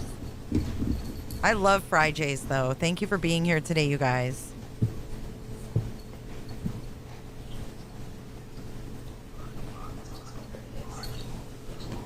Yes, it is. Okay, August 7th at 9 a.m.? At 9 a.m. I'm going to take him into custody on the warrant. The only question that I have is, and the way I look at the warrant is, the bond is, looks like $500. Okay. Two things. First, I don't know whether or not they'll come get him. Right. If they don't come and get him, we'll release him. We're not going to hold him. If they are coming to get him and he's going to be held, the only question I would have for you, counsel, is do you want me to set a nominal bond on this so that he gets credit, or do nothing and not worry about it? I'll leave that up to you.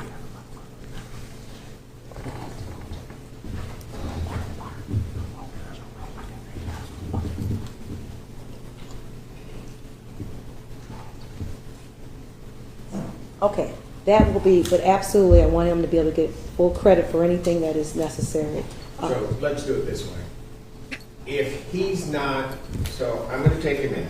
If for whatever reason he's not released tomorrow, call my office and with the agreement, I will set a nominal bond on it rather than do it right now so that he has to deal with two things.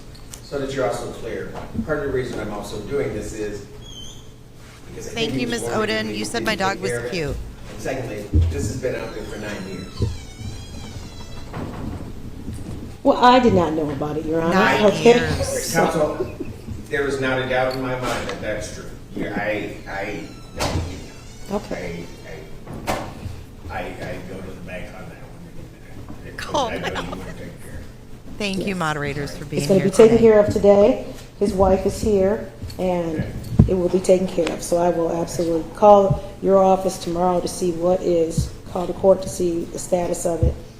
Oh, you're going to take care of this. All right. Okay, that's what we're going to do. We'll see you in August. Okay, thank you. Defendant is remanded on the Allen Park line. So you can go in the mail. Oh, he's got his walker, too. So at this point, the bond will continue. Absolutely. Thank you. Thank you.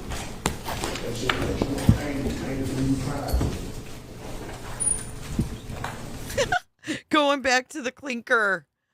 Coming out. Oops. Here. Nope, I got you on right now. You're good. You started. Yep. Oh, my bad. Shit. All right, guys, that concludes this Friday, June 7th. Thank you so much for being here and sticking around. I know we did a lot of different conversations today, but you guys are amazing. You're awesome. You're smart. I love hearing your thoughts and reading the chat. So thank you so much, guys. Going to the clinker, the big house. Let's run our credits for Mr. Myron. Good night, guys. Have a wonderful Friday evening.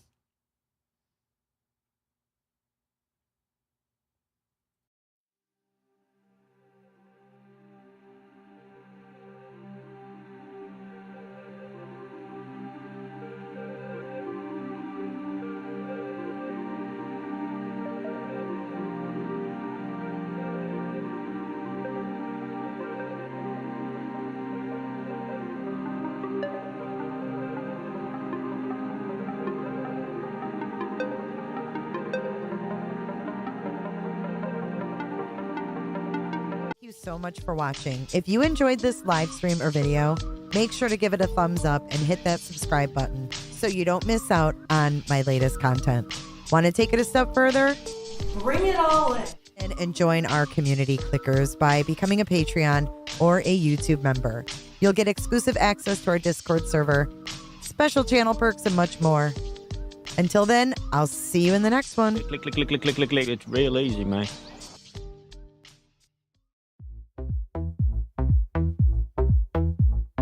I don't give a damn. I don't really care about you and your problems. I don't give a damn.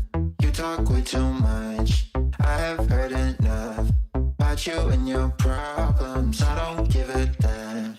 I don't give a damn. Damn, damn. I don't give a damn. Damn, damn. I don't give a damn. Damn, damn. I don't give a damn. Damn, damn. Not right now, man. You wanna be with me. You wanna feel something real, but I'm feeling differently. You're making plans to get to friends. So hot it hurts. I ain't got time for that. Staying up late, sleeping all day, dreaming about Cadillac. In the name of Jesus, Father God, Lord. Sipping on Coke and Jack. Calling my phone when you feel One Jennifer or two Jennifers? Thanks so much, Jennifer. Jennifer loves horses. Hi, Jennifer.